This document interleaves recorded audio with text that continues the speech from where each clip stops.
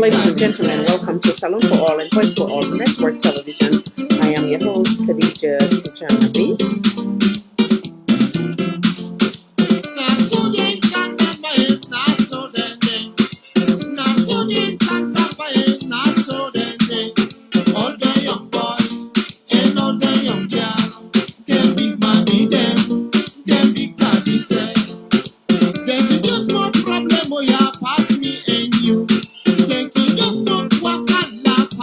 Please help us share far and wide, and we'll get about an hour, I would say, for our guests to join us. In the meantime, kindly help us share wide and far. I'm sure you guys are very much familiar with this interesting tune. Leone I can sincerely say that this will get to all political opposition. Wherein if the Sierra Leone People's Party is in opposition, they will blame the APC or vice versa. So today we have critical topic to discuss. Let me just make few announcements to give you guys an idea of what we'll be discussing today. So this topic will focus on critical areas as affecting our beloved Sierra Leone. Even though we will have specific areas of discussion, we will also address critical and major current states of affairs of the Republic of Sierra Leone. To name some: decentralization, parliament step taken towards or against First Lady of Sierra Leone, Mrs. Fatima Bill, on alleged consolidated fund misappropriation, embezzlement, reckless spending, or corruption, whatever term best suits you. You can fill in the gap. We will look in depth on whether she has gone beyond her mandate having to do with Sierra Leone consolidated fund, if that's the allegation, or as per allegation, some will call it misappropriation, reckless spending, like I stated earlier. We will revisit some of our countless discussion and her Facebook activity to recollect some of her statements, her confession, and rebuttals from most recent to her past statements. We will also address the following, which are the free and quality education. We're also going to talk into that. We also want to talk about youth empowerment and youth on drugs or violence, and how we can best be able to join hands as we've already started the process on this platform. Having said that, welcome once again. While we wait for our guests, we will be running few things. Like I said, we will revisit some of the topic that we have discussed on this platform, having to do with the First Lady, and then also some of the concerns from citizens around the world. But before that, let me acknowledge some of you guys. Please help us share wide and far. Mr. Prince T, welcome. United Kingdom. Madam Cynthia Kamara, welcome. Who else? Madam Fatmata Bangura, welcome. Madam Khadija Tujalo, welcome. Madam Safi Din Will, welcome. Mr. Sule Kaibo, welcome. Madam Amina Watfa, welcome. Madam Hawa Suma Bangura, welcome. Madam Glow Williams, welcome. And everybody else that is in the background that may not necessarily say anything. So I think today we are going to use more of our Queen's language, but possibility that we may go back and forth with our local Francas. Yeah, the reason being we want to accommodate other audience as well, or other viewers that will be joining us from all over the world, so wherever their location may be. Having said that, like I said, it might possibly be a bilingual approach, but we'll try to focus more on our Queen's language today. For any inconvenience, we apologize in advance. Once again, welcome to Salon for All and Voice for All Network Television. I am your host, Khadija Tijanabi. In the meantime, we will run to some of these things that I've mentioned. First, let's do our usual, which will be our usual intro, and then you'll see series of things that I will be sharing with you guys. Take your time and look through it and listen to it. And we look forward to you guys' contribution as well. At some point, we will open up the phone line so that you guys can call and contribute to today's topic. We also want to continue to ask for your continued patience, as it can be pretty much overwhelming sometime having to do with the guests, the question, and then also me having to read through the thread. So please understand that you are equally important as that of each one of us sitting in front of you. Thank you guys for your understanding. Thank you, thank you, thank you. God bless you guys. So let's keep Mr. Victor Kamara, welcome. Madam Saleh Banks, welcome. Madam Nasu Fofana, welcome, Madam, welcome, welcome, Madam, welcome. Madam Iris Davis, welcome. Mr. Almami Bundu, welcome.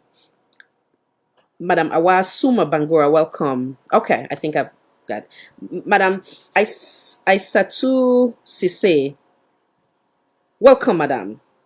So if I miss any of you guys, forgive me, okay? We'll be right back. Welcome once again. We'll be right back. Greetings, ladies and gentlemen. Welcome to Salon for All and Voice for All Network Television, where every voice matters. I am your host, Khadija Tijan Nabi.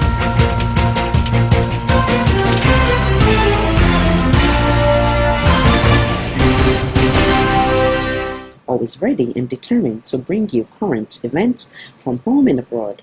What to expect, wide focus or range of topics from political, family, relationship, empowerment, breaking news, both local and international, emergency topics, entertainment, both local and international, comedy, event affecting our various communities, political debate, educational session, exclusive interview with either local or international celebrities or high profile, showcasing up and coming artists, entrepreneurs, philanthropists. If it is happening, we're here to be that voice and the network to show it. If you have a story, let's share it, build it, and show it. Let us be your voice. Stay tuned to Salon for All and Voice for All Network Television for more. Do not forget to subscribe to our Facebook page, our YouTube page, our Instagram page, and our Twitter page. And also feel free to visit our website. We thank you all for being part of the Salon for All Network family.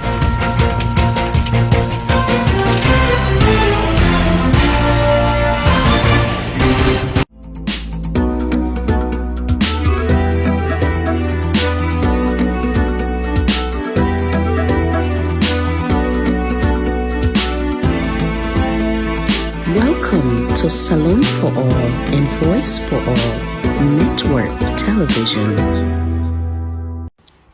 Greetings, ladies and gentlemen. Welcome to Salon for All and Voice for All Network Television. I am your host, Khadija Tijan Nabi. Over the past 2 years, for the one that we don't, they follow Salon for All and Voice for All Network Television.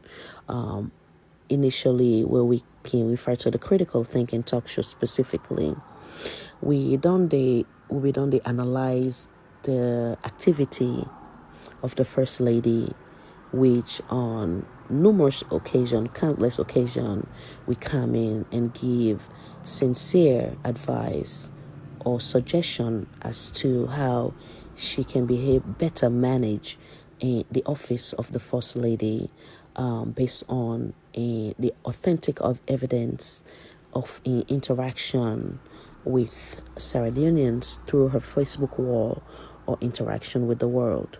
We don't give so many advice where it was out of good place and with no malice behind it. We talk about the importance of how she can better use in wall for bless the world, specifically, especially the one that they look up to as mentor, maybe the younger generation. Having said that, as we also don't see, there was a lot of inconsistency in terms of what it is say, unfortunately, versus connecting it to the reality. In the example of there was a time where the First Lady they say that the money where it is spent on Sierra Leoneans when it comes to charity work or donation, it was not given by anyone but by a own funding through a husband. And he also used the word say in husband and money na own money. It says Sierra Leone need to give her anything, and even he talk with another interview we get say Sierra Leone money no go penny no go pa in wedding where Sierra Leone been concerned say if the time was appropriate, if any, if the time was appropriate for Ned and do a wedding, given the obvious that they don't already do a traditional wedding. Another one was as I can recall, where we platform give critical concern when using Facebook wall say then they on honeymoon, where we come back out again for say that how you go there per honeymoon during recession time or we hungry boku the angry boku saga na the country. So we don't do all the things in efforts for it take caution and then it see how it go able for minimize some of the negative attention them. So today we're taking it back to memory lane, given the obvious of what's they gone regarding the alleged misappropriation or embezzlement or reckless spending by the office of the First Lady. Having said that, as we always want to remain credible, we always they attach with authentic evidence. We go serve for backup with statement then. Due to the obvious evidence of and the steps taken by some of the parliamentarians them we don't lead to the concern going to BBC, it is obvious that there are critical underlying issue that needs answer. So having said that, we will present to some of the concerns that we don't bring in the past and for the NSFB in our own judge as we go get to panelists them also for the joint voice as Sierra Leoneans them for them give their own take about the entirety. And I thank you once again and welcome to Salon for All and Voice for All Network Television. That is, hundreds of thousands of US dollars have been illegally used to furnish the office of the First Lady. The allegations, which are made by the US-based organization Africanist Press, also say the same office received millions of dollars from the National Treasury, despite it not being a public office. Umar Fofana has been looking at the allegations. I'm sitting in my car along the Freetown Peninsula. This is Bendembo Junction. Here, overlooking the Atlantic Ocean, is a 3-story cream-colored building. On its gate is a palm print with the inscription, "Hands off our girls." There are armed security personnel keeping guard outside the building. This is the office of the First Lady of Sierra Leone. Millions of leones, that is hundreds of thousands of US dollars, are alleged to have gone into furnishing the office of Fatima Maada, as contained in the Africanist Press. The publication says the amount is part of millions of dollars from the Central Treasury that have gone into running an office which is not a public office and so cannot and should not be funded with taxpayers' money. Cherna Alphaba is the editor-in-chief of the Africanist Press. He gave me the highlights of their report via WhatsApp from the United States. In the last 2.5 years of the administration, at least a total of $3 million of government funds were illegally disbursed to the office of the First Lady.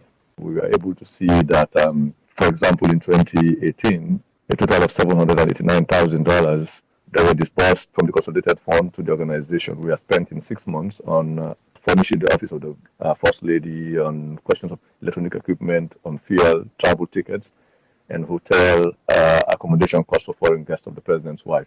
According to the laws of Sierra Leone, the financial regulations, a non-state institution is not authorized to receive public funding. But Fatima Bio has strenuously denied any wrongdoing.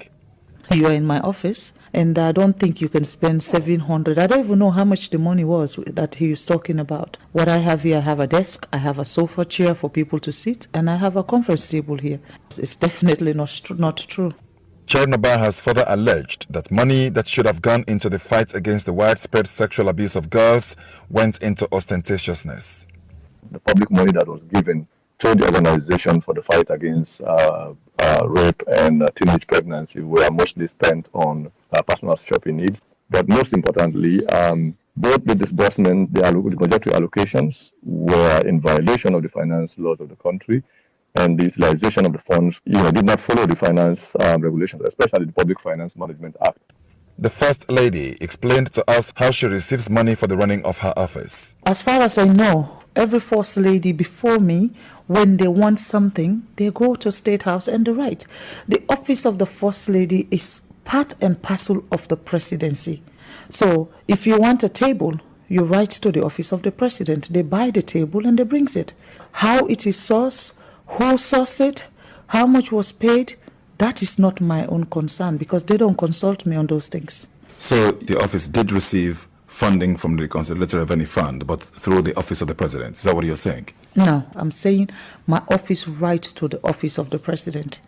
So where they got the money from, I don't know. I wasn't there. I don't know where they took it from. How about when you launched your Hands Off Our Girls campaign, which is to protect young girls against predatory men? You invited some West African first ladies to attend. Did you pay for their flights and accommodation? I paid for the accommodation. That is what happened to when I visit them. The president of the Republic of Sierra Leone puts together the Hands Off Our Girl campaign. I am the face of the project.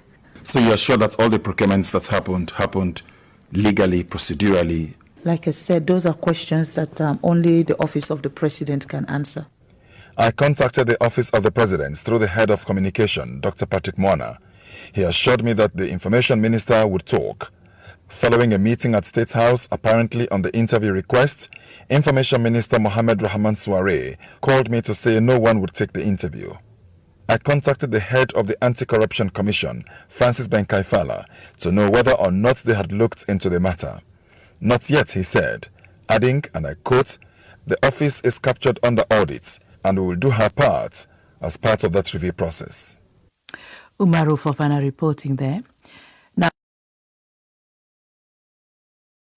Attach, you go find Sierra Leoneans around the world where gets critical concerns them, where we don't attach na this video for ne inagwe for inasef having to do with the present administration, whether it has to do with the economy or the misappropriation, embezzlement, reckless spending, whatever terminology or definition suits you best. Kindly listen for yourself. Once again, Salam for all. Khadija Tijan Nabi. Thank you. Yeah, una good morning at this forum. And this one, where my brother Amrana they try for defend, where fear been go up to 6,000 leons per liter during the time of former President Nkrumah. Waiting will be the talk, what will be the campaign with? And fear go be the so price, Wakabale for so price, and no able for it to call this and that. What will be the talk? You know, what would they talk? What would they defend leaders? Now this then they bring problem and they make their politician they are not they ever respect you and they do no better thing for we. Because when somebody they do something, if when you know say you like if they do something wrong, when you they suffer you they feel not going to make hypocrite and say you know they feel. Fear go up right now, the layman that me within another suburb and they go feel because one Maggie go up, Sol go up because now others different side of that motorcar and the transporter fear and that motorcar they use. Tell you go meet another village. So as long as they go off now, so that mommy they buy Maggie na that village. Dear. You see? So it's like me brother Murana want to try for defend now, say not to government, not blame government. But why you be the blame and it's by Nkrumah at that time? Thank you. Yeah, una good morning at this forum. And this one, where my brother Amrana they try for defend, where fear been go up to 6,000 leons per liter during the time of former President Nkrumah. Waiting will be the talk, what will be the campaign with? And fear go be the so price, Wakabale for so price, and no able for it to call this and that. What will be the talk? You know, what would they talk? What would they defend leaders. Now this then they bring problem and they make their politician they are not they ever respect you and they do no better thing for we. Because when somebody they do something, even if when you know say you like if they do something wrong, when you they suffer you they feel like nobody make hypocrite and say you know they feel like. Fear go up right now, the layman that mammy within that suburb and they go feel like because one Maggie go up, Sol go up because now others different side of that motorcar and the transporter fear and that motorcar they use. Tell you go meet another village. So as long as they go off now, so that mammy they buy Maggie now that village. Dear. You see? So it's like me brother Murana want to try for defend now, say not to government, not blame government. But why you be the blame and it's by Chroma at that time? Thank you. Well, family them na Sierra Leone. Una good day. Life. They be they tell Marabio say Fatima na him get for sing cam, but they take him as child's play. And Titi they not believe yet, but you go begin now for believe. And na sink it don't sink cam so. Me and they talk silly pass sink cam o. Na sink it don't sink Marabio and the entire SLPP government. If the minister they are no know again how they for deal with Fatima Bio, well then get themselves for be blamed. What I believe say anybody will get sense, they run any ministry, if they afraid Fatima Bio. But what happened by this BBC report here today between Umar Fofana and Chernobyl of the Africanist press. After I don't go through this particular report here today, where Umar Fofana make him live for we. In the first place, to Umar own side, now these people I'm expect and say for they do. Yes, if for be neutral. Where something happen, like any kind of thing they are, let's try for get both sides. But if no more, where something come, now waiting bad for the opposition or the other side, no more, now they see. If they own, if they hide them, now make people let me bounce at them, like the United Kingdom. It better now, thing like then why they act with neutrality. Now let's go straight now to the report we happened today. After they don't get from Chernobyl upon the allegations them towards Fatima Bio, the money they will be the capture, will be the fling, will be the arrange like how he wants. Hotel to hotel, plane to plane, waka how they want no more, upline to upline, load pardon for then for wheel under them. Begin bluff the people of Sierra Leone. Hands of our girl, we will not see who say take we nowhere. Now this now the ending of everything. Now you don't take all the blame, you don't shift them to Iman. Yes, you say better go ask the office of the president. Now then get something for answer to them questions they are. He not go able to answer them. If you then see chair, then see any furniture now in office, they come up from the office of the president and they send that money there. Whether they pull them from the revenue or consolidated fund, then pull on any other side, no one for know whose fund where the money come up from. Waiting know, now where he wants something, he request them, he can for run pap na in hand, he spend them like I want. That is Sabi. They ask him again the answer of our girls campaign for the invitation where he make to West African first ladies them for pay for their flight tickets and accommodation. He answer say yes, he pay for the accommodation. That money they will say pula. He say better go ask him man. Because in the face of the project, the man na be handle when it's needed. So anything we up money business, not to your own concern, not to your own business. That's what you say. Oh, he say you not concern am, not in business. Anything we up money business. Better go ask the office of the president. Now, Umaru Fofana taking camera. When I the most part this way interesting me, we make a laugh safe. I be then up at Denver Road. I be the come help me when I'm host. I can't listen to this BBC interview here. Straight off, I'm not able to break motorcar. Now they are tinap. I want for those laugh. The most interesting part now, yeah, after Umar Fofana don't take in time, you don't go to the office of the first lady don't go get from am. Where the first lady don't refer am to the office of the president. Umoro Bumbu in camera, they say them go to the state house for go begin interview. The first person where you meet, hey life, see at the head of communication unit. Where you go ask am, now look, ping. Now fling am to Rado Suare. Well, Rado Suare now. Behold, the BBC interview, maybe they go on today. Rado Suare be the listen to the interview. So where this Mr. Moana so fling Umar Hufana to in Rado Suare be the angry one of Umar Hufana self come away. As Umar Hufana they try for say make you go inside Rado Suare, I take the phone one time I call and say Umar no kaya o. He say stop there. Nobody talk to you now.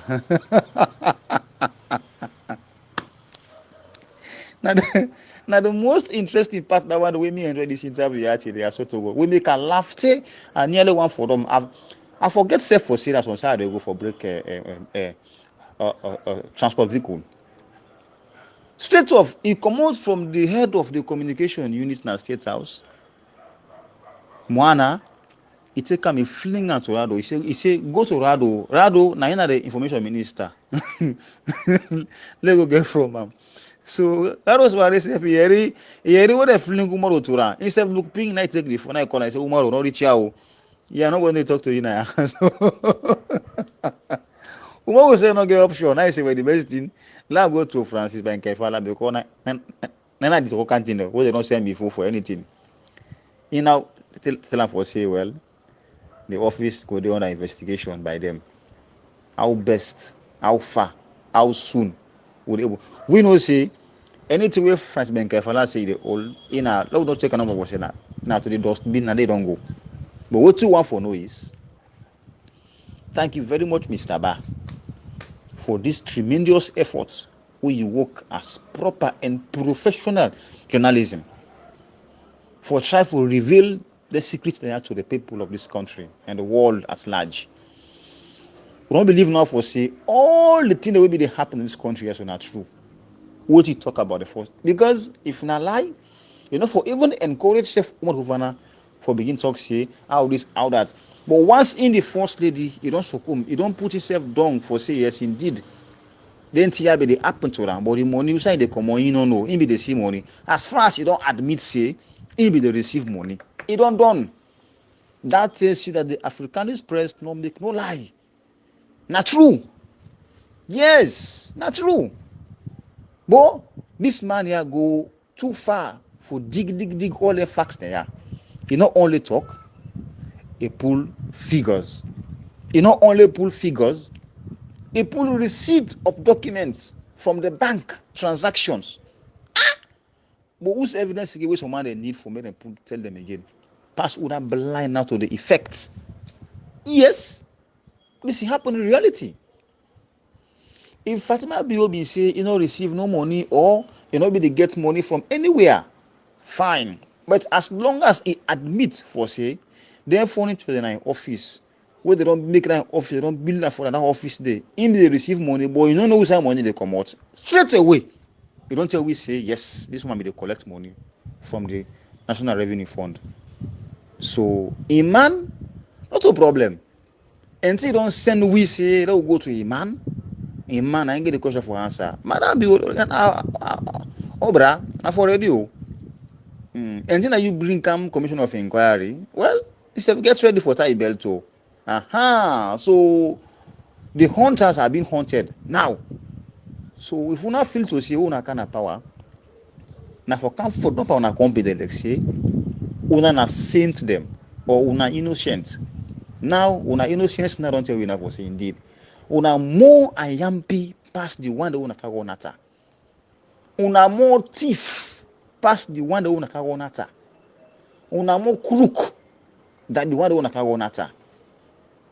Yes, this you don't automatically tell we say indeed una government not come for rule this country, not come for salvage the youth of this nation, and for come put this country complete, put them in complete backwardness. Now una can't wait. This don't show a clear manifestation, and we go uphold that. Chernobyl na you one day. We tell them thank you for that. Then Umaro, and for continue one time more. Yeah. Yeah, make sure say right Osware, let talk to you. Information minister. You don't begin take phone tell you say, let no mass na state house. So nobody know they talk to you in a state house. Yeah, then the area. Thank you for report. So Fambulem, na so thing they go now na Salo right now. We not to alter with the car with the talk, but whenever we say with the talk, we try to make sure say people they understand the fact of the matters the way they happen in Sierra Leone and the reality. I tell you all thank you for this.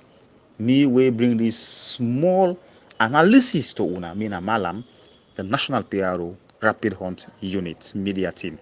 Una feel free for share. Fatima Bio. What you can power, you pull up all subsidies. You know subsidize nothing. Now so money scarce, all things scarce.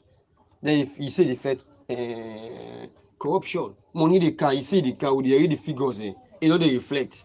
Hey, bro, look rest. Look rest. Hey man. Rest don't go 300,000, 350, 60 per bag. How much did the pay workers in this country are? 500,000 even. Just imagine, you go buy rest bag 350,000. How much you go left your money now? You use for a pikin. They pick for go school. You say, wait, who say they go there? You get for go. You get for pay transport for go there. What's the labor deeper? That on a government. Oh, talk about government. We no only me say na mother na this part on a mother be this and that mother be oh. Again, a lot for do. You man, me I get power. We say discipline, but he's not disciplined. Trust, man, not discipline, man.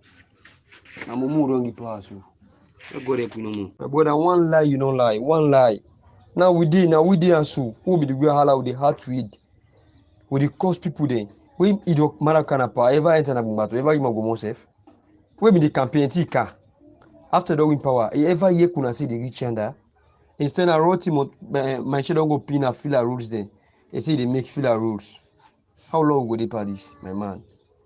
Economy just broke. You say they on construction, road construction. Now that president come out, say they pay road construction. Say and expect MRC sing butter. Now the same thing don't campus. So yes. Fixed light. Say now they pay fixed 3 years, they pay fixed light. We still go for fixed light, we go for other thing. We do road construction. Say now, my man. Now roti my shit they go pin na Toama for them make Matujon road. How long we go dey pay this? When this go be done, my man? We don't be careful now. The most disgraceful thing we never face in life in terms of politics. Now this together we facing now. Pass God in save with prayer. I tell you for free. Pass God or prayer save we. But this man not the try for we, my man. Not the try for we oh. Mono put back. I mean I know the APC. Me na SAPP are there. And if me message what you talk if they meet mother, let know what for do. A big we are. Me know. We are. One of the support that thing there, my man. This thing is too much. But some good job like I they say. This man take over, President Bio take over. All things is a waste of money. All things is a waste of money. Fear subsidy, fear for we don't go up past 6,000 during President Kroma time. But President Kroma look and say, no, let this not let government pay that fear subsidy for let the fear price up pass this. Rest for we don't go 2,000. No time. Three former President Kroma time. But he look and say, no, allow this. Let government pay fear rest subsidy for let it not go up.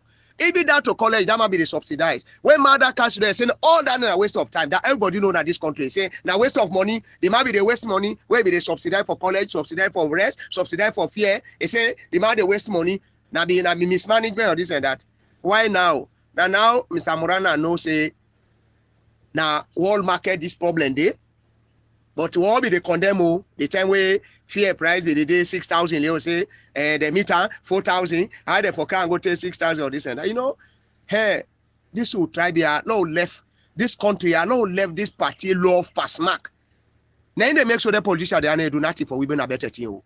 Because time go register, they no say, Abu, we under way, so we under you na Mandela and under na SFP, we know they have to wait. So anyone way see it enriches a better one because you know say anytime when you come, you know they vote for benefit, you know they vote for development. You only what you want to let SAPP or APC then a power. Yes. Can't put this country complete, put them in complete backwardness. Now I can't wait. This don't show a clear manifestation, and we go uphold that. Chernobyl na one day. We tell them thank you for that. Then Umaro, and for continue once more. Yeah. Yeah, make sure say Rado Sware, let talk to you. Information minister. You don't begin take phone tell you say, let no mass na state house. So nobody know they talk to you in a state house. Yeah, then the area. Thank you for report. So Fabulem, na so thing they go now na Salu right now. We not to alter with the car with the talk, but whenever we say with the talk, we try to make sure say people they understand the fact of the matters that will happen at Sierra Leone and the reality. I tell you all thank you for this. Me we bring this small analysis to una me na Malam, the National PRO Rapid Hunt Unit Media Team. Una feel free for share. Fatima Bio. What you can power, you pull up all subsidies. You need subsidize nothing. Now so money scarce, all things scarce. Then you say the fact corruption. Money they can, you say they can, they read the figures, you know they reflect. Hey, bro, look rest. Look rest. Hey man. Rest don't go 300,000, 350, 60 per bag. How much did the pay workers in this country are? 500,000 you. Just imagine, you go buy rest bag 350,000. How much you go left your money now? You use for a pick. They pick it for go school. You say, wait, we say they go there. You get for go. You get for pay transport for go there. What's the labor depa? That on a government. Oh, talk about government. We know only me say na mother na this part on a mother be this and that mother be oh. Again, a lot for do. You man, me I give power. If say discipline, but he's not disciplined. Trust, man, not discipline, man. Na mumu don't give power so. God help you no more. My brother, one lie you don't lie. One lie. Now we did and so. Who be the way hala with the heart weed? With the cause people then. We ido marakanapa ever enter na bumbato ever you go myself. We be the campaign tika. After the win power, ever ye kuna say the rich under. Instead I wrote him my shit don't go pin a filler rules then. They say they make filler rules. How long will they pay this, my man? Economy just broke. You say they on construction, road construction.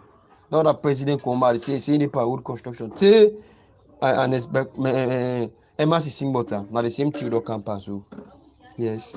Fixed light. Till now they pay fixed. 3 years they pay fixed light. We still go for fixed light. We go for other thing. We do road construction. Till now, we man. Now rotting. My shit they go pin na Toama for them make Matujon road. How long we go pay this? When this go be done, my man? We don't be careful now. The most disgraceful thing we will never face in life in terms of politics. Now this together we facing now. Pass God in save with prayer. I tell you for free. Pass God or prayer save we. But this man not the try for we, my man. Not the try for we oh. Mono put back. I mean I know the APC. Me na SPP a day. And if me message what you talk if they meet mother, let know what for do. A big we are. Me know. We are. One of the supported thing there, my man. This thing is too much. But some good job like I they say. This man take over, President Bio take over. All things is a waste of money. All things is a waste of money. Fear subsidy, fear for we don't go up past 6,000 during President Kroma time. But President Kroma look and say, no, let this not let government pay that fear subsidy, but let the fear price not pass this. All members of parliament here present are very glued to their phones, and we follow the social media trend by the minute. What we have on social media is a worrisome trend, and by one Sierra Leonean Chairman who is producing documents regarding the office of the First Lady that are on social media, and these documentations are on social media. We want through your office to have the people responsible in the Ministry of Finance to come and explain to us and Sierra Leoneans on this worrisome trend. Because what happens is it is not just producing documents, it's producing bank evidences that have to do with the central bank. If the bank governor and all the other people there in finance will come to this house and explain to us, because it has a tendency of creating misinformation. If the information is at all correct, let them come again to this house and explain to us what is happening. Because when you look at all the budget lining we have produced, I don't think there is anything that has to do with the office of the First Lady. But if we're seeing withdrawals, I hope those informations are not true. But if they are true, let them come and tell us and explain to us the withdrawals that we are seeing on social media. Thank you very much. All members of parliament here present are very glued to their phones, and we follow the social media trend by the minute. What we have on social media is a worrisome trend, and by one Sierra Leonean chairman who is producing documents regarding the office of the First Lady that are on social media, and these documentations are on social media. We want through your office to have the people responsible in the Ministry of Finance to come and explain to us and Sierra Leoneans on this worrisome trend. Because what happens is it is not just producing documents, it's producing bank evidences that have to do with the central bank. If the bank governor and all the other people there in finance will come to this house and explain to us, because it... Speaker, as I said, we agreed that 2021 it should not be business as usual. But it seems that we have started on the same business as usual, Mr. Speaker. Mr. Speaker, I was shocked when I read yesterday that the first shipment of iron ore by King Ho Mining took place last Friday. I was shocked. Mr. Speaker, I saw it through a publication by Reuters. There is no way we will ship iron ore without having an agreement ratified by this House. It should not happen, Mr. Speaker. Under what terms and conditions will they ship iron ore? Speaker, as I said, we agreed that 2021 it should not be business as usual. But it seems that we have started on the same business as usual, Mr. Speaker. Mr. Speaker, I was shocked when I read yesterday that the first shipment of iron ore by King Ho Mining took place last Friday. I was shocked. Mr. Speaker, I saw it through a publication by Reuters. There is no way we will ship iron ore without having an agreement ratified by this House. It should not happen, Mr. Speaker. Under what terms and conditions will they ship iron ore? We don't have any details. We don't know the quantity of tailings on the ground. We don't know the conditions under which they are going to take over. They have not mined a single ore, but yet still they have exported ore. On what conditions, Mr. Speaker? And if you go to section 40 of the Constitution, it is very, very clear, Mr. Speaker. And you will tie that with section 116. JJ Safa, where say they talk to you so? I want to tell you, say you not to God. You not to God where they give. You not to God. You say self now God I appoint you there. And I want to tell you, say, in one way or the other, everybody contribute for more how they so today. But una think say, una get blessing past all man. Una think say, una young, una do better. But they tell you for real, JJ. That treatment the way una they give we una deserve am. Una they treat we like trash. You can imagine. Now the second time this I don't go na your office, they treat me like you know ever see me. But once God knows say now we suffer for this government. Now we suffer with the left for picking the small one. With the jump at it. We own small money there. We're not a party give we labor for am. We dey do businesses then. We pour up this election for more how they so today. Una fee say na una sabi make una dey how una dey so. Believe you me, JJ, you God go make that Minister of Finance Motoka. Now I get for summer sort with you. Because what you do, you dey treat we, you dey fee say, and you dey talk say how we in a SLPP they elect the treat we no go come on at the party. Not all una sick go make we come out inside this party. We dey. I tell una. How any kind treatment una give we here, we know they come on inside this party. We want to see the ending. How some of una get for end inside this process. Una feel say na like mother. Some of una na sabotage to this government. Some of una na trash to this government. There una be done day una all hard up be done day pa una. Una feel say na the sky na una do waiting. Where be pull audio try they will tell you say you treat me. You go and talk all over to people. Let's say how you call me no grigo. you, God go halaki you. God go pull me hack up you. That lie where they lie by me, God go halaki you. See they back. I don't go there. You see all man. You left me. I sit down. You know mon ami o. Now the word wait you talk. You say nobody no go tell you. You not see me na CCTV camera. You take you bundle. You come on do. Now so God get for halaki you. Now so you go gather all wait till you they gather. So you left and get that crank old lady. He enjoy and good because you not get blessing. That's kind suffer. Would they make we neighbor they laugh una they stress we una they enjoy you if they go China and they carry 6-7 container the loaded one. Where not be they ever do that kind business then? Duty free. And see now una don't bring anti-corruption. That anti-corruption they you JJ get for empire. You know you ain't know the commodity. And see now you don't go OP Banana Beach for the drink rum free one. All who say you businesses then they all who say you don't buy houses then all who say you don't entrench yourself we sabi now we get for give information about you wait now we dey in governance we know they talk but the day where we dey come on inside governance we not get for left there forever oh.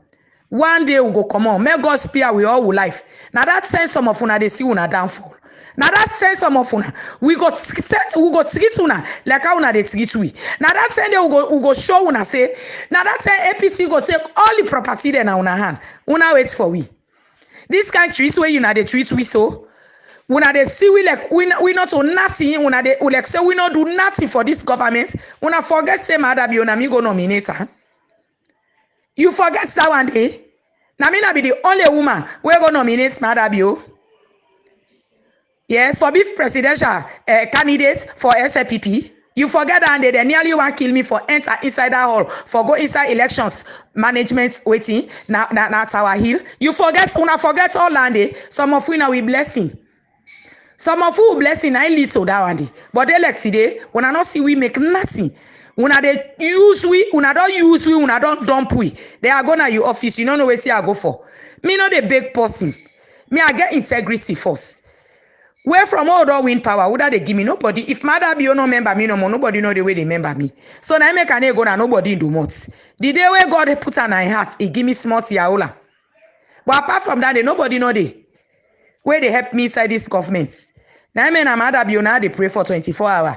Because now they member me as smart man. I know say I work for and I make a beer. But una they puel, we God go puel una. JJ, God go pull you. That pull way they block we. That block way they block we. That lie way they lie. God got for life by you in this country. You know they end fine. You go end, you sit down. You know they enjoy that gentry way don't kapu. If you enjoy a pa, where we not to people, if you enjoy where we not be pray for Madabio, for me go inside governance. Now so God for now so they pray for you to be specific. Would they pray for you? Get for lucky. This now see how the 5 years get for end with you. Because that juju una depa, una de go pu them barba sarade. Hey, it get for end pa una wo. We sabi all landy.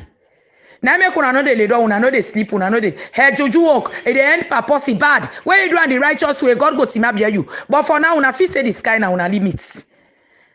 But una God get for expose una. God get for disgrace more like you.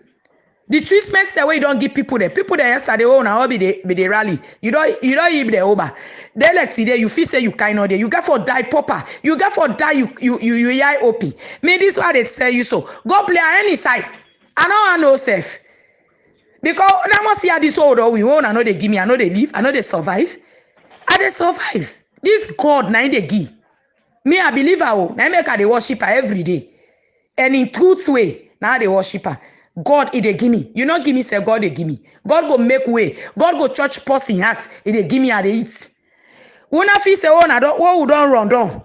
We don't spend we money per politics. We don't run down. We know they grab. Una they see we. Una yai they OP. Where not go be say not to government money, not to politics money, not to nothing. God go must give we. But una ready oh because some of we the day oh they you especially did are they sit down are composed for you. The day they release back, you go say you if Madam you not sack you, if they're not right but you, I mean not so me. Where are they ready? Why don't compose for you, JJ? Why don't sit down? Why don't analyze the deals and decide they always don't buy houses there? They see they always they do. The day they compose for you. all man so na that day the people they go say I get which for talk. Now make I dey pack for you. You wait. Now me you dey go see. You dey go see. For even make hypocrite self say, a dog how you do you not do huh? You feel say who they feel and we have to they feel pain. Some of we you forget the payment where be the cookie they scoff. You forget that day. Now be you money. You forget me yogurt say when you be they go take na office, you they scoff. You forget the money where they give they smoke cigarettes and jamba. You forget. You forget. You forget you they all me you they eat. I mean payment with the way you be they eat you go turn halaki pa you. You wait for me. I don't blame you. And I wait till you have talk exactly now you do. Because hey, make I tell you, I say I dey pack for you. I be there at your office where I call you if I put on speaker. We say 2-3 people that just be there, oh yeah, you with you have talk. And I see talk exact now the action that now you put up. And he talk he say how in the bell you for make you talk to me. How in this na Monday, me not be for going at your office. Monday, Martin no can go to people, eh? Monday, you know can go to Minister of Lands. For me, they go get and ground there for bill shop there. Monday, you know can they pass on top people in offices there. But una wait. Where go they call you? Una feel say this kind of this suffer will suffer now for una. Some of una they gather then see us so una know they enjoy. JJ, where's how they tell you so Makam? I ready for you.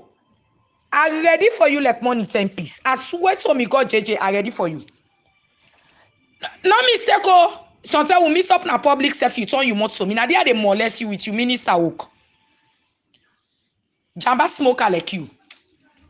I said already for you so. When they send this audio, I want me you listen properly because now when you not pick me call, I be for mouthwash you tell you die nedwa. They tell una say we not fit for enjoy. They tell una say now una you do another 3 and this you be there back to na bo go pa Mrs. Regional Women's Leader in Mannyberry. As you see me, you ace glass. I say, look at this man. You think say na beggar they can't beg money? You don't know me na I make. They tell you say na all man no get respect for himself. Me integrity, I trust me, I believe her. They tell you say na all man no get respect for himself. Then you want a chicken change and lucky money there. From where you win, whatever you ever give me 2 million. Waiting that they do me. Therefore, you know you see me. I they drive good motor car. You know they see me. I they live. You know see me body I fine. Una they play with money now. Una halaki. Una body they all jamba. No they give una chance. Fuck all you know they do nada place they. Fuck all you not fit for the position safe. But I not blame you. Now the juju okay they do mad you. And for go and poor people there for talk boku. You will say I don't hold you so. You don't know. I be the spear you small. I be feel say you na guarantee person. But you wait for me. I say I don't handle you so. You don't know. Una don't pass mark. Una de poor madabio this in government. If madabio no know me I tell her today. The things the owner they do, the dubious thing the owner they do, the businesses the owner they do inside this man in government. Una they allow this man they frustrate. You JJ, una. The day when Madabio they know the things that JJ where you they do, Madabio go holy head. If I don't agree, cry. Wanna go na sit down, una they give am fine face. But we wait till the dubious thing they wanna they do. Na bad. Una. Anything una they find commission pana. That sit down way sit down and herself. All thing a commission you they work pa. All thing a commission. Parliament money you hand it. You come on yada. This ministry you hand it for me they give commission. All that they who sabi. We get for expose you. You wait for me. We didn't governance force. Anti-corruption no they hold you. Wait till say come on a government. May God give you long life everybody. Now that say you they see you downfall. Inside you go say, hey, had I known. You wait. Some of you ready for you. Are ready for you like money 10 piece. Pass God not kill you, but if God pass God kill you, but if God not kill you, JJ, you don't see that they always they gather, so you they lost them. You the appear na anti-corruption. You the appear na commission of inquiry. You know they believe. Some of you ready for prosecute you. You wait. You understand? The ground drive. Mr. Save the ground drive for me. You know,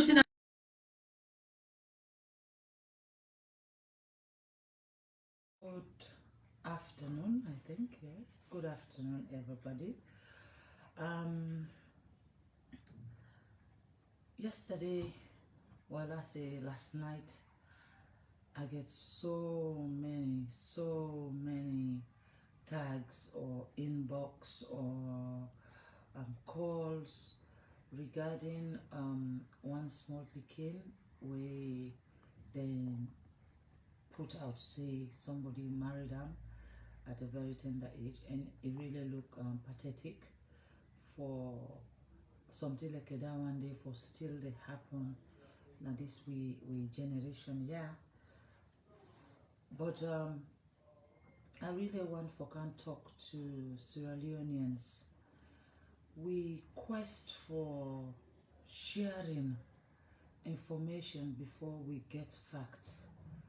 It's so much that by the time when the facts they even come, we fingers them go don't already destroy the essence of the sharing. This became a small picking. The man in question, I know Sabina or that, but I know say now one big idiot. The picking in family them, I know say now shameless, greedy fools.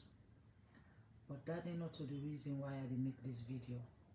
The reason why I did make this video is the fact say, as much as una always share them video ya, way past them video ya from one place, that they become the most trending video na Sierra Leone yesterday. Most of una do them out of care. Some people just they do them just for say themselves share. But we self they contribute for take that picking the inhuman right from them. Waiting they happen with them. Even by looking at the picture, you will not see the picking not happy. And if you can't help her, don't use her picture and make it a social media discussion. Now, every one of una will send me that picture there. No one of una not come with a single address. When are the most important thing on that picture there. None of una not talk usai this married happen. None of una not talk usai the address day. None of una not even try for investigate the most important thing. Because by sharing no means say you don't stop waiting happen. By sharing means say you don't expose the picking to more ridicule. Now please, I know say some of una mean well, but the big una forgotten and be. Let us also begin forget dignity in ourselves in this country when we share things. Before you share, get the facts. Now yesterday, everybody busy to share, everybody busy to tag me. Me not a police. There is a Minister of Children's Affairs. There is a Minister of Social Welfare. I do advocacy to prevent it happening. But when it does happen, the Minister of Children's Affairs, the Minister of Social Welfare, and the Sierra Leone Police, now then they in charge. So let's get this clear. But the one day where they just they tag Madam First Lady this, Madam First Lady that, now see what your hands off our girl is going to do. Let's see what your hands off our girl is going to do. Hands off our girl is an advocacy platform. Hands off our girl is to bring awareness to the plight. Hands off our girl is to be able to make them picking and they get the courage for come forward. Now could they tell them, you don't come to the First Lady, but go to the nearest police station. Get an elderly person for get you to the nearest police station. Because when you get to the nearest police station, the First Lady is not the judiciary. I'm not able to go make anything happen at court. That is why there is a process. What I do is advocate. Now that make I have invested so much into PR and make sure say the public relation on Hands of a Girl is on top of its game so that everybody go know say the word Hands of a Girl is to say you can't do it. But when I speak to prevent it, But when it happens, they get other people away na they in job for make sure say, then take the matter to USA is supposed to go until the picking get justice. Me na talk at the talk. That is why everybody gets their own description. I propagate. I do a PR. I go international and national for make sure say everybody is aware of what is happening. So we know the cover waiting they happen. We no need for cover waiting they happen. And we don't gladly say the silence on rape and the silence on marriage. Now, we don't lift the lead that anybody can come forward and talk about it. And I'm grateful that some people will send me them pictures, then they genuinely get a concerns. They genuinely mean well for the picking. But please, even if I want for help, if I don't know the address, how can I help? Even if I want for scream, if I don't know who I for go scream, how can I help? Get me the information. If you get me the information, the minister is on standby. Both ministers, they will do the needed for the girl. Because everybody knows say it's a crime. Madam First Lady, not to in job for go take them, care them go, not to in job for come pick them, let them come in office, then come. No, that is not my job. My job is to advocate so that it doesn't happen. My job is to do a PR that will bring the attention of the world to Sierra Leone. That is my job, and that is what I am doing. So please, I appreciate you now always send me their message, Randy. I appreciate you now always tag me. The one that will tag me for tell me what Pantap the tag. The one that will tag me for question the hands of our girls. At least from yesterday, it make me understand, say, at least you know, say, one of the solution to this problem, the hands of our girls. So I'm grateful. I am grateful that everything that we have done for Hands of Our Girls campaign, today we will see results, because now people can speak up and people can say it as it is. But do ya, what you want for share, people innocent speaking in face, and they beg you, get address and get facts, put them together. That is when you go don't help this speaking here. But the way we just the share no more, you know, we all hand them now na magnetic on we phones them. Everybody is like there's a competition as to who the first the share, who the last share. Everybody they rush and they do. I mean a bigger the big one. Una law protect that picking the image. Already waiting the picking to go through from in face. It is sure say she's not only devastated, but everything about her human right has been taken away from her. Now let us not use the media also and bully her privacy. Let us not use the media also and destroy her by exposing her to more people.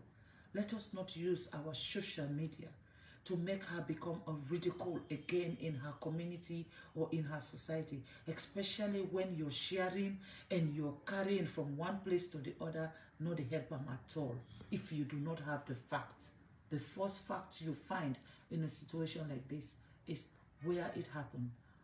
Address. But the share not the solve them if we don't have an address. Share not the solve them if we don't know who the people are. Share not the solve them if we not even get a clue whether in Sierra Leone it happened or in some other place it happened. So please, me not beg at the beg una. Not to say I come here today for come fit anybody, or I not come for come fit anybody. And I know also call possible me video where they make do ya. If you watch them, you know like them, delete them. Don't reply me. No, I no answer me word. Just left me no my big, because what you write, what you do, now your problem. Now before I go, make her also bring the attention to me school picking the when I'm dearest darling them. We right now they are the closest to my heart. Mother be not jealous. So I love my school girls. I beg do ya, I not stop the sanitary part. I not stop the distribution because your school is not part of the distribution. I stop the distribution of this free sanitary pad where would they give 120 pad in one pack where they last you 1 year. And once you be rest assured say when they lift the restriction on the COVID within the Western area, where we can move from here to the provinces, your First Lady will be coming. I will come to your district and I will make sure say you get your pad, and I will make sure say you are protected, you are looked after. Please, for the schools then where I've been supposed to go yesterday and today, I beg you, and also when I don't put so much preparation into my coming, please, una bear with me small. When the corona situation changed, the situation changed here, and the government changed the ban on movements, I promise you, at the come now on a school STEM, me una no only talk about harms of our girls, but we go talk about sex, we go talk about menstruation, and we go talk about things the way you need for know for prevent yourself for being a victim of any of their situation in there. So dear, wanna bear with me. I come very soon. As the moment they lift up, una know just know. If I come out and go, I can't own as much as I love una, as much as what I do now for enhance and give una the dignity that you deserve. You know no more now. My cousin then go take and they make all that thing. So dear, I beg Lord no give cousin then walk this time, yeah. Not so that they are still. But I say if somebody make you una able naked up. Una take whip or pop them, una that day after the whole tongue. Yeah. So that where it go begin to think twice, say if you want to do this here. Until the justice system they come, we go defend we your justice the quickest way, the fastest way, the easy way. When anybody will rape you begin, that person not like you. That's all. Anybody will destroy you begin in future, that person not like you. So you said you're not afraid for disgrace, and you're not afraid for strip and naked. When I take Babu Kelo and this military man they can all beat them from junction to na una noki wale posi even come near una pikine. And then una get some of una when a dog then una the born picking, you born picking with mama. That don't tell you say now the picking mama you get right over, not on the picking. But then you know the afraid you got. You go try for sleep with you your picking back where you born. Una so shameless. They uncle them when they say picking me what you sabi, picking in uncle na in protector, in brother na in protector. But now they will get shameless uncle, the shameless brother then at this country here. When they day 24/7, now how they pray and they innocent picking the no more now that one day they deeper. Do you have the big una? Until una say una no retire, una no continue no more. Now una go for gays, now una go for change una nationality there. Una remember what the LJ say, if he not do for you, you the pack you go. So God, you said you go for face side for pack for go, because this country you know they condone rapists them again. If you say rape now you walk, believe you me, now the wrong country you did. From the 24th of this month, you don't enter the wrong country now, because the battle line have been non-drawn, but now the battle line I get chained for you. Where we tell you know they lose. And not say you escape. And everything we get for make sure so we get justice on you. We make sure so we put them in place. That justice day, we get up for every single victim then at this country here. No victim not they suffer unnecessarily, no perpetrator not they go unpunished. As long as we know say yes, you rape people picking, we not go allow them you go free. So for now, I left for now with this good one for the weekend. Lord will for this that for just the rapist them. And then when they wake up for come begin they talk boku talk say this woman here like violence talk. Now because you not dog you say self we talk.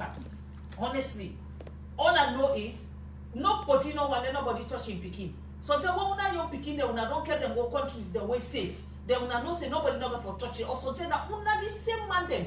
When anytime when Fatima talk something, una get what una go right now na page there. Now una same na the civilized pedophile them when they work on the street here. Now una they behind them picking the when 13-year, 14-year-old picking. You dey see people picking begin call them me wife, me small wife. Now they only had lucky kick start.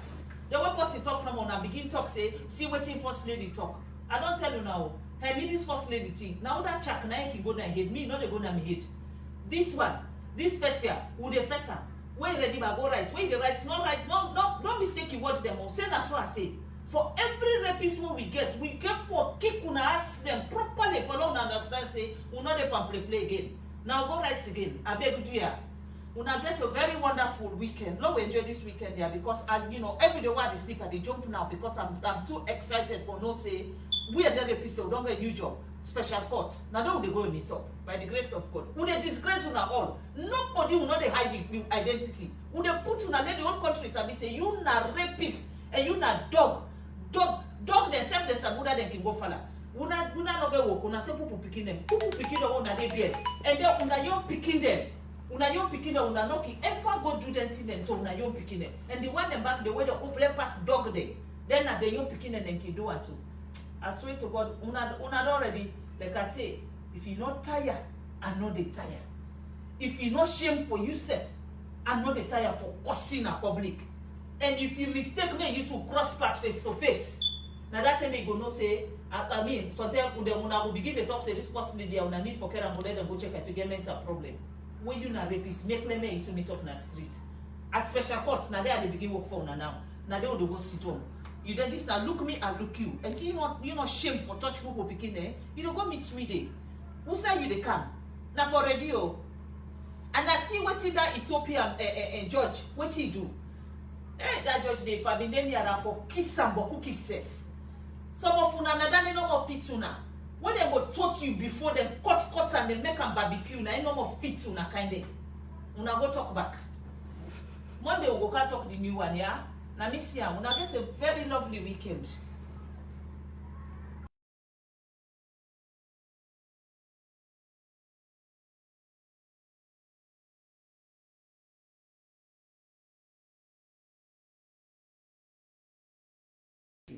How much money it cost for put lights na Kenema?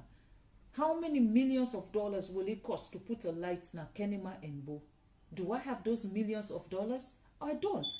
Donald Trump when are the one of the richest man where in America from where Corona start.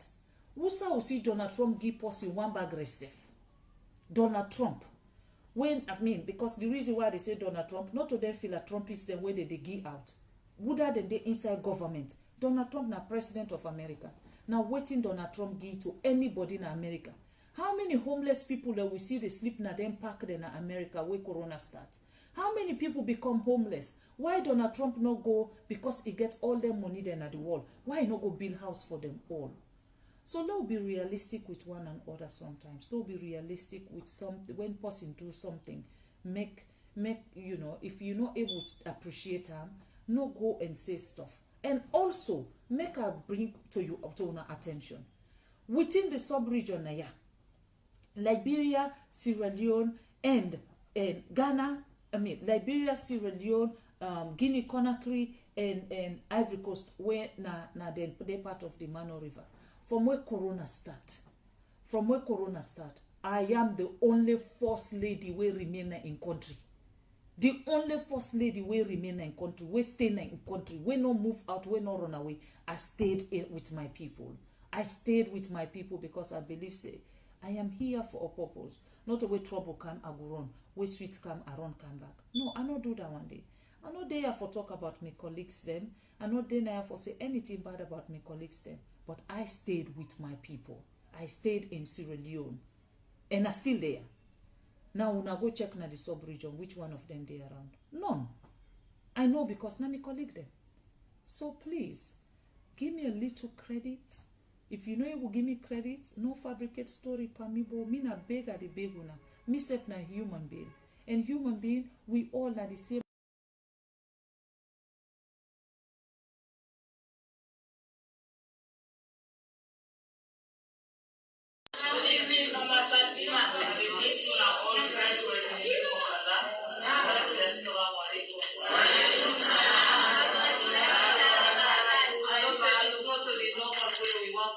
Every time, but this not so God now can say that this way before me.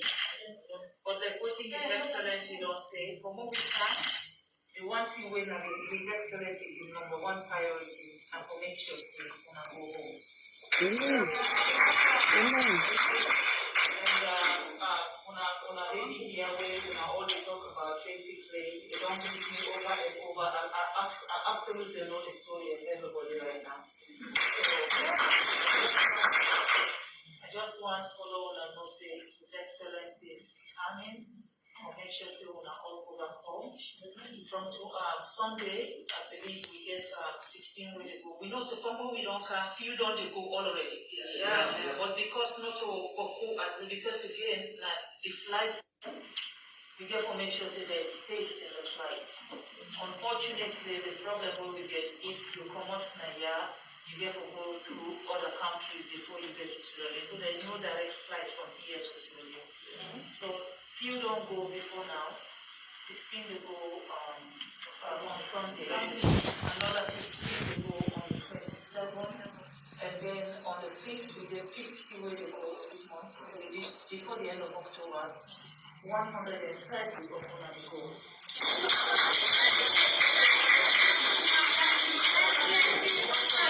What my brother say, yeah, we're very important. The one that we did the left and safety. I want to let you know, say that the council don't already make them very clear, say, you know, the moment we left, then they make sure, say, every other Sierra Leonean they're waiting a year, they will get the details then, who that they will work for, and then they say they get the direct contact. So if it means that the need for the check on them every month for no waiting, everybody they do, that is what they are going to do. So we not get for left from again just like that. Okay.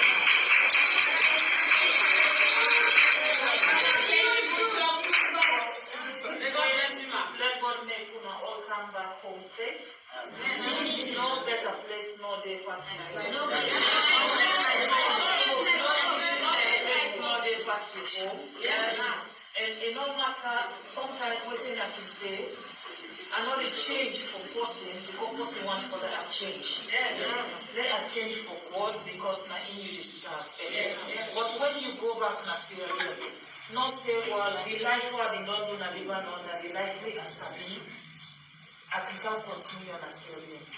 Believe you me, when you have a determination, when you determine, say, you know what, the life we are not doing here, it is not what it make me as a woman. When you go, you change that life. Yes. Yeah? They say it better let us sell granite in the street with dignity. Let you sell in the street with dignity because that money when you defend, you dey suffer for that. And then nobody no go tell you nonsense. Yes. So do you mean that the day go? Whatever, like waiting and they say, what happened in Lebanon stays in Lebanon. Una not take Kamutuna, una go back because una better people there, and una able change una life. The small way they fight my all go, like the council, they don't tell me, say, they will give me the name of all man where they go, and then we will see them again. You know, we will see them again. Whatever little way we able for help, I believe say if His Excellency is busy anyhow, it will help. It will, you know, they say when woman make months, na money, na. When una all man, the 130 will be no say they go on all go. Whatever little we able for help una, we will call on again.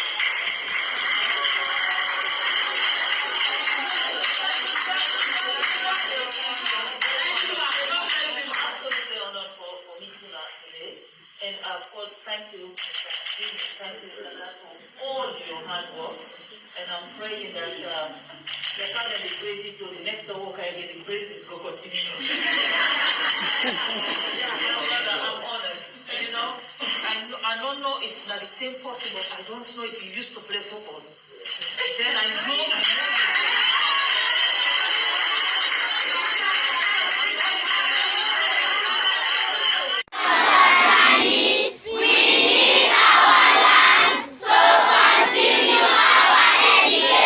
Once more. Please don't understand. We need our land to continue our education. Thank you. Thank Good afternoon to everybody in this Noble Forum. I just want to pass this information to the government of Sierra Leone. Good morning, good afternoon, His Excellency Julius Madabio. This now one of the school we na a very populated school na Bamoiluma inside Kanda district. Dear Mr. President, with the big, this school don't serve for decades of years inside Bamoiluma. Now only one building this school able get during the regime of the APC. Since that time, this school not able get any other building, and the one building where this school gets, it contains 3 classrooms, where the school gets over 600 people where they attend at this school. So as they see, we not get any other way for make we able accommodate them picking there, because we don't want let the picking them become congested at the various classes. So we decide for make these booths, as you see, now outside the picking and the land. We see now Mr. President, Mr. Minister, we see now outside you picking and the land. We see now there is no way pass we the teachers them, we the community teachers them. Now we go na bush, we go cut the sticks them, we make for how we will accommodate the picking them. So do you with the big Mr. Government, Mr. Minister, do you let the school try for get a building so we will accommodate with them picking there. Do you with the big sir, with the big. Do you Mr. Minister, Mr. President, you know, First Lady, you know, all are the talk to you. Do you make una render help or make the school able get another building? This school need over 4 classrooms. Do you with the big Mr. President, Mr. Minister, make it do all what it takes to make this school able get another building. This is UBA Islamic Primary School inside Bamoiluma, Nakanda district. Thank you very much for your listening pleasure, and do not forget for share this particular video for making it reach to the higher authorities. Thank you very much.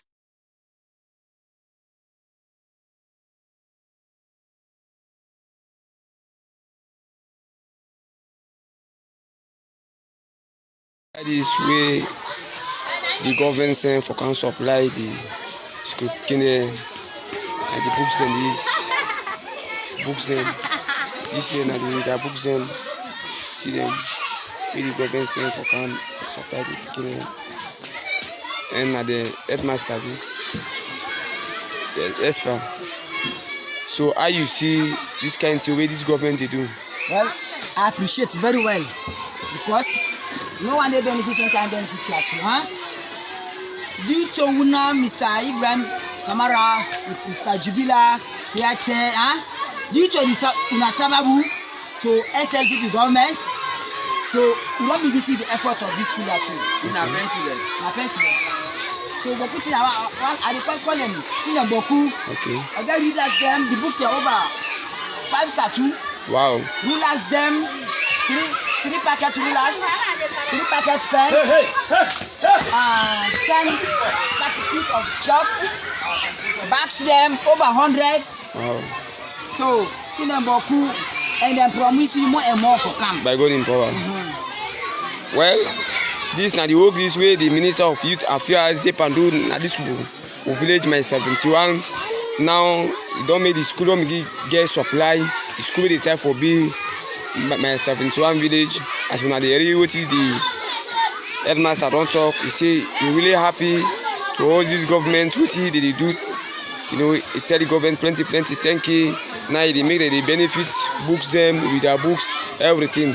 So it tell the Minister of Youth Affairs thank you for the kind good job what they do to the community. Okay, but what you want? Who's praise you want to give the Minister of Youth? First, I will bless the minister. Mama, when I am Amuzukago, let God sorry for him. Amen. Let his soul rest in perfect peace. Amen. Because if you not been born this man today, when I Mr. Mohammed Omanowe Bangura, when I born of Magoroka, Songolili district, you know for being getting kind benefit here so. But due to them, you don't benefit, you don't gifts. So they like it, we want benefits. Okay. We want benefits. So bless them. Let God add more and more for them. Let continue, let SLPP succeed. The next coming election back. I wish them success. So now the picking this way they can supply the books. Yes, sir. Now the picking this. Okay. These are some of the picking where they can supply them books there. These are the headmaster and the gladly to all this government. What is the government they do for them and the Minister of Youth Affairs. So in Sababu make now they can't get school, you know. So like you tell the Minister of Youth Affairs, President, for always looking for them. This is some of the school name where they can access this supply. So I want for them teacher than this, as what they say, you know. So we have a special song for that. Okay. So this school, this school now, Madabio, Islamic Primary School. Gilos Madabio. Islamic Primary School. Okay. So now the school is named this. Okay. Yes. Okay. So because of the Islam, yes. One song. One Islamic song. Yes. Subhanallah, Subhanallah. Welcome back, everybody. Thank you guys so much for being so kind and being patient with us. As you can see, we played a series of videos, some for us to deliberately stimulate each of your minds, and other for you guys to recollect some of the some will call it a contradicting statement, some will call it a lot of statement that left the minds of Sierra Leonean to have doubt or whatever the case may be. Having said that, I am going to pause at this juncture and bring our panelists for them to come in and introduce themselves. Welcome once again, each of you, to Salon for All and Voice for All Network Television. I am your host, Khadija Tijan Nabi. Let me start with Mr. Wadi. Kindly come in and introduce yourself, sir. Thank you so much for being patient. Come on in, sir. Check your device. It's on mute. So sorry. There we go. Wonderful. Evening, good morning, good afternoon. My name is Waddy Williams. I'm the chairman, leader of the National Progressive Democrats, NPD. Welcome once again, and it's a pleasure to have you on board. Thank you. Thank you for being so patient, and thank you for taking time out of your busy schedule to make this possible to join us today. Let me go next to Mr. Air Fande. Come on in, sir, and introduce yourself. Welcome. Thank you very much. Air Fande, Global Vice Chair for C4C Political Party. Thanks for the invite. You're always welcome, and thank you also for accepting the invite and making time out of your busy schedule to partake in today's discussion. Let me also call on Mr. Hassan Manso. Come on in, sir, and introduce yourself. Welcome. Yeah, good day, good afternoon, good evening to everyone. Hassan Manso Kagwe here from London, upon Sierra Leone. Welcome, sir. Thank you for taking time out of your busy schedule to make it happen. Welcome once again. So we also have two other guests missing at the moment, but we can no longer wait any longer because it's not fair for the ones that already made it here on time. Having said that, I guess we have so much on the plate for tonight, but let's start with the major concern going on right now with the Republic of Sierra Leone, having to do with our consolidation fund, having to do with also our First Lady. Let's start with that. What is you guys' take on the, some may call it, we'll still use the word allege here until final investigation is done and complete, and then go from there. But we noticed, I played some video having to do with one of our parliamentarian who also raised a major concern and question for more check and balance having to do with the First Lady's office. So let's start with Mr. Wadi. What is your take on this so-called the alleged, I'm not going to say so-called, but this issue having to do with the First Lady and Sierra Leone Fund? It's probably a little deeper than just allegations. I think we're perhaps getting a view and insight into perhaps the tip of the iceberg. What we have, it seems to me, is possibly a reckless approach to the concept of governance, to the concept of probity, the concept of transparency, and all these wonderful terms that we bandy around. What we have happening now within our government, and in this particular case, within the institution of the presidency, is a First Lady's office that has no constitutional mandate whatsoever, yet is almost acting in an almost parasitic manner. As I said, these are purely allegations, but it seems on the surface to be almost parasitic in its relationship with the president. I think it's a sad comment on the state of our governance today. It perhaps also gives us an opportunity to begin to correct some of the fundamental flaws that we have in the way we conduct our affairs.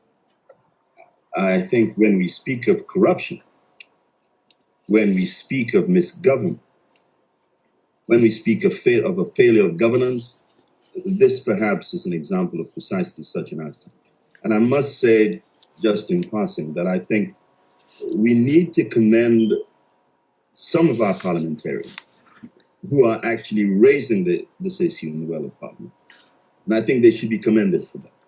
I think it is time that our Parliament and our parliamentarians began to operate as parliamentarians, as operating an oversight on the way governance is performed here. And I say this not to in any way flatter, if you will, the parliamentarians, because I think there's so many things they should have done and have not yet done. However, on this particular occasion,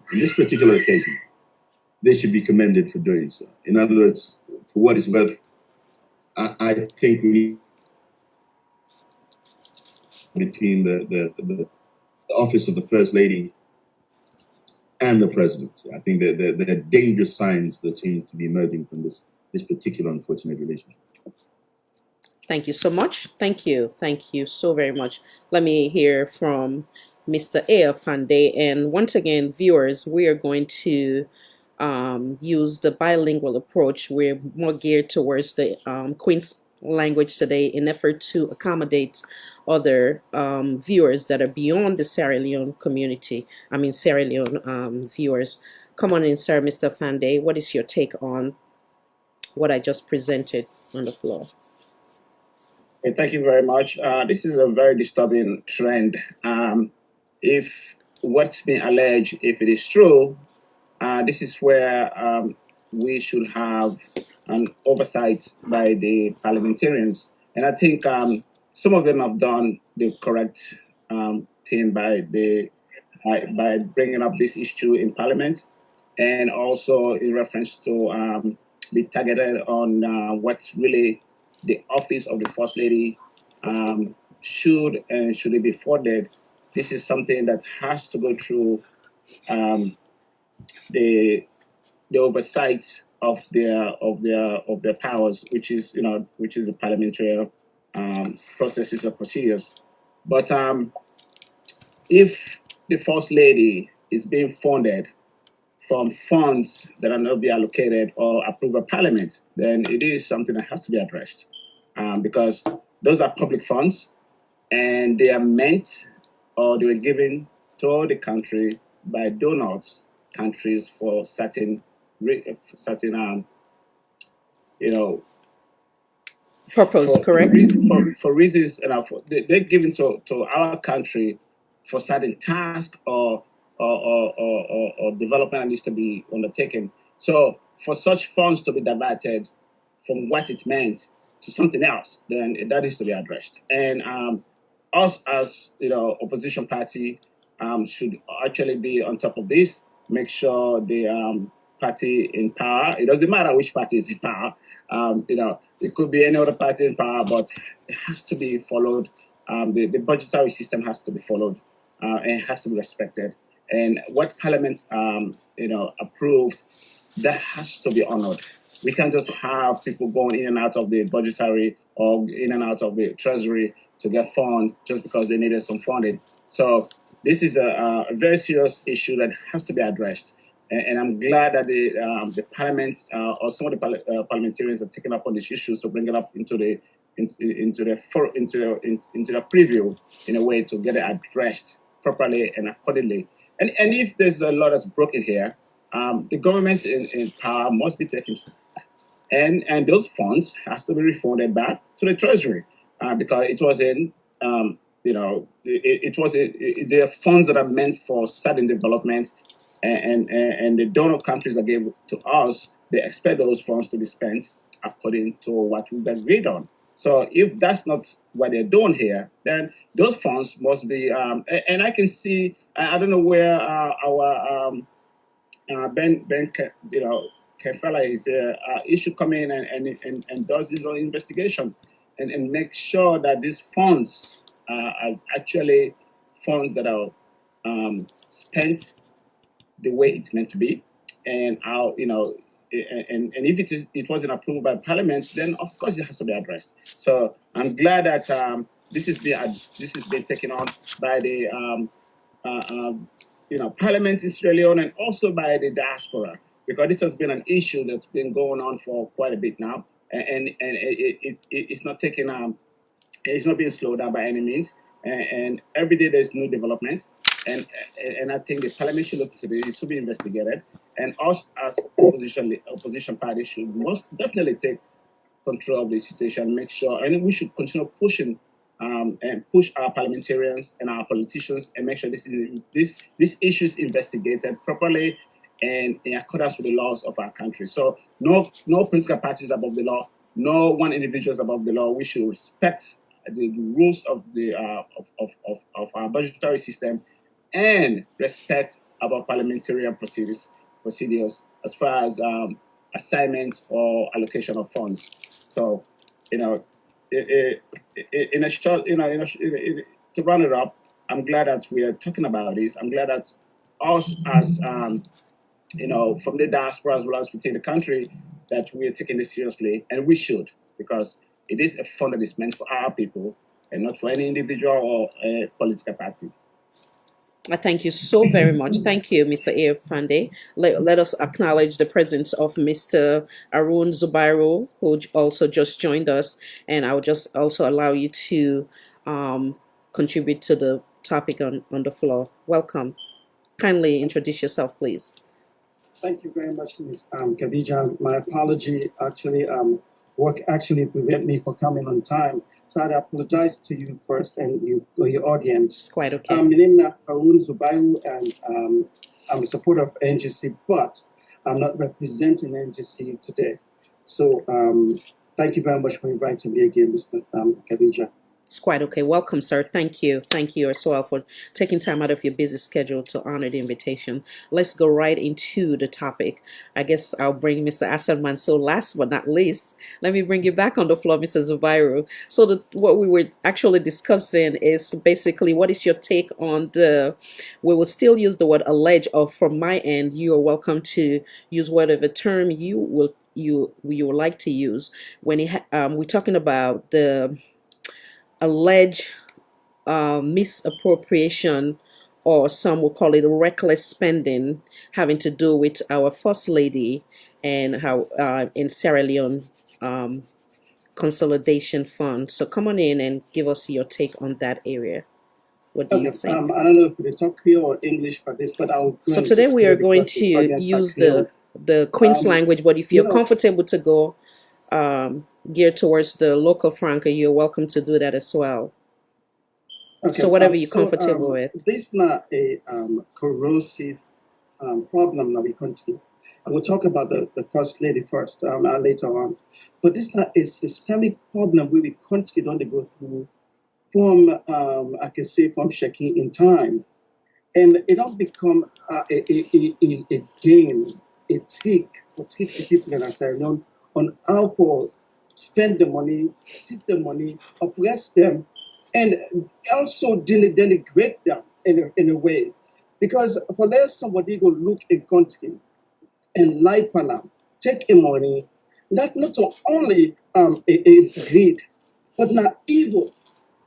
My opinion, for what we see from the Africanist press, I can tell when I say Mrs. Marabio, not an evil person. I saw you what they used to word them. But think about this.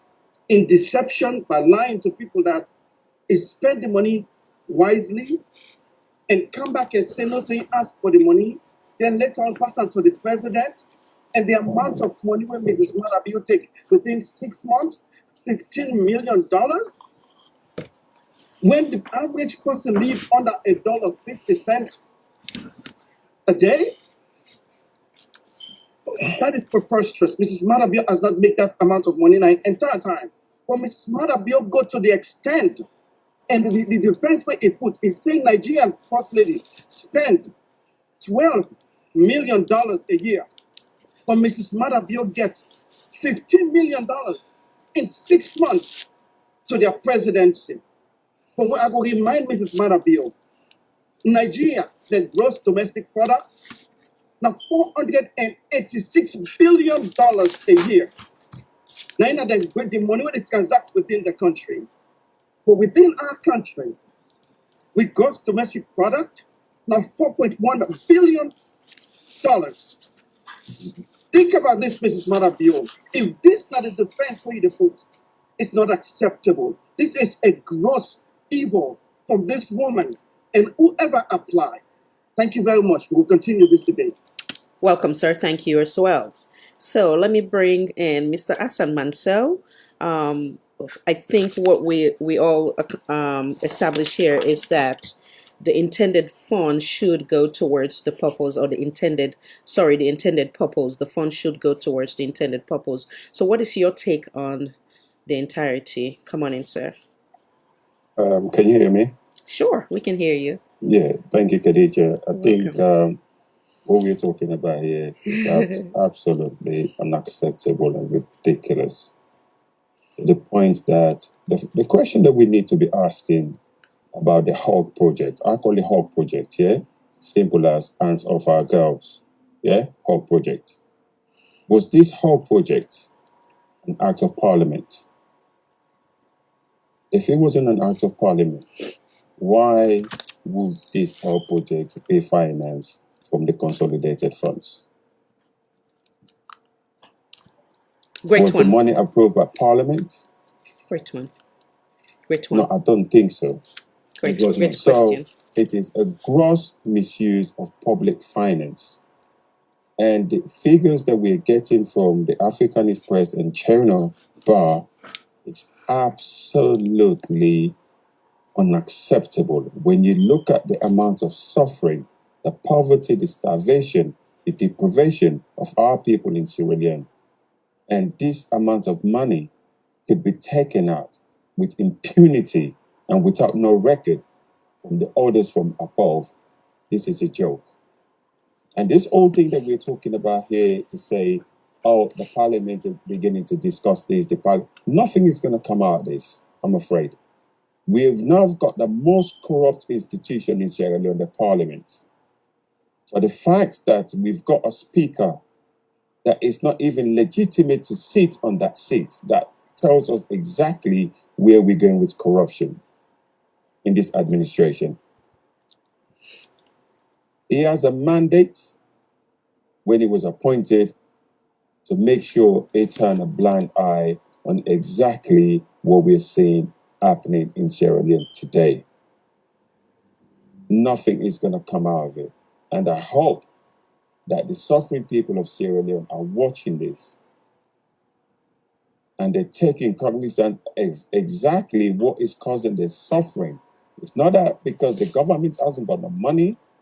It is because the money that's been paid into the consolidated funds, people are using the money and spending the money as if it is their own personal bank account. And this money belongs to the people of Sierra Leone. How on earth orders from above will just come in to the Ministry of Finance and someone will certify X amount to say, yes, you can have that, without the approval of Parliament? How can that be possible? So when we're talking about the level of corruption that's actually going on in Sierra Leone right now, this is not just synonymous to the whole project, which is the Hands of Our Girls, the First Lady. We're talking about from the Ministry of Finance, the Minister himself, the Financial Secretary, the Bank Governor, up to the Office of the President. All of these institutions here, they're all collaborating to take money that doesn't belong to them, which in itself is corruption. And the ACC has been hearing all of this for the longest period of time.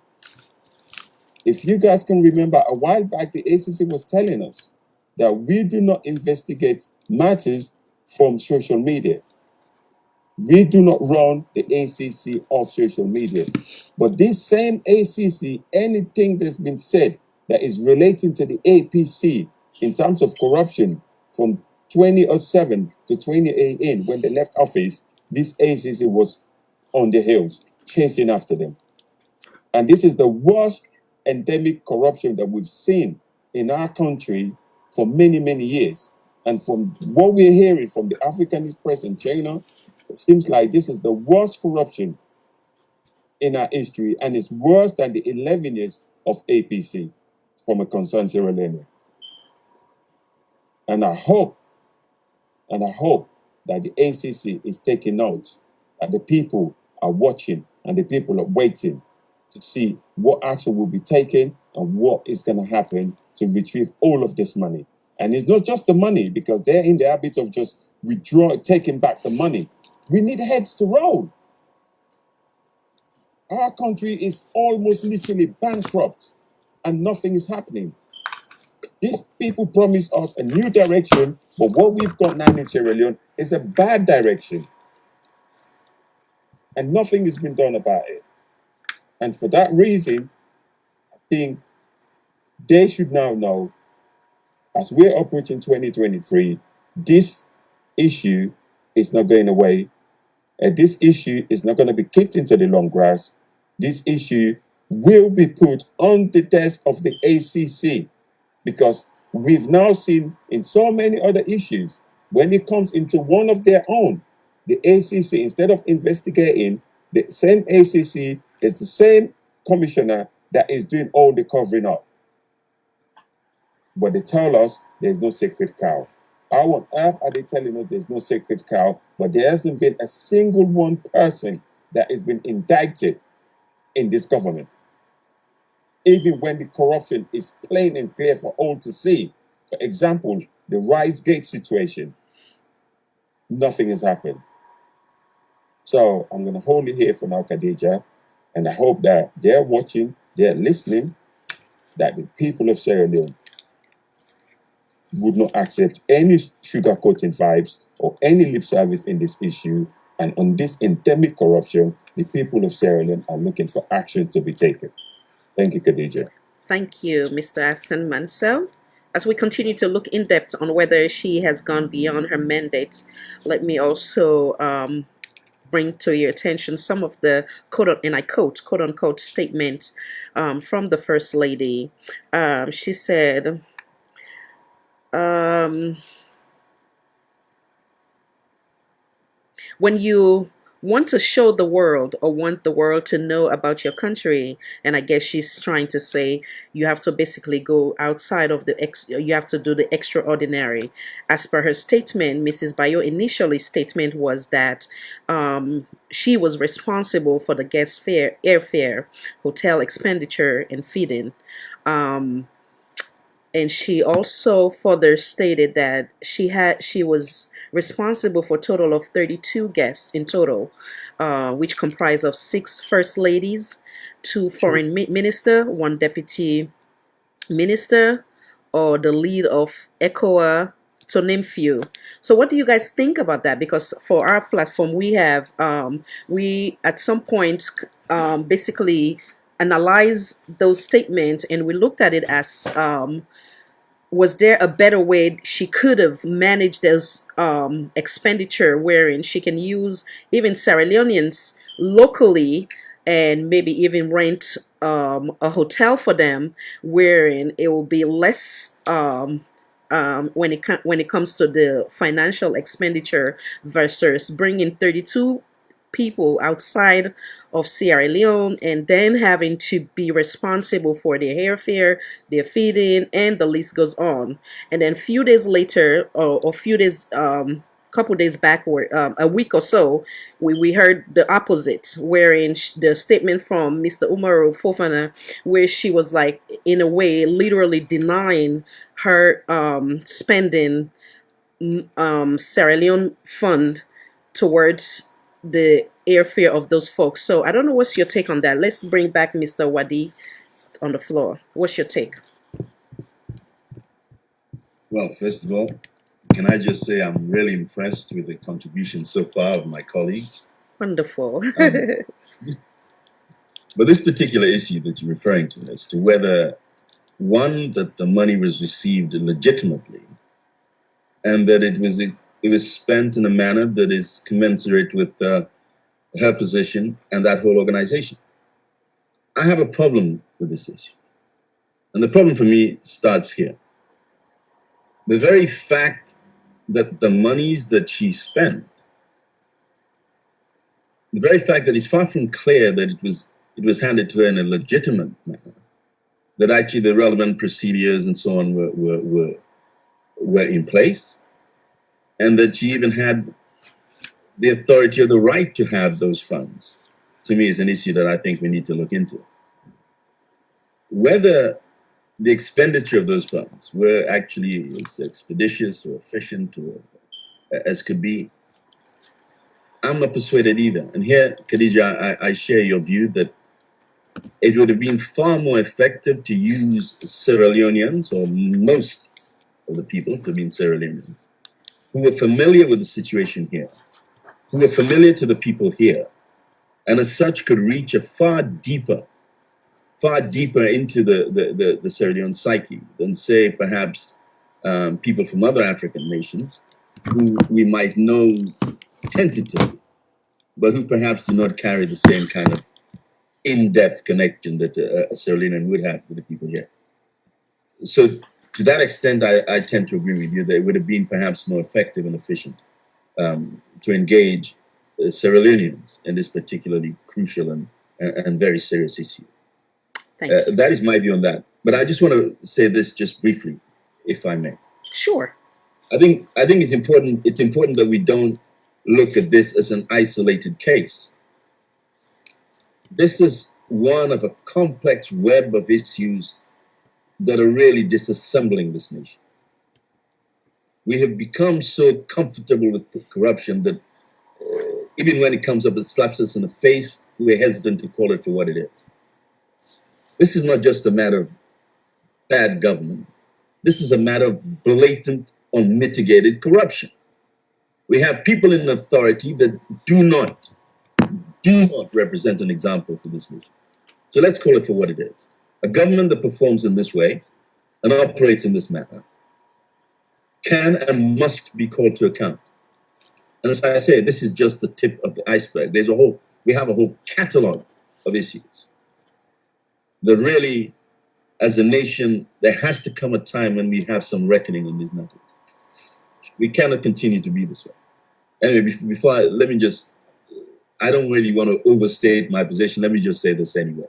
I think that we have a great deal of work to do with regards to this issue, and I think the government needs to be taken to task for this. We cannot just simply look the other way in this regard.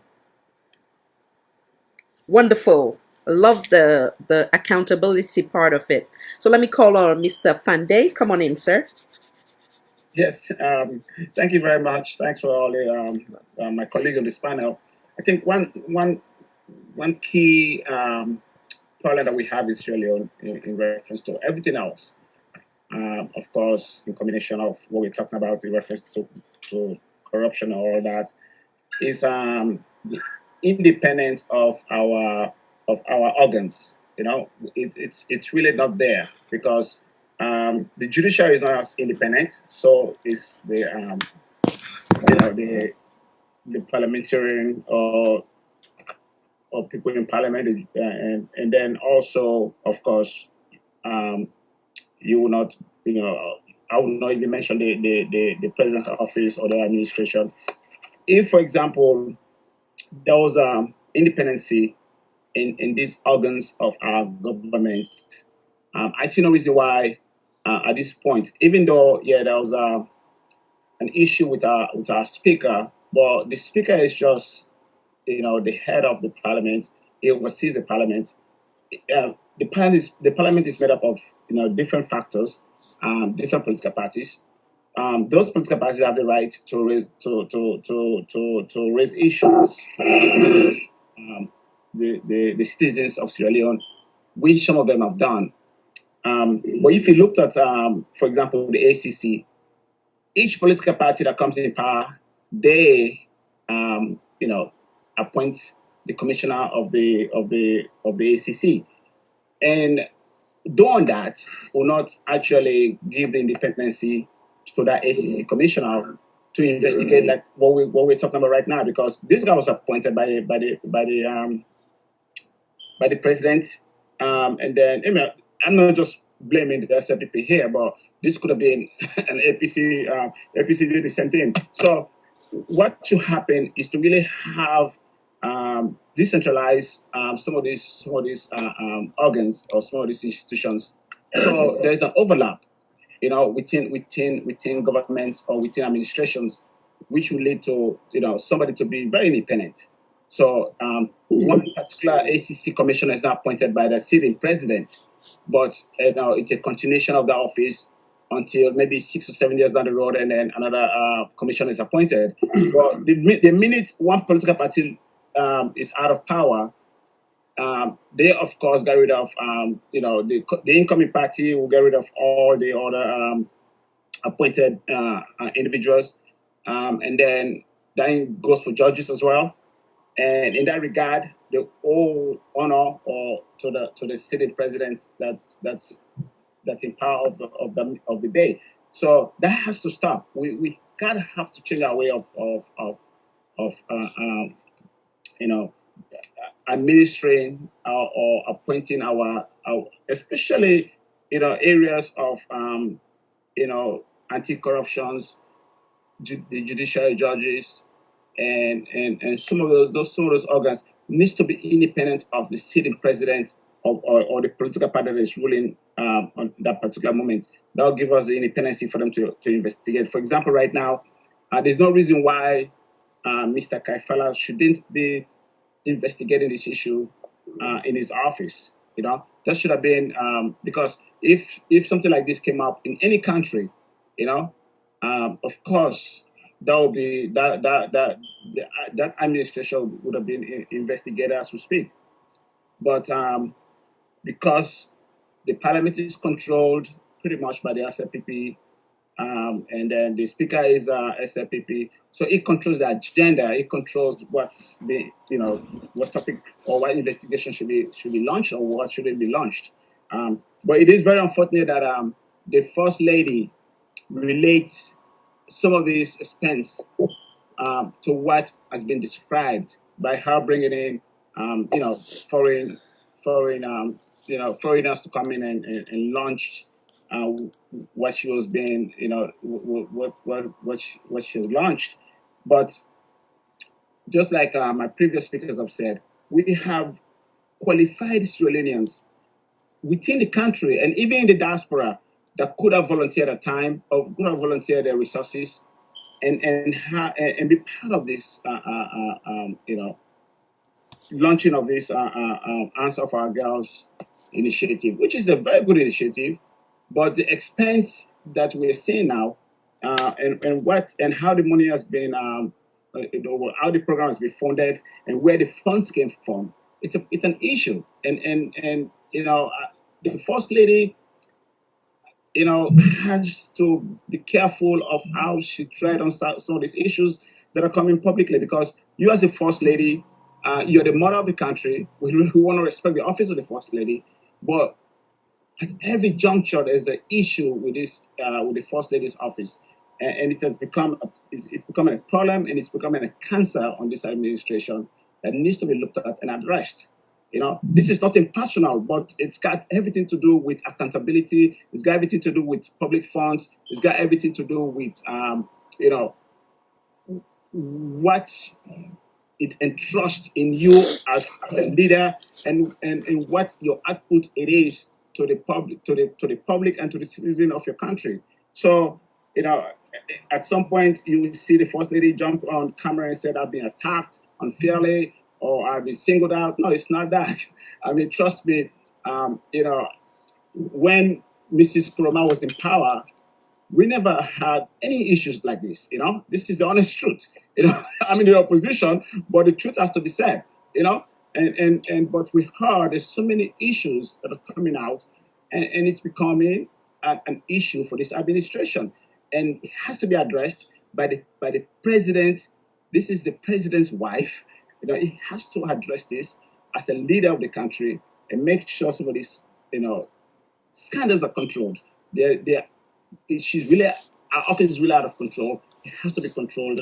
And if the president cannot do it, then let's have the parliamentarian do it, or let's have our ACC commissioner do it. But somebody has to step in here and put a stop to some of these issues that are coming out of his office, the first lady's office. We never had an issue before, ever. This is the first time that we have so many issues with the first lady's office. Since some of us, since some of us have done politics or following politics, all the first ladies have been docile, very humbled, even though they have their own passion initiative, but they're undertaken privately and professionally. We will not even tell if there's, if there's an issue or they run into some funding problems, because they've dealt with it in a humble way and submit themselves to the citizens of the country and respect the office of the presidency. She has to respect the office of the presidency. We're missing so many levels here and so many issues there, and that is why every day there's an issue with this office. This office has to come into terms of the day and understood that we are in a different era now. People, there's social media all over the place, and you can get investigated. And the minute there's an issue, it's not be out there where millions of people are following the news, whether it is bad or good. So my advice to the president and his party, please control the office of the first lady. There's an issue, there's some cancer that's growing, and it's not getting better. Every day there's news coming out of the office that's disturbing. Thank you so much, Mr. Ayer. Thank you. Let me bring in Mr. Hassan Manso. I want us to, if you can add also simultaneously something that Mr. Ayer Fande added, which was professionalism, and what is your take on how she could have managed the Sierra Leone fund? And secondly, can I also let you guys know that the leader of PMDC, sorry, Mr. Tony would like to come through a phone, having to do, given the obvious of him having issue with the internet back home. So immediately once Mr. Hassan Manso land, I will bring him on the phone so that way he can also add to the topic, because he's feeling very nervous. He said he cannot afford to miss the discussion today. So come on in, Mr. Hassan Manso. Sorry about that. Thank you, Khadija. I think what we're talking about here. So we're talking about the office of the first lady. I thought you wanted. I think someone needs to have a grip, and someone needs to speak to the first lady. She's not the very first lady that we've had in Sierra Leone, and with all good intents and purposes, I think she had a very good initiative of what she proposed that she was going to do. But the mannerism and the way she's going about doing things, it looks as if we in Sierra Leone, we've got a joint presidency right now. This issue started way, if you guys can remember, every Sierra Leonean saw what happened in the whole world when a president won an election on the day of their inauguration. We've just seen what happened with Biden, the Trump, the Obama, and the likes, okay? The missus would carry the Bible, and the president will be sworn in, okay? And that is that. But in our inauguration, the staff was handed to the president handed the staff to the missus, and then the staff, it was again handed to the child. So these people are all sharing. This is a family thing. They're sharing the power. The power has been shared. So from that day, you can see what has been going on. Even for the inauguration in itself, the government organized an inauguration. We've got a Ministry of Tourism or whatever. They're in charge of this proceeding to take care of these things. Where does the First Lady's office come into play for them to take control of the inauguration? And billions was given to her, and that money wasn't accounted for. The lack of accountability and the lack of transparency is what is killing the office of the First Lady. The inconsistency, we all heard that she said she has never received a single dime out of the consolidated funds. She worked for 22 years in London. She makes her money and she's spending her own money. Even to our wedding, she told us that the state didn't even give her a single bottle of water. She even went as far as telling the public, ridiculing the public, that what do people expect if she was to take our own money to put electricity in Bow and Kenema? Yes, she did. Okay? And we all see all of these things that is going on. And the revelations that is coming out now with the amount of money that is been given to her, even for this org project that she's flouting around. She came on air and told us that all of these people that she invited for the org project, all of this First Lady, they paid for themselves to come and support her. That's what she told us. And then she changed the story, and the story got changed and changed and changed and changed, and this is where we are now. So all of the money that was spent for these people to come over, this celebrity First Lady, was taken out of the consolidated funds. But that wasn't her peak when she first told us that was our own money. This is what they do. So the inconsistency in her doesn't even stop with her. I think the buck has to stop with the president, because he's the only person that should have nipped this on the bud. She's the one that is doing all of the talking. And then the more she speaks, the worse and worse and worse and worse things are getting. Right? So, in going forward with this, we need a total accountability. We need a total investigation by the ACC. And in relation to the speaker, my colleague there did mention about the speaker. When it comes in terms of corruption, he controls the agenda in Parliament.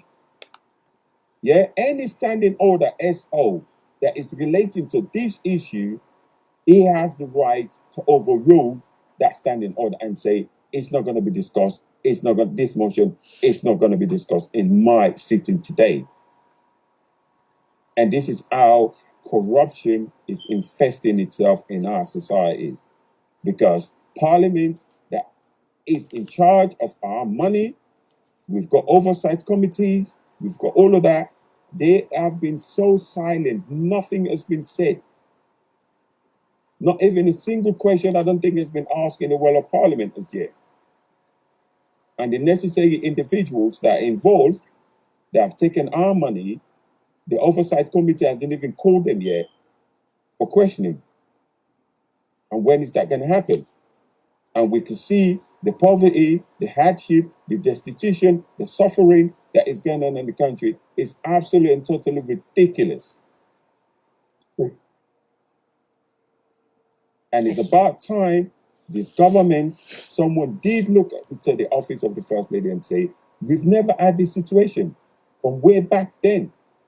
All of the First Lady that we've had successfully up to the EBK, Monsieur Koroma. The office of the First Lady, your office is there to support the president.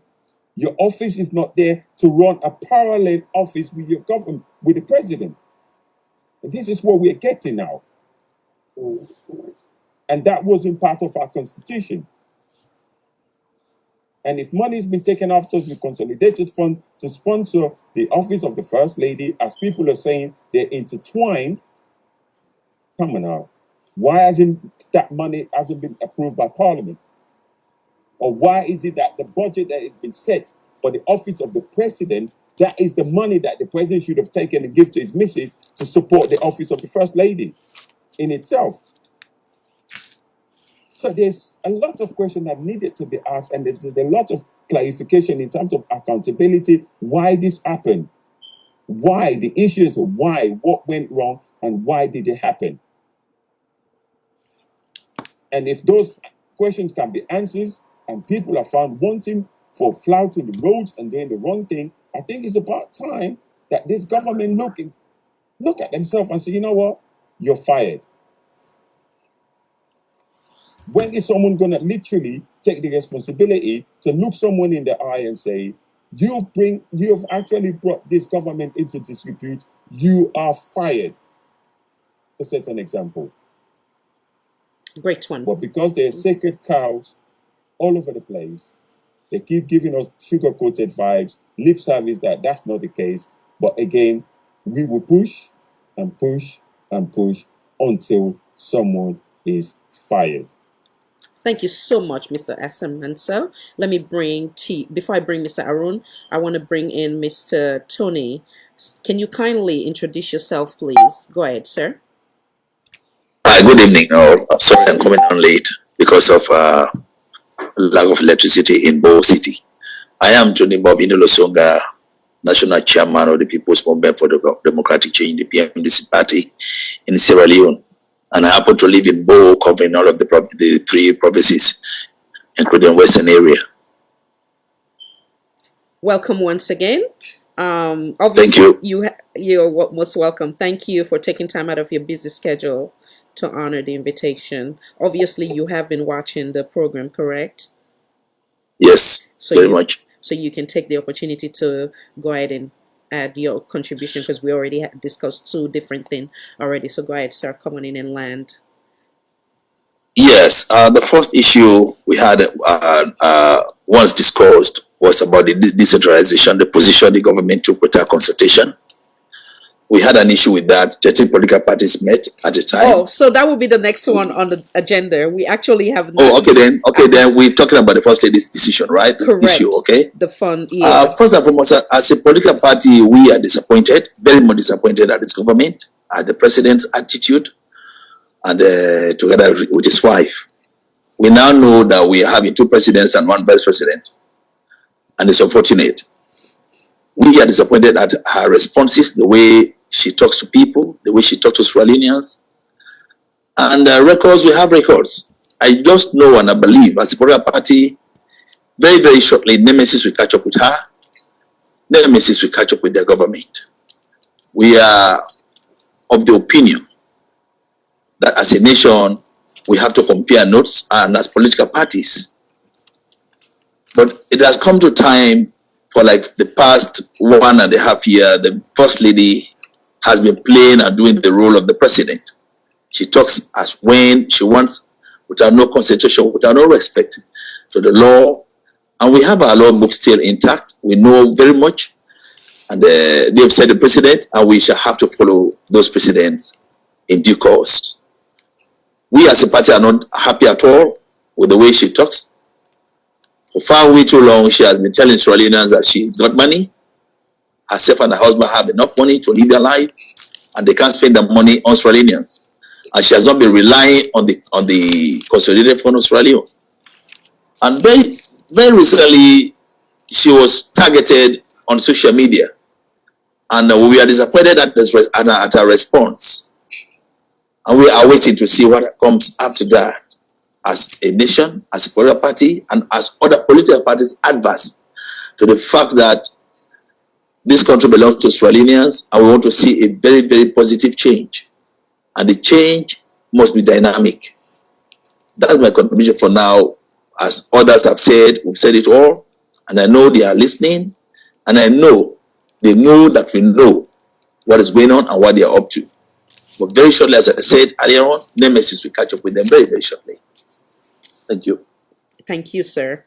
So, equally as that of Mr. Tony, he did highlight some significant points, which are, for lack of better term, in terms of the First Lady's method of approach, or communication or interaction with Sierra Leoneans. From his point of view, he believed that, I don't want to coach you wrong, can you come back in and, for lack of better term or few words, what would you define or how would you describe her method of approach or communication skills or interaction with Sierra Leoneans? First and foremost, she's a dictator. She's bogus. And she has no respect for Australians as a nation. Whatever reason is best known to her. We have been taking note of her responses, of her way, her method, her mannerism, within and out of this nation, and we have records to prove to that. But very surely, as we said, Nemesis Ugajobuta, we are ready to expose her, we are ready to expose the government, and we are monitoring their attitude, we are monitoring their activities within this country and out of this country. And corruption within their reach, within their own domain, is on the increase. But as we said, within their government, they are sacred cows. We know Australia is a small nation, and we know everybody, we know each other. And in as much as we know each other, we know what their games are up to, and the gimmicks they're playing, we know it, or we're monitoring them. But she's a big disappointment to womanfold and to this government and this nation as a woman. She doesn't talk like a woman of substance. She talks like a dictator, as if she's in charge. I wish if she were in charge, probably slavery would have returned to Sierra Leone. But even though she's not in charge, she's creating more problem for the husband, and she's creating more and more problem for their government and for this nation. Do you believe that due to the latest findings, there's a possibility of her changing the entire behavior towards Sierra Leonean or the way she goes about doing things? Do you think there's a possibility of her changing? If there is possibility, I doubt it. Her mannerisms and attitude, I think, is embedded in her. We have not seen any semblance of having a change of attitude. There was a time when she started, when she went on the social medias, castigating people, swearing all over the place, whosoever doesn't want to see Sierra Leone develop, bam. And that was not supposed to have come from a first lady. And what she was swearing for is not what she's doing, even though it was beyond our imagination.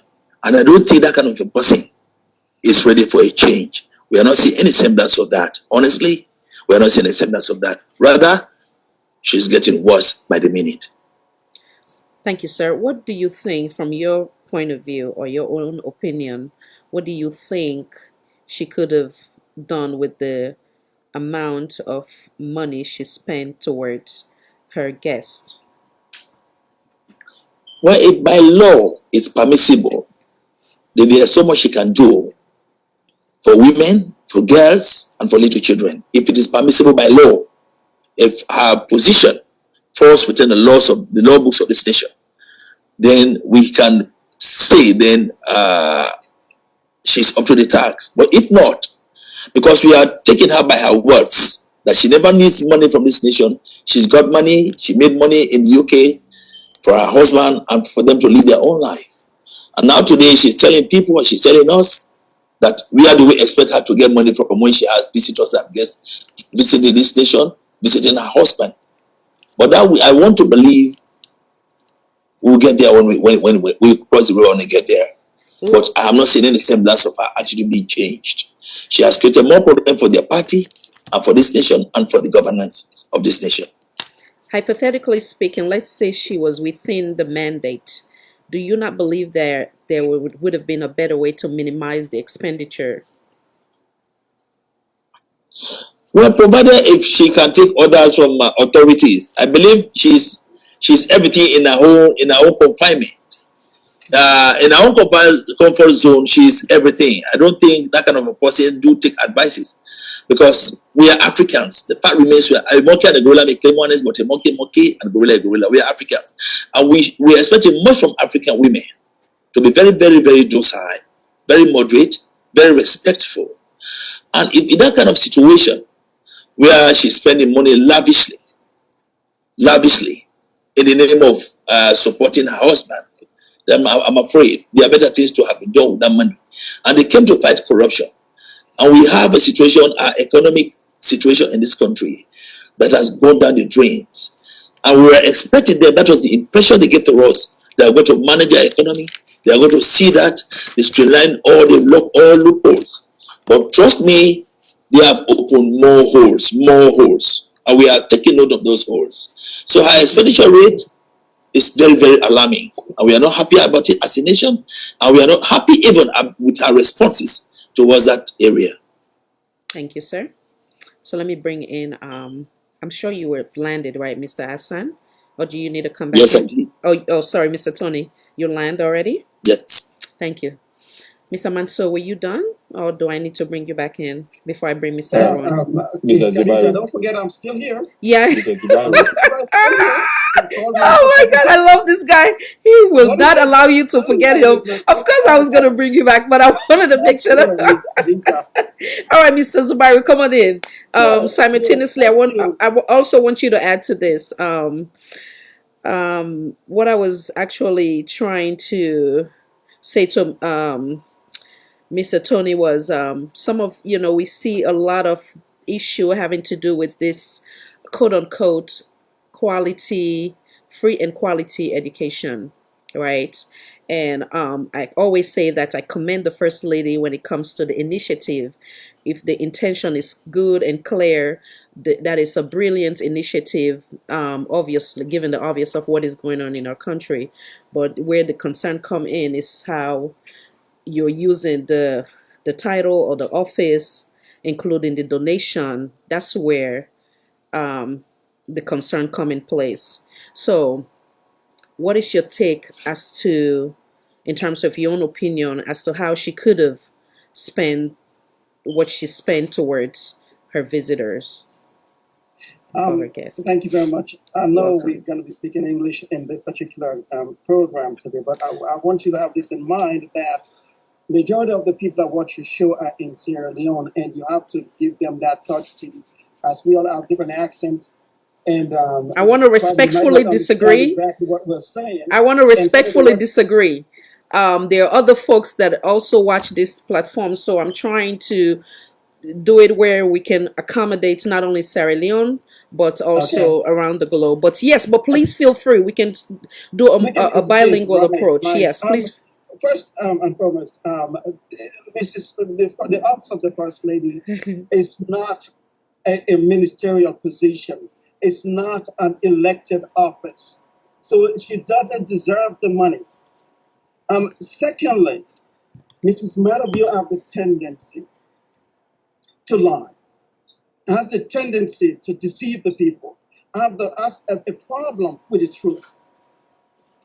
A couple months ago, Mrs. Marabio told us that she had to ask her friends to give her money so she can support these people that visited our country. That's what she told us a couple months ago. And yesterday, she told us that she spent the money on accommodation. Couple weeks ago, she told us that she has to purchase furniture. How much did she spend on that furniture? It's $780,000, almost $1 million. These are the things that we have to be talking about. Almost $1 million. What is it about this money, this woman and money? They have a racketeering enterprise. What do we mean by a racketeering enterprise? Who are the players? The first is the president himself, Marabio, Mrs. Marabio, the finance minister, the chief minister, some of the Lebanese people, and some of the business people, and also the fourth estate, the media, the journalists, and all of them. These are the people who have the intention of defrauding the people of Sierra Leone. Let's take in context. $3 million for unsolved girls in 2018. Today, 18,000 women has been raped in our country. How many judges do we have today? 5. How many phone systems do we have these people can call if they get raped? 1. How many doctors do we have? 2. We don't have any place to house these people who has been raped. We have no medications for them. No psychologists who can actually talk to these people and tell them what's going on. So spending money on visitors doesn't make any difference. Mrs. Marabio, you have done so much to our country in these 3 years. No other first lady has done that to our country. Never in our history that a first lady will have an account for a particular project.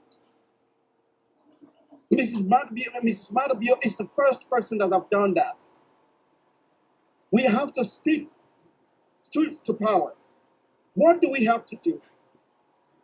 I would ask my panelists, majority of you guys are in a political party. I don't know about Mr. Webb leader, right? I don't know about that. But what do we have to do? We have to hold our leaders accountable from the parliament, within our communities, and also empower people across the country. Sierra Leone, we need to change our perception. We can label, we can describe, we can talk about what a woman should be. A woman can champion any particular initiative. That's a good thing. But when a first lady has the intention of reaping, defrauding the people of Sierra Leone, we have to call her out. We need to do something. For example, let me tell you how much this woman is deceiving. Even the mask, she has lied to us that she has some type of condition. This woman has to be labeled as one of the most deceptive human beings in the face of the earth. Thank you very much. Most welcome, sir. Thank you. Allow me to bring in Mr. Airfandi. Would you like to add anything to that? Yeah, Khadija, you know, the only thing I could add to this is the fact that, you know, we're discussing this, and for us to be discussing this at any level, it's disturbing because, as my previous speakers have said, we never had a first lady where we have so much, you know, scandals coming out of the office of the first lady. This is the first time in our history that we have a first lady, you know, that her intent was good, the initiative was good. In fact, I was part of a delegation that went to New York when this was initially launched in the diaspora. Very impressive, you know. But what happened between, it's disturbing, you know. So for this to be discussed at this level, at different platforms, you know, on social media as well as within the country, on BBC coverages and other news media, it's really disturbing, and this could be brought to control, or at least somehow, you know, bring it to semblance of normalcy by the president of the United States. This is why you're the leader. This is your wife. This is our office. He needs to step in and put a stop to this. And let's take a breather for the next 2 years so we can have some sense of governance. But this is not governance. There's no accountability. Funds are being dispersed. We heard of you know, money being taken from the central bank to, you know, on private planes to, you know, foreign countries. These are really disturbing because I apologize, sir. We get in a call, and I'm going to also put the number out there for those that may not necessarily have it. Salon for All, Voice for All, Network Television. Kindly identify yourself, please, and go ahead and land. Oh, hold on. Let me just increase the volume. Kindly hold, please. All right. Connection successful. Go ahead. Go ahead, Mr. Mohammed. Kindly. Yes, Miss Khadija. I want to thank you. I want to say thanks to you for giving me this opportunity because I've been pinning for this moment. You know, I don't want to start by like putting it out there. This is a threat to our country. What is going on right now? It's not an allegation. It's not anything. I've been pinning for this moment. Hold on one second. I think you have the background. You have your device in the background. Can you kindly put it low so that way you don't have the backlash? Okay. Please, kindly. Thank you. Sorry. I'm sorry. So go ahead. Go ahead. Okay. Are you getting me now? I apologize. Yes. Go ahead, Mr. Mohammed. Okay. So there is no other way to put this. This is a blatant. It's a crime. It's a treason. These people are committing, this particular regime, this particular dispensation is committing treason in that country. Just like what the African Express said, we should first of all think about the psyche of these people. What is in their psyche with this excessive passion and everybody else that to is in loot the and background that may not transform necessarily the say treasury of anything. a So I country think that today should we are going to supposedly use be, more of our you should Queen's be the language, but president, you should be possibility people that we that may should go defend that back and country. forth with our local This is Frankers. Yep. it's a treason to the highest level. There's no other way to put it. There are countless evidences that show blatant looting of the treasury, of the national treasury. They are doing it with excessive passion.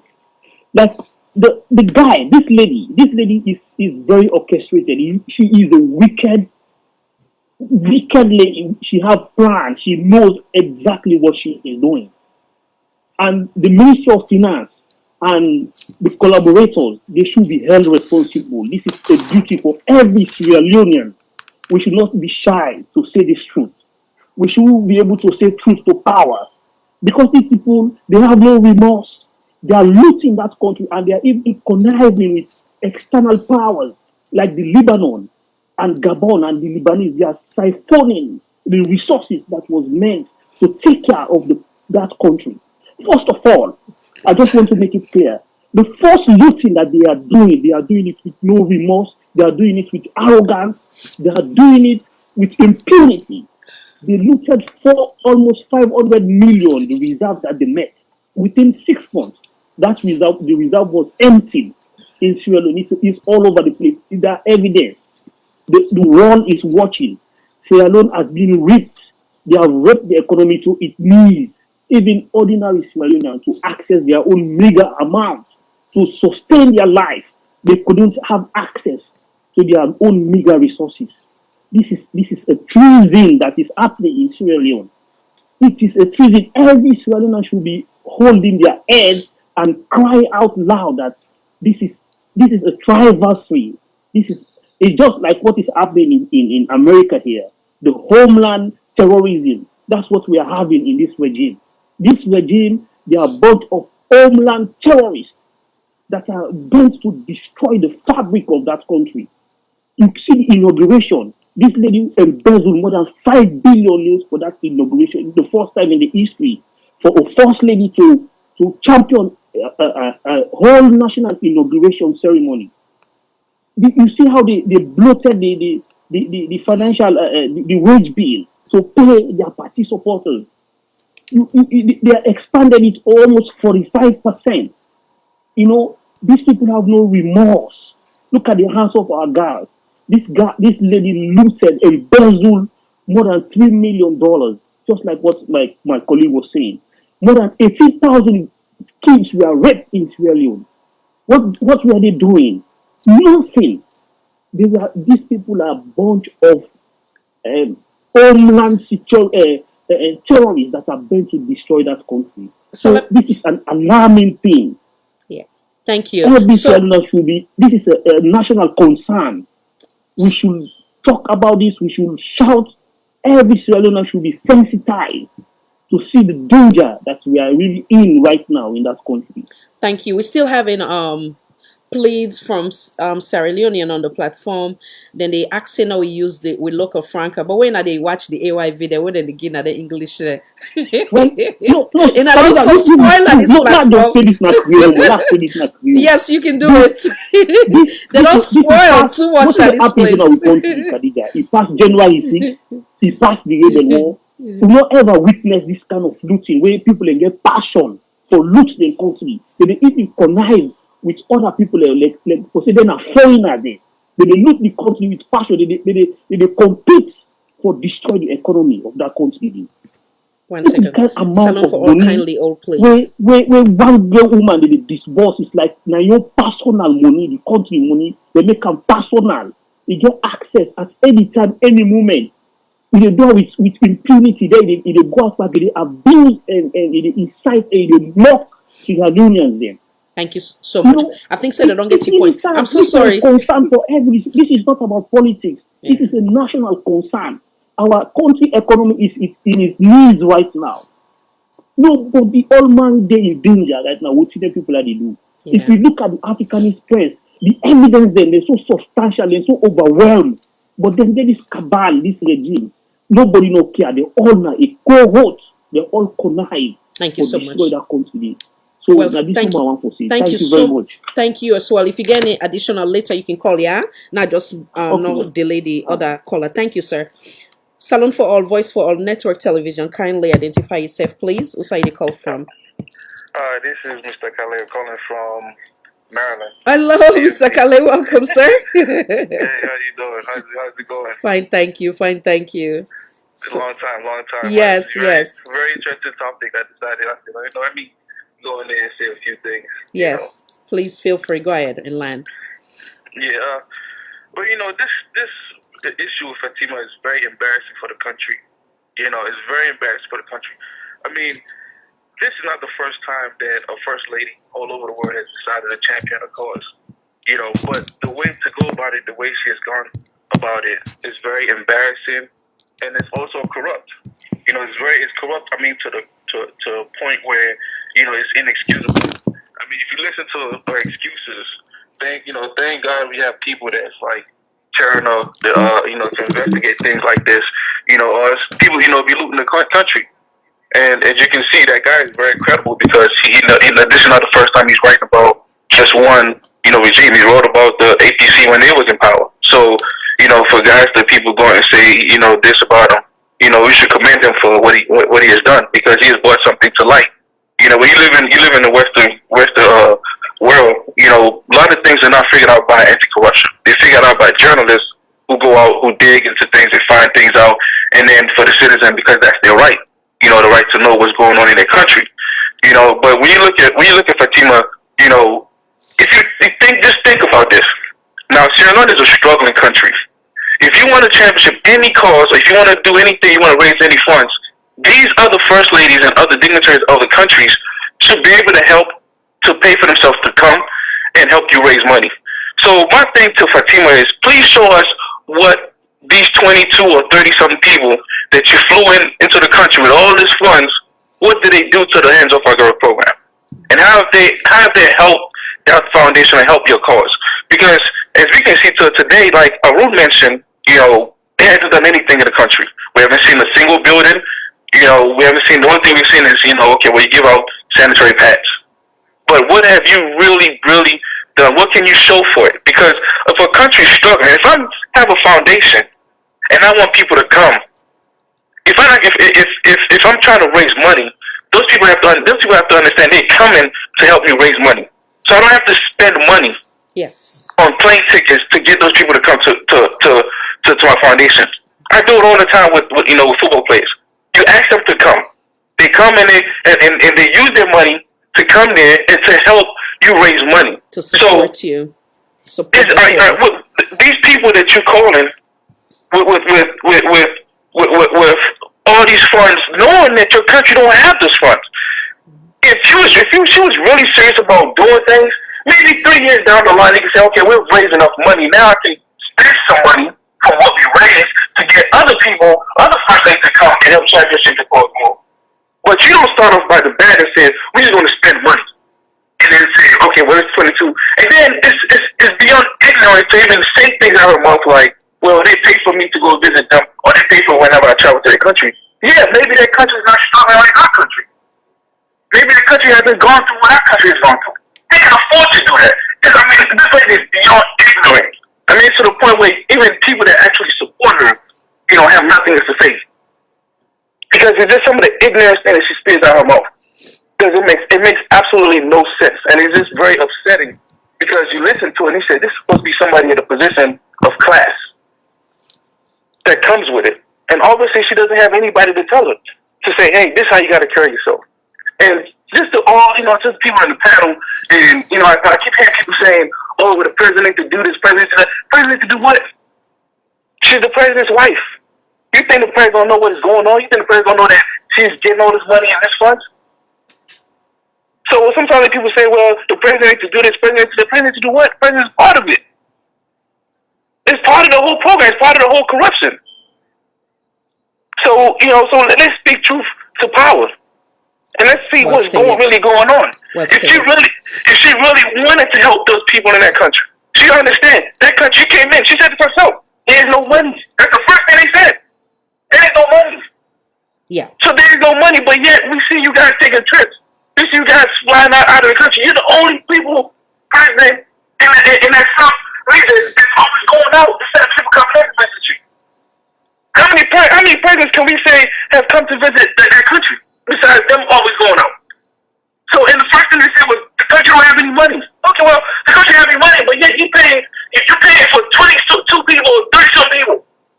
And some of these other these first ladies, whoever she paid for to come, they should be ashamed of themselves because they're taking advantage of a country that is struggling. So that's what we need to get across to these people that she claims, came to the country. Because you know what they did? They came for a free meal. Because since they've been in that country, they came to that program. What have they done? Let them first people, the first ladies, or whoever she brought to that country, let them show us what have they done to help change the country. Because if they haven't done anything, basically they're tough for the side, they're tough for eat. They're not tough for please. They're tough for eat some more, but they don't go back. That's what it is. Yeah. So now we don't even have just our own people that are robbing our country. We have other people from other countries that are robbing our country. Yeah, I guess provided that we let them rob our country, so we cannot really focus we energy on blaming them, but rather focus the energy on holding the first lady accountable and expecting her to expecting her to make better and wiser decision that is more favorable to the country versus trying to please or put on a facade. I don't know if it makes sense. Yeah, Khadija, there are enough women in that country that she can tap into to help her fundraising. Yep. There are women in the diaspora. Yes. There are women in the diaspora that was you would call them and say, we don't have nothing, but we want you to come. Bring your minds, come and help us raise money. And those people will pay for their own flight to go and help their country. Absolutely. There are women, but like somebody said earlier, she has no respect for Sierra Leoneans. She thinks less of Sierra Leonean women that are there. Unfortunately, yeah. And it's sad because everything in that country is so politicized that you can't even go to a former first lady and say, hey, this is a program that I want you to help me with. You're a former first lady. Go to other former first lady and say, hey, there are women in that country that are very esteemed that you can go into and ask them and say, hey, let's try to build this up first. And then once you build it up, I think 2, 3. So because of the so many calls coming through, yes, okay, you can always call back though, okay? So that we have more my panelists as well. Thanks. Okay, thank you so much. Yeah, Mr. Ayafandi, forgive me for the interruption. There was another call coming through, but I'm gonna have you land and then bring in Mr. Wadi. I apologize, so we can roll to the next topic. Come on in, sir. Just to conclude, Khadija, it's what I'm saying.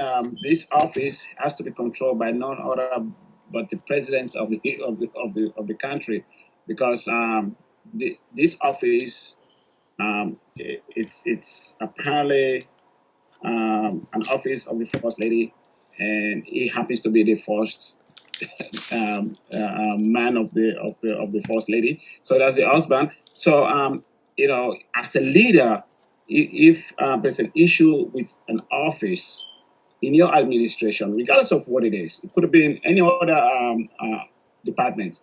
You go in there as a leader and put a stop to it, either by terminating the heads of those departments, fire them, or replace those heads.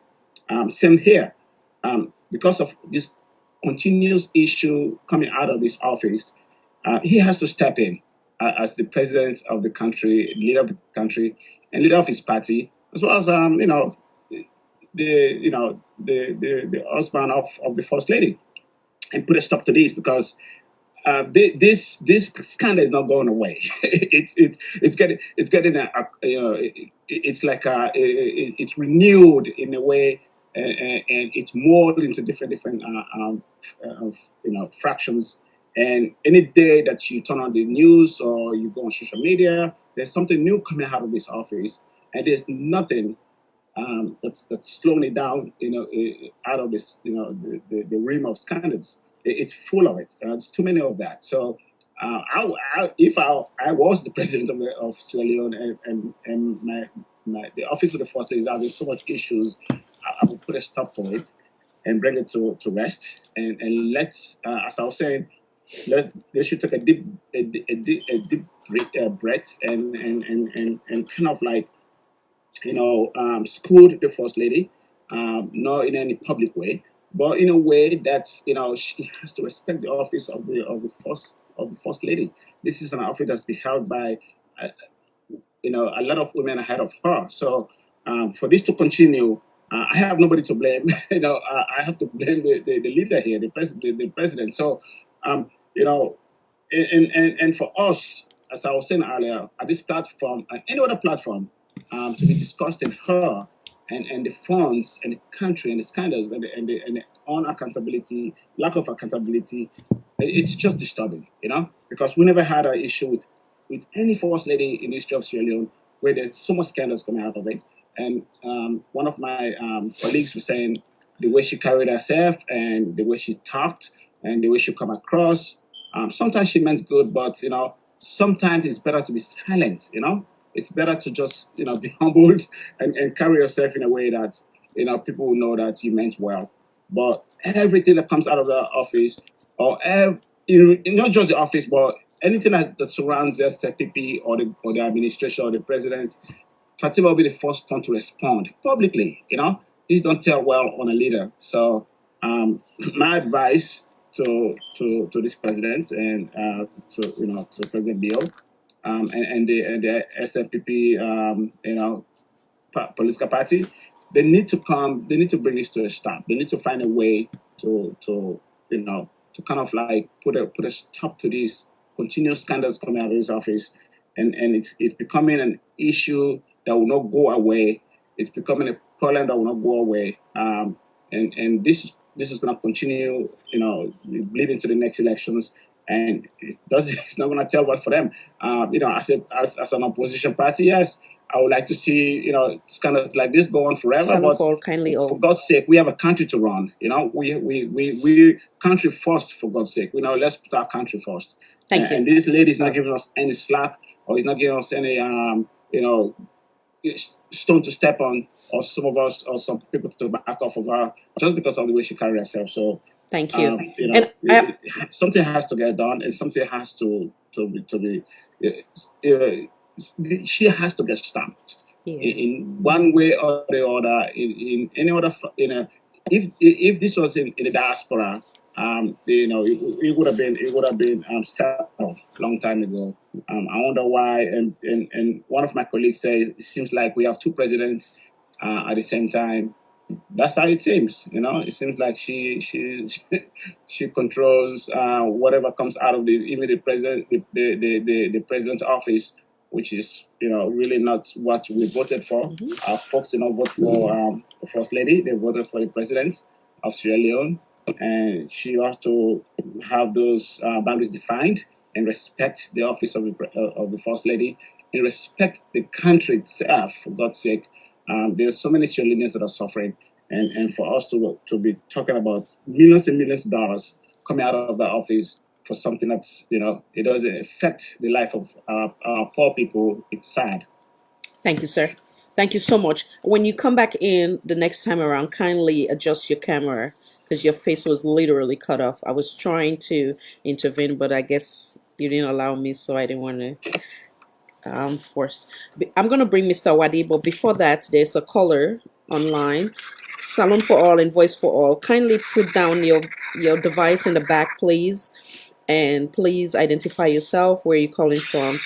Can you kindly put down your device in the background, please? Caller, can you kindly put down your device in the background? Okay. Yeah, thanks. Sorry, guys. Yes. Yes. We're still having a backlash. Can you kindly put down your device, please? Oh, I don't know if it's the window. Can you?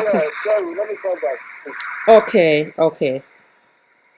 Can you hear me? Okay, he's gonna call back. I'm sorry. Thank you for being patient, Mr. Wadi. Come on in. I want us to dive into simultaneously whatever it is that you want to contribute to what is already on the floor. I want us to also talk about the free and quality education? How free is the education and how quality is the education from your point of view? Come on in, sir. Check your device. It's on mute, Mr. Wadi. Can you hear me now? Yes, we can hear you. Welcome back. Thank you. It's been an extraordinary discussion. Your face is slightly cut off. Sorry about that. Maybe you might want to adjust it a little bit. Yeah, perfect. Cool. Thank you. Sorry about that. Yeah, I just wanted to say it's been an extraordinary discussion. I agree. One of the things that struck me is this. One of the problems we have with the First Lady's office is that it's not a clearly defined role. Basically, she's the wife of the president. Where we go from there is far from clear. And this is where the problem is. And this is precisely why the current First Lady is really ripping to shreds some of the accepted practices. So let me just have a little peep at that a moment, please, if I may. It seems to me that in many respects, the First Lady is usurping power to the extent she recognizes that several areas are ill-defined, and she's simply moved into these areas. And I think it's a deliberate, a conscious process that she's engaged in. I don't particularly have a problem with that, because I'm sure the president and the first lady can determine and define how they want to relate, how they want to govern, and so on and so forth. What I do have a problem with is the kind of lackadaisical, the kind of nonchalant way they treat the nation's finances. That I do have a problem with. I have a problem with the fact that we can have hundreds of millions of leones, millions of dollars simply sloshing around our system to be picked off by this member of the government or that member of the government. It is outrageous that 2 or 3 successive years, hundreds of thousands of dollars was expended on office furniture, all below the threshold of $60,000 or $60,000 at $59,000 or 59 billion leones. Now, let me just make this point clear. What is being done here is this. In at least 2 or 3 cases, it is clear that they've submitted invoices and been paid, someone's been paid at least, of an amount just under the threshold. The threshold is at 60, I think it's 600 million or whatever it is. That has to be reported, that has to go in a particular direction. Below that, that particular accounting and oversight does not apply. It is, well, it might be coincidental. But for 2 to 3 successive years, nigh on the same amount, just below 600 million leones, was spent on office furniture. Not once, twice, and maybe even 3 times, 3 successive years. Now, I raise this in this kind of monotonous way to make this point. What we are seeing happening among the data that we've had access to is a picture of a deliberate plundering of this nation's resources. All the mechanisms that are being deployed, the effort to deceive our accountants and our auditors. This is not just some random happenstance. It is a deliberate policy, and we need to get a hold of this. We need to address it for what it is. And let me say this again. The government has to be held to account. And not just the government. All these officials, all these performers in this pillaging of this nation have to be held account. And here, we can't hide behind, well, hands off our girls. That is a prime issue, yes. But that does not give you a free pass to loot the nation. It does not give you a free pass to insult the very politics that we're trying to bring together here. We cannot afford to have a rogue element in the heart of government. We cannot afford that. And I don't want to, as it were, terrify the audience. But believe you me, it is time as a nation we came to grips with the very core of this nation's future. That is what is missing here. We skirt around this issue. Let's face it and face it head on. We have a government that should do one of two things: either stand down or embrace what we call a government of national unity.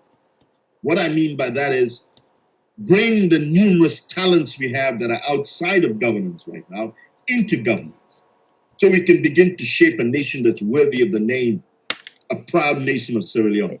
Until we do that, we'll be flapping around the fringes. This kind of puerile nonsense where the leaders of our nation are turning out to be the most corrupt individuals in the nation. That cannot continue, and that cannot stand. That is enough for me today. But sincerely, we have an enormous amount of work to do. I love that. But let me just touch briefly on the second part of your Please do. Education. I will be brief. In theory, it is an absolutely brilliant idea. Education should be a right, not a privilege. That is one. In practice, the rolling out of this free education has been a monumental blunder. Insufficient planning, insufficient deployment of resources, and believe you me, when you look at the practicality of it here, we don't have the structure to really provide not even quality education, any kind of recognizable and sensible education. Let me just give you one area here that needs to be addressed. We've just emerged relatively recently from a civil war. One of the destructive impacts of the Civil War was that now on a whole generation or two missed out on what you might call conventional education. In addition to the emotional, the psychological, the cultural stuff that they missed out on, they missed out, one or two generations of Sierra Leone missed out on what you might call formal education. Do you know that in the budget for free education, they make no allowances for that particular adult education area? None whatsoever. So we have hundreds of thousands of people that have been brutalized by the war, who had children, and some of them might even have had more children, and they're completely bereft of access to any worthwhile education. They are hampered and crippled from get-go. I would argue these are some of the holes that need to be plugged in this whole education process. We need to increase capacity. We need to actually begin to pay our teachers a living wage. We need to crush this corruption that's infected our education. The makes Sierra Leone, can you imagine 4 or 5% pass rate for whatever the exam was? I find it tragic that Sierra Leone's education is at the bottom of the pile. I find it tragic that a nation that took such great pride in education, today we're zero and still going down. I mean, this is an obscenity. And let's make no mistake about this. That is because of our system here. Because when you look around the world, look at the performance of Sierra Leone children. In other countries, we are some of the most able students anywhere in the world until you come here and we start posting 4 to 5%, 5+. I mean, it's an obscenity. And I really do think the problem with our nation, we are too tolerant of certain things. We are tolerant in religious terms and mostly tribal terms, etc. But we're also tolerant of corruption. We're tolerant of illiteracy. We're tolerant of theft. These are things that we should be absolutely intolerant about. And education is one of them. We must insist as a right, every single child in this nation must have access to quality education that can really enable them to fulfill their full potential. I think I will pause there for now. Well stated, sir. Thank you. I love the national unity, where, for lack of better term, which is geared towards like a bipartisan approach, where Exactly. you believe that. I guess one should, like we always say on this platform, it should be approach wherein it's by merit or demerit, not by, oh, because this nami fumble, or because this nami political party belong, or we come on at the same region, and the list goes on. I love it. Wonderful. Mr. Hassan Mansour, come on in, sir, and land. Thanks for being so patient. Thank you, Khadija. You're Wow. I welcome. think one thing I'm actually enjoying right now Yes. is the way the level and the bar is been raised. It's been raised. That every speaker that came on is raising the Can you bar to the imagine? I next love level. it. It's amazing. I'm loving it. I'm loving it. Right. One thing I want to do here right now is this, right? For the benefit of the audience and the show as a whole, we need to talk about the role of the First Lady. I don't think we've actually touched on that for Yeah. people to actually understand Correct. what is the role of the First Lady. So let me start. That's a good one. I'll start with that. I do believe the first lady is supposed to be the backbone of her husband, where she's supposed to complement her husband, but not necessarily stand in front of the husband, but rather be either by side or behind the husband. I don't know if lack of better term. Come on in, sir. Right. I think Did I that's a good fail? start. One thing I would like to add to that is it says, because I was just making few notes as the other speakers were talking about. The First Lady does not have a direct role in the presidential administration. The First Lady should not have a direct role. But what we're seeing with this First Lady, I think is everywhere in every sector of this administration. And we've just seen an example of what happened at the last by-election of constituency 110. The party, the SLPP, as a party, they should have run the campaign themselves. Yeah? But the First Lady took it upon herself to run the campaign. Now, that tells you she doesn't actually know what her role is. Number one, she doesn't have any direct role in the presidential administration. But she can only serve as a surrogate. She can serve as a surrogate to the administration of the president. But is she doing that? No, she's not doing that. What we're seeing here, she's running a parallel government with the elected president. And she was never elected. Right? She's actually good at taking what she should have been doing in the first place in terms of the social projects that she's doing. The Answer for Our Girl. Don't get me wrong, it's a fantastic project. All she should have done, she should have run that project alongside the office of the president, and the office of the president should have been financing that project. So whatever finance has been allocated to the office of the president, that finance is what's been taken to support the office of the First Lady. Without her dipping a finger, or without the government taking any extra money out of the consolidated fund to support the office of the First Lady. So that in itself, that is a breach there. And if we're serious about fighting corruption, question has to be asked, how did this happen and why did it happen? That the First Lady's office is being sponsored directly from the consolidated fund without the approval of Parliament. Now, the First Lady, Fatima Bio has to understand, by being the First Lady, yeah, it's the hardest job, and it's the hardest unpaid job any woman can ever want to do in her life. It is an unpaid job to be the First Lady. Because you are a surrogate to your husband, you are not being elected. It is the money that your husband is making, the money that's been given to the office of your husband, that is the money that you need to use for your own duties, whichever you may choose to do. But what we are seeing here now, she had made a little niche for herself by creating this office.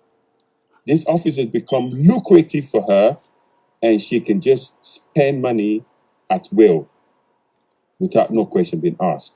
For me, that is ridiculous. That is utterly and totally ridiculous.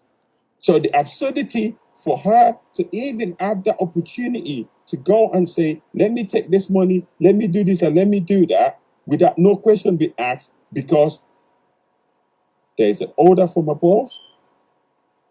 This is something that this government promised us. There wouldn't be any orders from above. But from what we are seeing right across every institution in our country, it's been run from orders from above.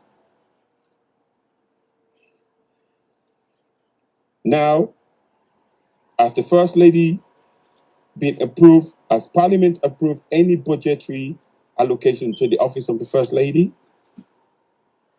I'm asking my fellow panelists, when you do come on, this is a question I would need another answer to. If Parliament hasn't approved any financial budgetary allocation to the office of the First Lady, why is money being taken out of the consolidated fund to sponsor whatever she wanted to do? And now with the issue of the money that she's been spending to for the furnitures, you see, this is the hypocritical issue that I cannot stand with this government. The lies and the deception and the dishonesty. If you're going to spend over $59,000, whatever that is going to be in Leone's, this president and this government, they talk so much about the local content, they talk so much about the human capital. If that's the case, this First Lady had a duty, a care, and responsibility to make sure that money is being spent on local content, and that money is being spent to support the human capital. By that I mean, instead of using that money to buy furniture from abroad, we've got craftsmen in Sierra Leone that she should have gone and used these people to show the expertise in crafting decent furnitures that she can use in her office when dignitaries are coming to see her from abroad. I apologize. Your face is cutting off a little bit. Craftsmanship of Sierra Leoneans. Your face is cutting off a little. I'm sorry. Yeah, perfect. Yes. Good, better. Do you understand what I'm saying? Yes. She could have better used that money to support human capital in Sierra Leone. Yeah. But I'm afraid she hasn't done that. This is the hypocrisy. But at every given opportunity, we see this government going around and telling us they're supporting human capital, they're supporting the local content. How are they doing this? With this gross misuse of public funds in terms of corruption.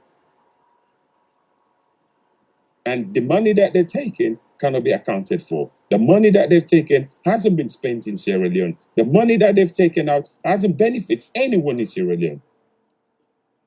So what does this government represent? What does this one represent?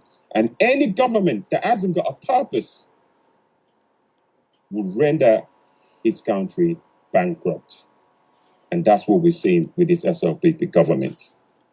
They're failed, they haven't got a purpose, and they're rendering our country bankrupt. Thank you, Khadija. Thank you, sir. So now let's land to, okay, I think Mr. Arun has already gave his own take right on that before we move to the next. No, Khadija, I have to go now. Okay, go ahead, sir. Please. Good. Again, I'm going to talk again about the fraudulent enterprise by Marabio. What is that fraudulent enterprise? When they took over, they came about and telling us that we're going to try to kill anyone that comes across our way. You can see what happened in Pademba Road. Nothing happened. Shoot people indiscriminatively, killing them. 48 of them died, perished for no apparent reason. We say people died in McKinney for no reason, for a generator.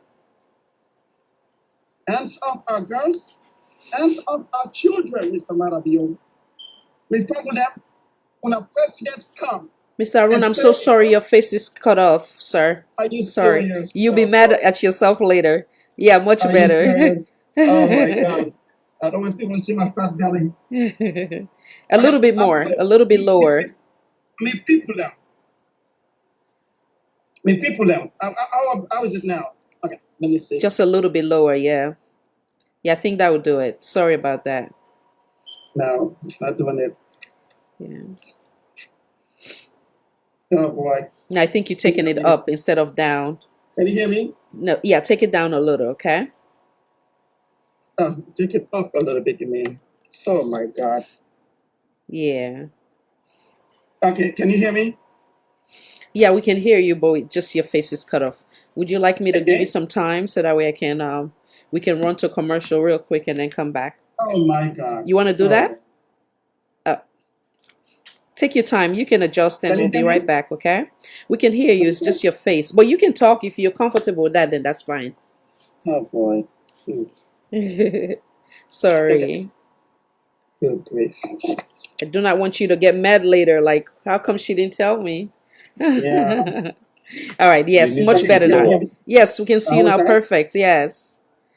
You're good now. Sorry Okay, about I'm that. good. So me people Mother Bill come with an intention to can tip on our money in a categorical way. What did that mean? You see, not a coincidence for let it come and kill people in a Pademba road. It is the same message. Anybody will come that way with a killer. This is the effort of Mother Bill. Kill people in McKinney, Tumbo, Pademba road, everywhere. Killing them, right? Mrs. Marabio, if you're not person, when we want to come and help the Pekin and Sierra Leone, you will tell the president, say, consult them, Mamida, when they kill. No. Consult the people when they kill. But you No. and your husband not say anything. Remember? As much as this to go on, Yeah, they man. don't do nothing. The prison industrial complex, na Pademba Road, that they jail Pekin them, people them, young people them, for the simplest thing for drug bag, cheap phone, and Mother Pure and the administration, they tip this amount of millions of dollars. What did happen? Who did they for we country? Who did they protect the country? Mother Pure come for can gutter and tip as much as they can. The people who vote for Mother Pure, they make a terrible mistake. You made a terrible mistake. You know Mother Pure spent so $18 million in 3 months, and you still elect this man. You see an angry person, someone is hungry, Mr. Changes Sapat, selling this amount of money without no recourse, with no malice. It just keeps still taking the money from the salon people. When we talk about education, we found them now 80,000 teacher them. Now we get na salon today. Anybody when they do anything, especially a government, a business, there should be a result. What the results will matter if you don't come. 95% of the Pekin will take the exam last year, they fail. We still, it's always say if they get rid of the evening shift, they still get evening shift. It said if they create more schools, today we get less school, the same amount of school system and as by coma. The school not improved today. It said if they give the Pekin food, today majority of the Pekin now they get food in the country. If you go now each and every one of them school and they will not get water system there. Water not then at them place them there for the people then. Mrs. Madabio, you talk for the Pekin when they go through that. You don't say anything about that. You say it's time for help Pekin them. Not only get Pekin them, why Pekin them then they help them as we speak today. Also you there, Mrs. Madabio. How much Mr. Marabio and Mr. Marabio don't spend on education? Then they spend 21% of the amount of money when they come to the consolidated fund. How much is that money there? Now $500 million a year. So for the past 2 years, Mr. Marabio don't spend $1.1 billion. What are the results? What are the results when we get from Mr. Marabio today when it says it's a type of help for land hook? The only thing Marabio do is for pay more people as teachers. Nothing out of the school system. Yes, like Mr. Wadi said, not right, not a privilege, but a right. Every student to get education. And Marabio take this initiative from another president because he won for one for president. That was not his intention. How can Mrs. Marabio come and come now with country? Take charter plane, if I'm with them. Charter plane for 200,000. Remember, people that they die across the world from coronavirus. With country not a function. Economy the bad, pension the broke. Mrs. Marabio charter $200,000 on plane. They take physical money and transport them to Lebanon. Lebanon are one of the poorest nations of the world. That money they for pay 4,000 teacher them, 4,000 military officers them, 4,000 police officers. The amount of money when Mr. Marabio and Mrs. Marabio take to Lebanon. Mrs. Marabio has been a deceptive woman since its inception as they take over the country. Mrs. Marabio go to the extent, with Ambulem, charge Sierra Leone for 11,000 litre of petrol for 2018. Then it charged Salon back 11,000 litre of Salon for 2019 when not even coming. So it charged me twice. Who side Mrs. Marabio to go with this? Who side will lead her and they? We when they talk on the social media, we are talking, we're not a walk. We as the people when they talk, we will start begin make a rally across the world. Go everywhere and start letting hear you with voice. Or else this will go buff, nothing will come out, just like our last year we happened. Last year happened, China is gonna do one for this year too. And it will be more than what they did last year. You can say Mrs. Marabio they dance because we get an award from the FMCC.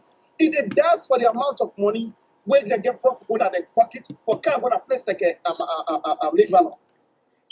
How can they sell that much iron ore and nobody in the leadership them, the leader in the parliament, not say any word? How can they sit down and see Mrs. Marabio, Mr. Marabio, and Babadi Kamara? They go sell the timber there. Let's send a $270 million. And they can give Sierra Leone only $54 million. And we as Sierra Leonean, we just cry and left them to their own devices. Then when they continue for taking money. How can we sit down and see Pekin and they die from malaria? When the medication costs only $2 for the entire cost of medication. For Mrs. Marabio, take $15 million in 6 months. The one out of every 7 Pekin they die of malaria. Then they die because we don't get $2 medication for them. And we're looking at Marabio in web. And we only pray for talk because they go arrest me. These leaders, they're not leaders, they're cowards. They're not coward them. If we are not talk today, we are all now accountable for 2023. Just like I want to talk with Mr. Fande, I will tell you today, some Suman are not ever say anyone in need for come out. And they ask you a question, and they beg you for ask them. And they ask Mr. Mansour, please talk to the APC people then. Let them begin speak like how Cherry before begin talk so.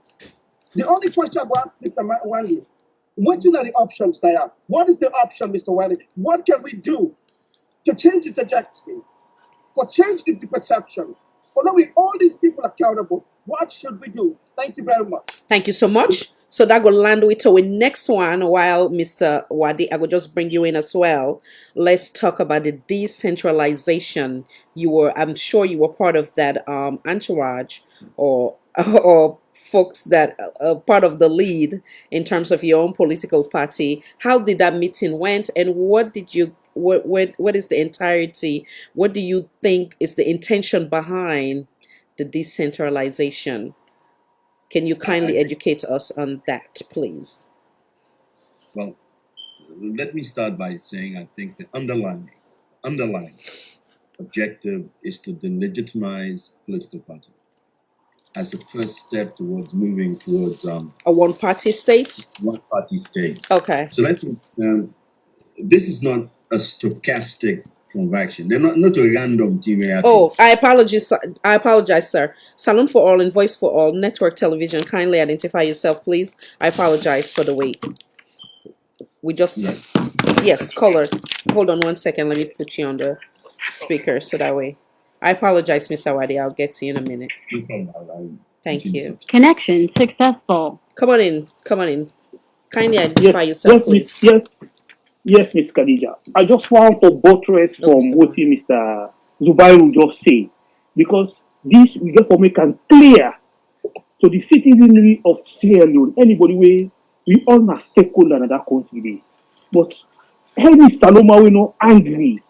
If not angry for the corruption, but it's just if for angry for the blatant abuse of human rights, the blatant killing of innocent, powerless Sierra Leoneans then, where this regime don't instill fear into every Sierra Leonean just because of they want to protect the loot, and then instill tribalism for divide the people them. So you're not gonna get a unified force. We go stand up against them.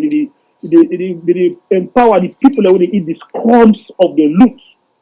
But they're so clever for protect the loot, then divide the country, then divide the civil society, every aspect of that country. Any Sierra Leone we not angry right now. If you're not angry for the loot, whatever they loot, if you're not angry for the human rights abuse, when people are don't participate in that country. The first day of the inauguration, they killed past 5 people in the stadium because of it was poorly managed. Then kidnap Adema Wood, then kidnap Tomo, then kidnap McKinney, then kidnap na 91. Then kill innocent young man when left in widow na salon with Bele, then kill with impunity, then abuse woman there, the likes of Silver Blinding and others. They intimidate opposition leader. And they buttress from what Mr. Zubai will say. Then people are then get a skill when they instill fear in the people of Sierra Leone, and we get for fight against that fear. Then we get for stand up as people and speak against this odd, this eyesore, this blatant looting and thievery and human rights abuse with all accomplices there, being how do you call them? The media, the paid media where they already buy, or the civil society where they already buy. We need for stand up against the people. We need for voice up, and when they put this out, opposition leaders who go come against now, they take the people of Sierra Leone for granted. Now, if so, afraid or we make. When Salon people and team up together, we forget about party business. We gather potential. We will do that day. We don't express them. But you know that we don't do that in 1996. What's the election before peace? We don't care about political party. When Sierra Leone, when we resonate for real. So any Salon for angry right now, if you're not angry for the looting, angry for the human rights abuse. You know, and we get for all the political leaders there, where they propose them a political leader, where they stand up, they get for be responsible, we get for see them lead, they're not for be afraid, they're not get for afraid fear, they're not get for afraid corrupt people, and they get for stand up as people. With all this decentralization, what did it make? This government just know how to intimidate and corrupt and manipulate the whole system. All that in for just perpetuate themselves in power. For being able to protect their roots, for being able to protect their interest, they no interest. Like I say now, all grown terrorists them that they will whistle right now. In fact, they collaborate with foreign nationals, the Lebanese, the Gabonese. They loot with money inside planes, physical cash. They loot millions of dollars. The president now number one accomplice. Me, I know they blame Fatima because like when Chelo say Fatima na stranger na salon politics. It just kind of politics. 2017, 2016, 17, 18. She's a stranger, so they take advantage of everything. She's very smart. You know what she can do. She's very wicked and clever. Where they do is stuff there. Now the president himself rests all responsibility because he get the enablers then. He get the minister of finance. He get all the enablers there. Where they enable them, where they will get access to the national resources. And I also want to talk to the previous caller. We get a lot of amount of tolerance now with systems, man. This tolerance, this kind of blatant looting and corruption, we tolerate. We see it, we tolerate. Then we get to stop that. We get to put an end. If in 2023, if it calls for get a government of national unity, we will get them. But we don't care about no political party. We forget people with patriotic, whether that country they attack, wait for able end impunity, end this too much tolerance, religious tolerance, this tolerance, women like they do for who wrong things that we did at that country, but people are so tolerant, they able take too much. That's not good for a country we're ready for growth. We need to get a positive change. We need a government of national unity. This guy, the crowd of massive people, either step down or we create a government of national unity. It's needed right now. All the political leaders that we know, see, they get the initiative, they get the government, the salon people that are actually patriotic. People, big people, we not intellectuals, we know how to move that. We get to get a government of national unity. Now the only solution now we will take me from this abyss where we pursue, because it's a shame for a government they look in their own country, they connect with foreign nationals to look and crumble your economy. It's a shame. Thank you so much. You know, I Thank just you. want to say. You're welcome. Thank you, Mr. Mohammed. Yeah, I apologize, Mr. Wadi. Come on in, sir. Thanks for your patience. Look, can I say first of all, yes, I endorse most of what the previous caller had to say. Wow. On the matter of national unity. I think that goes to, in part, to Mr. Zaburi's question, which is what is to be done? How do we solve this problem? One of the options, one of the more immediate options, it is possible if we had a well-meaning government, if we had a party that really was familiar with some of the basics of governance. One of the things that we do at this precise moment is to open the government up to that very, very arrangement that the previous caller alluded to, which is a government of national unity.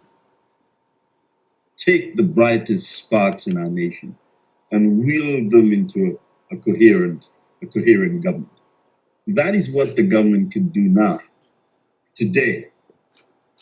And even from a purely cynical standpoint, they could argue a case for doing that and then allocating to the most problematic ministries, to elements from these new intake of government personnel.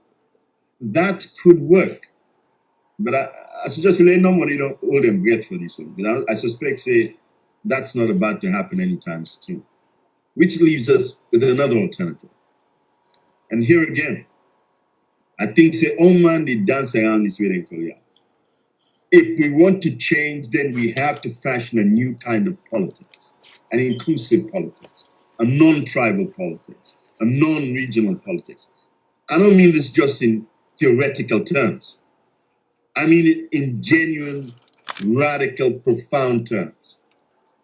Let's see if we can't pull Sierra Leone together, starting first of all with the gender issue. I take remarkable umbrage for the way they characterize women and this now, when we talk about, say, the First Lady, referred to them as docile. What I tell you, say woman and docile? And it was said more than once. Well, you don't want to saloon woman and be docile. I want them to be assertive, to be brave, to be visionary. Let me build this country here with the genius of both genders. So I don't expand docility for women. What I do, though, have a problem. So you disagree with Mr. Tony on that one? Absolutely. I don't want to on this point. But nor do I want women that really have lost the plot. What I mean by that? So you want it in the middle, not too hot, not too cold. I want gender parity. I want gender equality. Yes. Having said seriously, I mean, that is where I'm at on that issue. But the question of gender parity is just one peg in this. We have to transcend the fault lines of tribalism, the fault lines of regionalism. We have to convert ourselves from a collection of tribes to a nation. That is a journey that over the last 60, I'd say probably take us another what? Oh, I don't know, maybe somewhere in the region of another 5 or so years. We should begin to be sufficiently mature to speak of a nation, not a collection of tribes. And that's where we are today. This transition from a collection of tribes to a nation. This transition is what is causing us the angst and the pain of today. We need to be visionary enough, strong-willed enough, and have the integrity to knit this nation together. And Mr. Zubari, Mr. Fande, Mr. Hassan, when I listen to you people speak, you make me optimistic.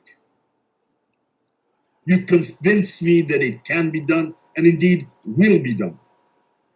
Because if today, under these circumstances, we can say the things we are saying, we can speak truth to power. We should remind ourselves and this we should remind ourselves every time. The power of the people is greater than the people in power. Let's not ever forget that. Because that is what we're doing today. We're beginning to put together the building blocks of a possibly new tomorrow for Sierra Leone. Because if we don't do it, nobody else will be doing it. Which brings me rather glibly to the point that led up to this. I wanted to say something about decentralization. Decentralization. That is the code word that was presented for all and sundry, within which was hidden this deliberate policy of delegitimizing political parties. They have presented a policy, a fait accompli, so they thought, that suggested that for the benefit of this nation, for the benefit of the dispossessed, for the benefit of the illiterate, political parties should no longer participate in local elections, should no longer be party to the elections of mayors, governors, etc., councillors, etc. Let me just say that again in case you didn't get it the first time. In the interest of the poor, the dispossessed, the illiterate, the disenfranchised, in their interest, political parties must be removed from the political drama at local level. Now, this was presented to us as some remarkable new revelation that was going to solve the problem of Sierra Leone. Let me say this. In there is the seed of a one-party state. If they say the problem at local level are political parties, and they can enforce that, they will soon say the problem at national level are political parties. And they enforce that, we'll be left with a grand vision of a one-party state. That alone should be terrifying enough for us to oppose this whole development absolutely and completely. And if that didn't disturb you, consider what the implications are for the people at that level. Elections cost money. It will no longer be those who have good ideas or have the capacity or ability to govern at that level. It will be those who have the cash. We're heading towards a war plutocracy, where if you have the money, you can begin the first ladder of political climb. No longer ideas, no longer a vision, no longer somebody that embodies a people's will. No, give me the greenbacks or the dollars or the Leones. If you have that, you head for political power.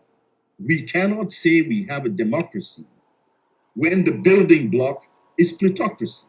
We can't do that. So from that perspective, or from those two perspectives, and there are many more, we really must oppose this view that decentralization means the eradication or delegitimization of political parties. Wow. That is our take on this issue of... What was the reaction for us that are in the diaspora? What was the reaction of Sierra Leoneans in that room? Well, this is interesting. There was hardly anybody there that supported the government's position of the removal of political parties from the political activities at local level. Believe me, in fact, even the SLP, the government's representative in one of these discussions, so he said, who only received the document on the very day that we received it, all of us, was presented to all of us, he said he hadn't been consulted prior to this. So the view, that I would say the vast majority view, is that this is something we have to oppose, this is something that we have to make clear. We just cannot and will not lay down and be rolled over in this way. So the view is that the government needs to rethink this position, and the government might even be even wiser to consult with the political parties.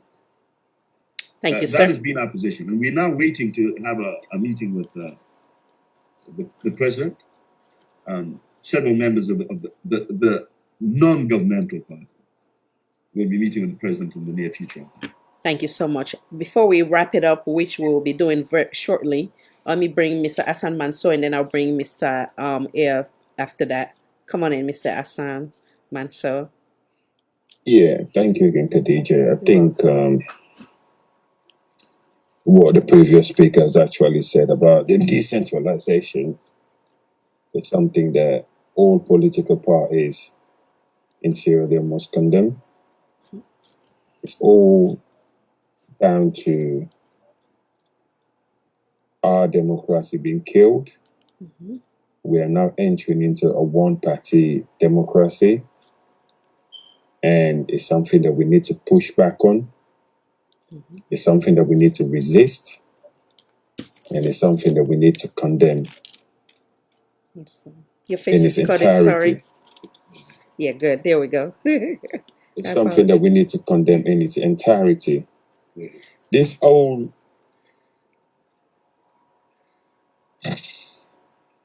decentralization, for me, the question is, and now this decentralization, there was a survey that was funded by DFID. I don't know whether that was something that the government for, because DFID have actually put money into this to see whether this can work. Now they're taking it upon themselves to say, okay, because we've got DFID looking into this, or maybe wanting to know, is something that we can facilitate and push it and shove it down the throat of the people and bring this nation back into one-party states. But what they're failing to understand, that is not going to happen. Because one thing that is, you can look in the old decentralization is, the translating theory is already, this government thing, they're very good at translating theory. But for that theory to become a practical, it's just impossible. This is where they're letting themselves down big time in everything that they've done. Theoretically, when you look at the old thing on a piece of paper, it looks good. But for the old thing to be turned around, for it to be practically on the ground, to manifest itself, then it doesn't work. They haven't got the idea for that to happen. So I think what the gentleman has said there is just, for me, it's just bogus. As always, this government, they're very good in the rhetorics of messaging. And if all the opposition and all the political parties in Sierra Leone are united to fight a common goal without selling out, which is one thing that we're very good at. We're condemning this now because we're heading to one-party state. This is what the SLPP are hoping for. The brown envelopes are all been opened. They're all going to be floating around. And that is the danger in our politics that I could see, even when an idea or policy is that bad and deplorable, many a times that policy will win the day through brown envelopes. And I hope, and I'm just hoping, that the people of Sierra Leone, our political leaders, especially those the opposition, will see the reason for them to reject this decentralization. Because the makeup for me of this decentralization doesn't work. There was something that was said about the free quality education. We talk with the free quality education. There was an instance in Bo, that I know, Bo district. Yeah, one of the councillors in one of the wards actually, they were complaining to say all the subsidies that's been given to support the free quality education it's been siphoned because they put that money into their pocket and parents are still being asked to pay tuition fee for their kids. And nothing has been done. This is something that people are complaining about in Bow. But again, it's from the Southeast. What happened is in the Southeast stays in the Southeast. But had it happened somewhere else, the ACC would have been full of people going down there to find out what happened, saying the government has been sabotaged. So this decentralization is just not going to work, because do we have what it takes to transfer power from government to local authorities? Do we have what it takes? Do we have what it takes for those the low-ranking chiefs to be able to support the sector when you've got the paramount chiefs sitting on top of them? Do we have what it takes for the councillors to be functionary in doing what they have to do in the wards, when we've got the MPs that they're taking all of this constituency allowance, they're not giving nothing to the councillors for them to work for the poor people, the suffering people? All of these things has to be taken into consideration, because if you're shifting power, power has to go. And do we have what it takes also when it comes in terms of taxation? How is that going to work? How is taxation going to work in Sierra Leone? Great one. Is the government going to allow those local authorities to collect the tax and spend the tax on their own as they see fit? No, that's not going to happen, because the government is cash strapped. They're broke. We already seen what's happening. The government hasn't given the city council and the mayor and the municipality of Freetown for her to run Freetown the way she wants. That could have been the start of the decentralization, by supporting her to do her own thing. But that hasn't happened. So how is this going to work in the whole of the nation, where there's poverty, the deprived areas? How are the low-ranking chiefs, the paramount chiefs, the senior chiefs, the wards, the councillors, and then the MPs, how are they going to share power? How is that going to happen? So I'm afraid I just think this is just a hogwash. Yeah. But again, we have to be mindful of what this government is capable of doing, because all they're talking now, they're not talking about what is happening in Sierra Leone. They're not talking about how the people of Sierra Leone are suffering, what they're feeling. They don't care about that. All the talking we're hearing about social media, once the international community is ranking us, we're good to go. But if the international community, they're not going to be voting. They will be there to oversee the election, but they're not going to be casting the vote. And one thing they have to be mindful of, the people that put them in 2018, it will be the same suffering people that will be kicking them out in 2023. But we have to make sure that this decentralization bill is killed. We do not believe in buy now, pay later. Zubairu, this is going to you, because your leader in parliament is always in the habit of giving this government buy now, pay later, because we see what happened with the state of emergency bill.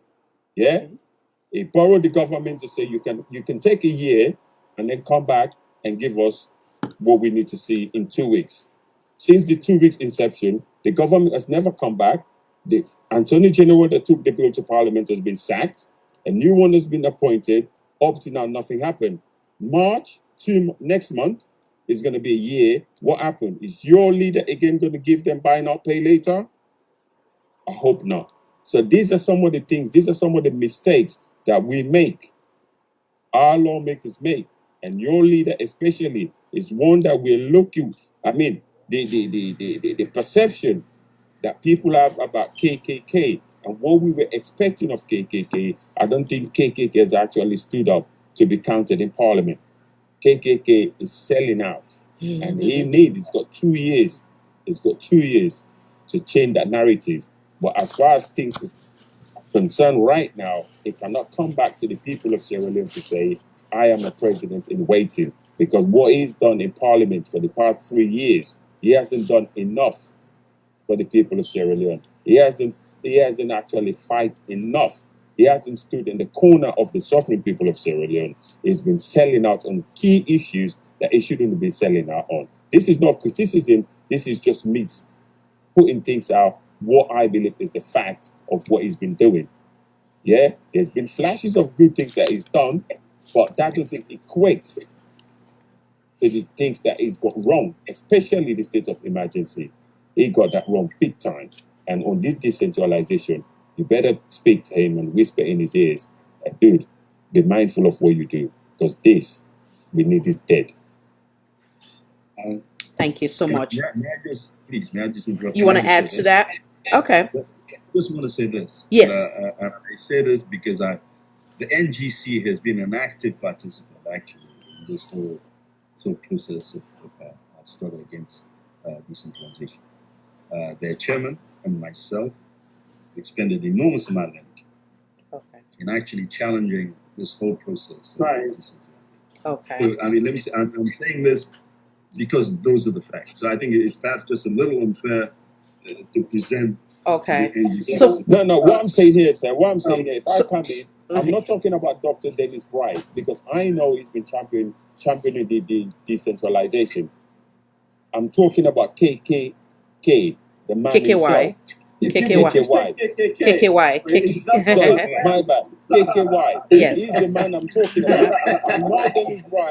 I know Dennis Bright has been doing all that he could to make sure the decentralization bill doesn't come through at all.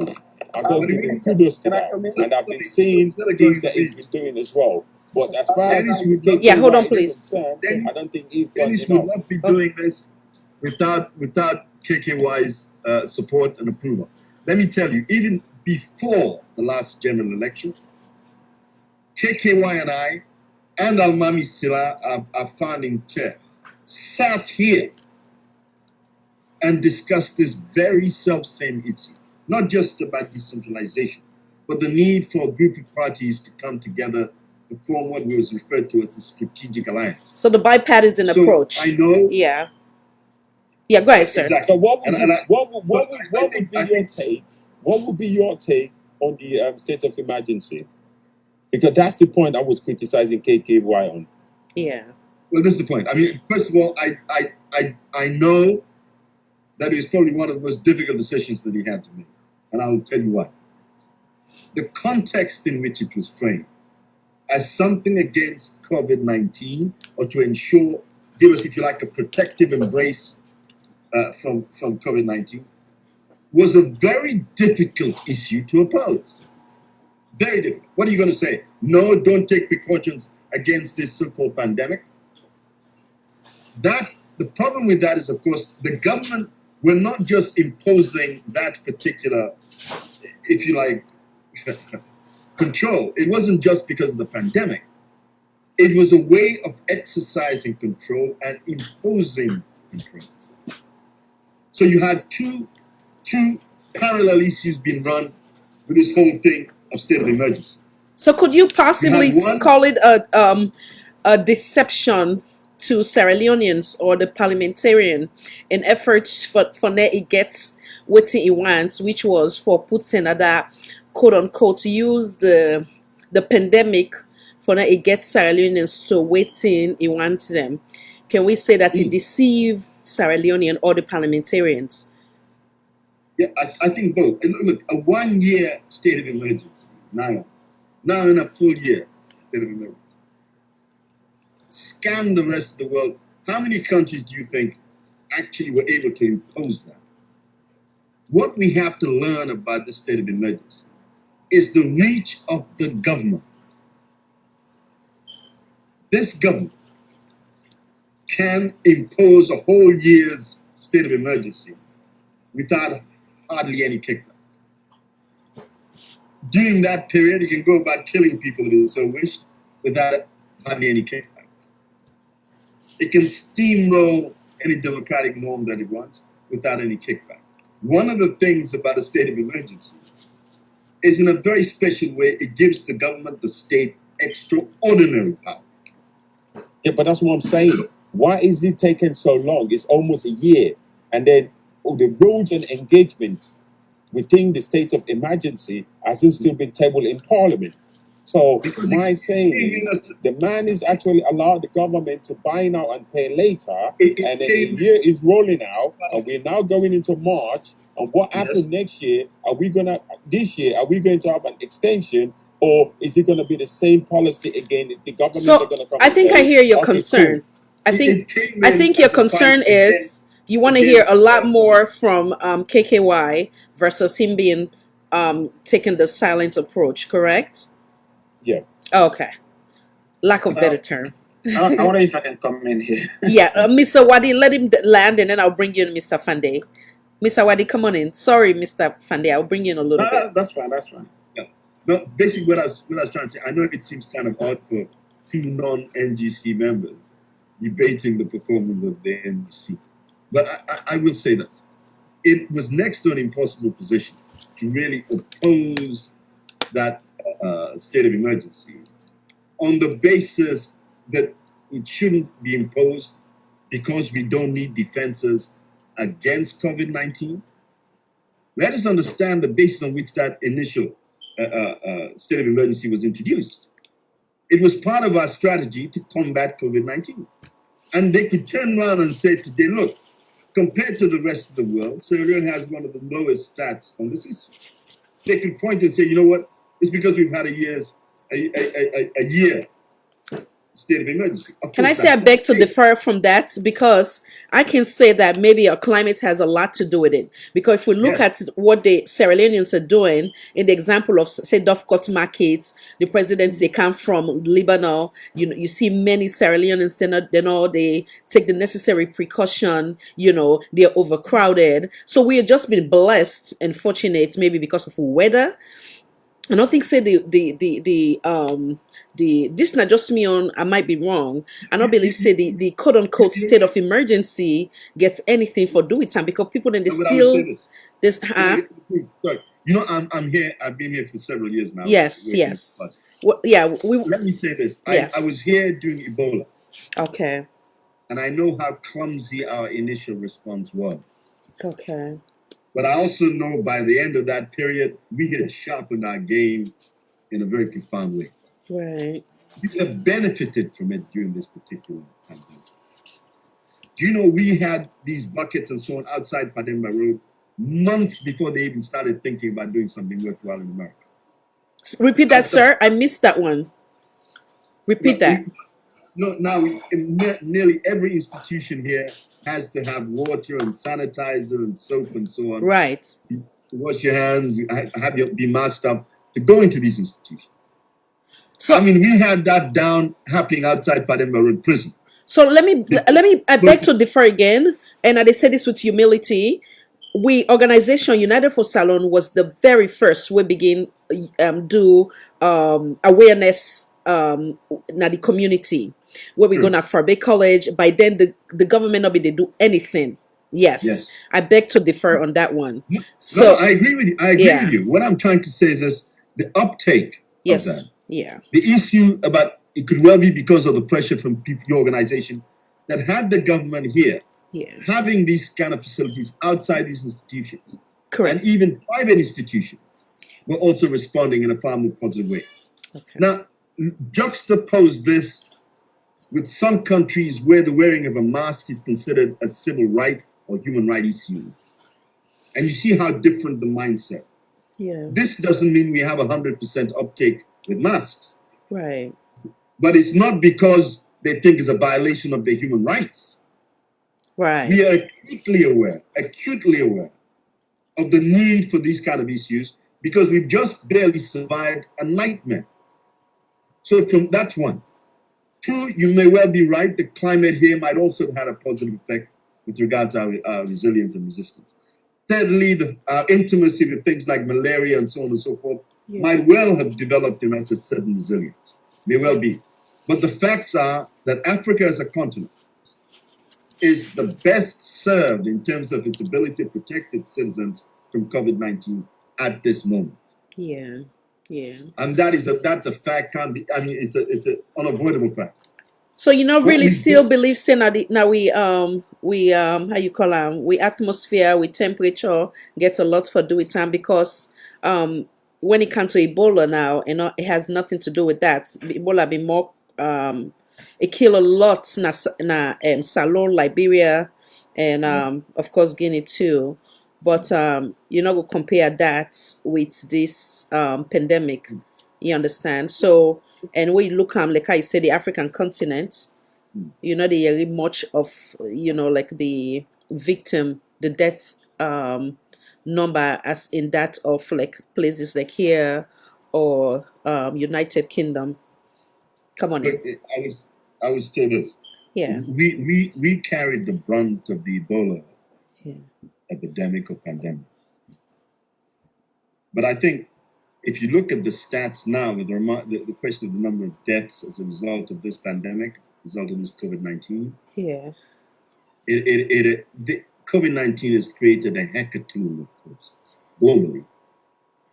I mean, just in the States alone, you're talking about 450,000 corpses as a result of the COVID-19. Another 100,000 in the United Kingdom. I mean, the world is littered with COVID-19 victims and corpses. Yeah. And here's the thing. Whether it's through good fortune, good luck, some innate resilience as a result of our rather harsh history, whatever it is, the fact is, at the moment, whether we're doing so consciously or unconsciously, we have been able to protect our citizens and our population relatively well. I'm not making any claims, but did you see what happened yesterday? Do you or think day before yesterday? Yeah. The approval of what do you call it? What's his name? The young man that is aspiring to be the chairman, Batilo. Oh, Batilo. Did you see the amount of people that descended in the Houses of Parliament? None of them, hundreds, none of them had any mask on. Yeah. But we're still under the state of emergency. Yeah, and these people were allowed on the street of Freetown in the CBD with a masquerade, with the drums, you name it. Has any other political party has been given that privilege? No. Without them shouting state of emergency. Selective you cannot justice. descend that. Absolutely. Yeah, select. I mean, this is the thing I'm trying to say. Yeah, that's a great one, and I do believe that. I believe, say the way they look I believe saying that God they watch over They've we when been it comes to this exposed. pandemic. This government has been exposed. Even when people have genuine concern to protest, they've gone through the channels in asking for approval. The government will turn them down. Absolutely. Why would you want to bring such amount of people to parliament because one of yours is being approved? Like seriously? That's a great one. So the then question, let me bring That's Mr. Arun for a So respondent, are we Mr. Air serious about the Fande. state of emergency? So, Are we serious so the about question, COVID-19? yeah, the question let why me I just want, tell you what yeah, people Mr. think Wadi, the question why I ask before you come in, because I want to bring Mr. Arun instead one, they respond on behalf of NGC, and then Mr. Fande right after. The question why I ask then, how long we go stay under the quote unquote state of emergency, and do parliamentarian make any efforts for say that we not for they under that category any longer? That is where the concern come in place. Come on in, Mr. Wadi. No say you want to say something else. I thought you were going to Mr. Hassan. No, I think so. You want finish. You want finish. Or if you want patient small, because Mr. Air don't wait patiently. If you want wait, now bring Mr. Arun quick and then Mr. Fande. Is that? No, I definitely will continue this discussion, Mr. Hassan, because I think Oh, Mr. Okay, well, no, well, Arun, can you wait, Arun, Mr. Hassan? my question was directed to Arun. Oh, to Mr. Arun. Okay, come on in. Yeah, he was waiting patiently. Mr. Arun, Mr. Fande, do you beg, forgive me. I will bring you shortly. Please, sir, please forgive me, yeah? Mr. Arun, come on in, because I know say you've been tense. You won't come and respond on behalf of NGC. Because these are the deception. These are the deception by the other party. Once you have to castigate the aspersions on Kade Yonkila, they start bringing this foolishness about what do you call it, state of emergency. In fact, and as by Kuma enacted state of emergency during the Ebola crisis that we have there. But not only that. What did Dr. Kande? Well, let me come in real quick, yeah. In terms of the then epidemic with the Ebola and the amount of lives that we lost. You not believe say we been supposed for day in a state of emergency for now we tackle that ugly disease. The compared to state of this one? emergency, when you put a state of emergency, it's not to preclude people from moving around. That's not what the state of emergency is. No. My question is, I'm not saying for you to give me the definition. Do you not believe that we needed it at that time? And so we did. We need it this time also. We did it then, and we Again, need it sir, now. you are not getting my question right. Given the obvious of the amount of people, the lifestyle where we lost at that time, it is obvious that we lost so many at that time. Compare that to now. Yes, this is a pandemic, but that time that was a epidemic. But the epidemic, we lost more people then compared to that of the pandemic. Now that's how the try for say. So, given the obvious, if you were to compare both, do you not believe that the time of the Ebola will be need for there in a state of emergency for tackle the disease or for save more lives? No. In fact, when Dr. Ernest Baikoma enacted the So state now of you're looking at it emergency, on a political lens, but you're not looking at no, the I'm no. You're going to not looking explain. at it at the interest of Sierra Leoneans. Because if we they talk about That's what I'm life, then you saying. they talk about Ines Koroma, then you're not looking at the most important way is saving lives. And I think that's what we should put The as life was priority. saved. The life was saved. But again, when the Ebola break now we continue, many of people have not been dying. They're not been dying. Will not be anticipated amount of people for die. So before it gets to that point, and it's by Kuma an actor one. So again, the same way Dr. Yom Kela and all the other party members they do nobody no been died. So this was just an anticipation that is going to happen, just like how it happened Preventive. during the Ebola time. So at this time, what did Dr. Yom Kela do? He said, okay, we're gonna give you 3 months. It's only 3 months we're gonna give you. Yeah. But the law says 21 days. Whether or not any person from parliament said they want to give it, the president can take that. In the state of emergency, the president can do it. And Dr. Yom Kela said, we're going to give you 3 months. 3 months to put all the mitigation into place, make sure everything is available so we can actually captivate and contain this particular virus. And that was not wrong. For any leader to say that we put things them in place, let the country know say, with this we serious about them. Let people that wear the mask by the law, let people that not go out, make people that do hand washing, make sure so we get all hospital them, make we use everything in our arsenal to prevent this thing from spreading in our country. Because we are one of the poorest nations of the world. I don't know what's wrong for that you say we give presidents that. This is what Dr. Yom Kela did. And so if anybody that said this is wrong, I don't know what. Our president, they take these actions. So I mean, this is not something that I'm going to delve into. So that's fair enough. It doesn't make sense. Okay. All right. So now we just be patient here because we're having a healthy dialogue. Now we continue on that way. So what I want to say is that how do we look at it? That it wasn't a one-man decision, meaning that there was a head of the majority political party to when Mr. Cherikoko, Honorable Cherikoko. So if we were to hold one accountable, they all would be held accountable. You understand? So it wasn't only Mr. Honorable KKY we only make the decision. They all decide for make the decision. And like how you say, some of the questions the way you raise, I do believe that it is the right thing for every nation for puts preventive measures in place. But where the concern come in place is that you ask them and then work with you for the interest or the benefits of the country and the citizen. But then when the president decide now for deceive the parliamentarians and the Sierra Leonean, that's where the concern come in place. So the question I believe where Mr. Asande asks is that well now if I don't say 3 months don't turn to 6 months to 1 year and the list goes on and we still under the category quote unquote state of emergency. So waiting then they do as parliamentarian. This is not a one person responsibility, but I do believe what to make emphasis on that, given the obvious of his background, experience, don't work for the biggest how you call it organization of the world, you understand? So you go understand why the emphasis is on more on him, given the fact that INSEF also want aspire for some they lead we as a nation, you understand? So I believe saying that make it say that. So not saying that we're not going to hold every one of them accountable because they are responsible for give the check and the balance, and then they're responsible for the law. When you look at a democracy where they work, they're supposed to get even upper hand than the president. they can even Yeah. able for subpoena the president. But when we have a democracy, when it work, obviously that's why we're here discussing as to why we still they under the quote unquote state of emergency. I'm not saying you want to come back in. Come on in, sir. Yes, ma'am. We say because somebody don't work now a different organization, not the world. We're not the United Nations. We're not a segment of the United Nations. It work not have been bankable at the time.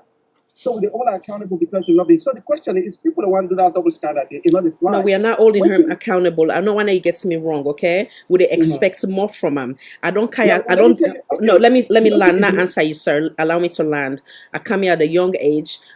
And I believe, say, God has blessed me for through education. For now, I go know better. If I go na salon, certain things the way I know say are not for inflict pain, human rights violation, and X, Y, and Z. I believe, say, if my parents they don't give me that opportunity through the grace of God, I for know better and do better. You understand? It's either I stay away from sensitive position, or I stay within those position and get the fairness of God and stay true to myself. But if I cannot, if I compromise God and my integrity or what I believe, with meaning that if I'm not able to express myself freely, you understand, for the interest of the masses, then what am I doing there? I have no business in any political position. That is where I'm coming from. So I will hold Right. myself accountable if I did in anything or if I did lead. You Right. understand? Because now I don't expose.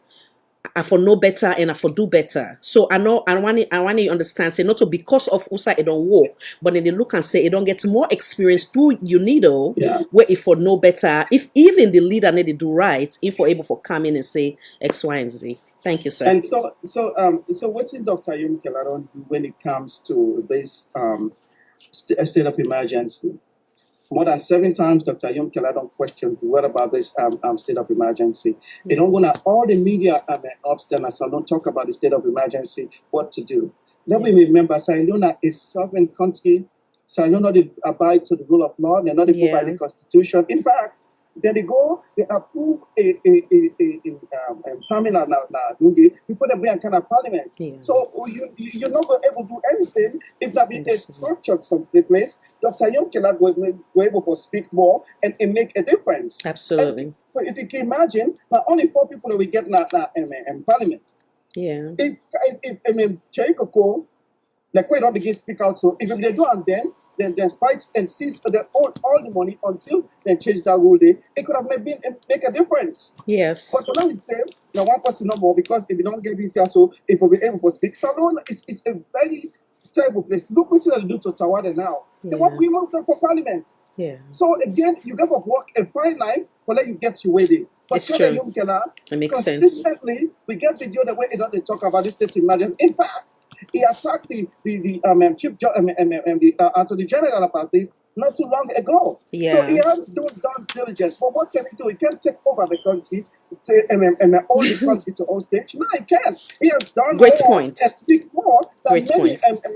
many the credit are for. Yes. He has done more for talk about violations against the country than any other person in parliament. I can attest to that, and I get proof of that. I think that is fair enough. Before I bring Mr. A. Fande, I know say Mr. Asanwa respond, but with the fairness of Mr. Arun, I think say he makes some critical points. Them like what he's saying, they say it is very hard for now you go fight a government. You understand, and not a one man job. You understand. Then secondly, one second, and obviously.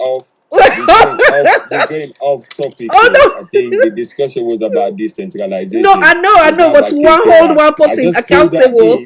I just throw that in. Allow me to land. To get Mr. Zubairu's to get no, be so hard on Mr. Zubair. You know, I like for think critically and be hard on all of it, yeah. But it makes some salient points. Them one, you know, it's hard for fight governments, and then secondly, people then will say, you know, at the end of the day, not putting life in jeopardy. You understand? It go holla. Say at the end of the day, if the majority in the holla with time, then it go find itself in funny position. Then that's where they just relax and you know. So instead get some salient points away. Make come on, in, Mr. Let Hassan. Mr. Falika inside now. So you don't say I don't fight for now too, Mr. Fande. Come on in. Thank you, sir. Mr. Fande, thank you for your patience. Come on in, sir. Yes, well, that make a buttress Mr. Hassan in position, honestly. Yeah. The position was very clear. We needed the state of emergency then, but now we don't. The state of emergency should be taken care of. They should just get rid of it. But it's really funny now. It's a joke. Look, I just saw a video just yesterday. We started to get a swimming pool party.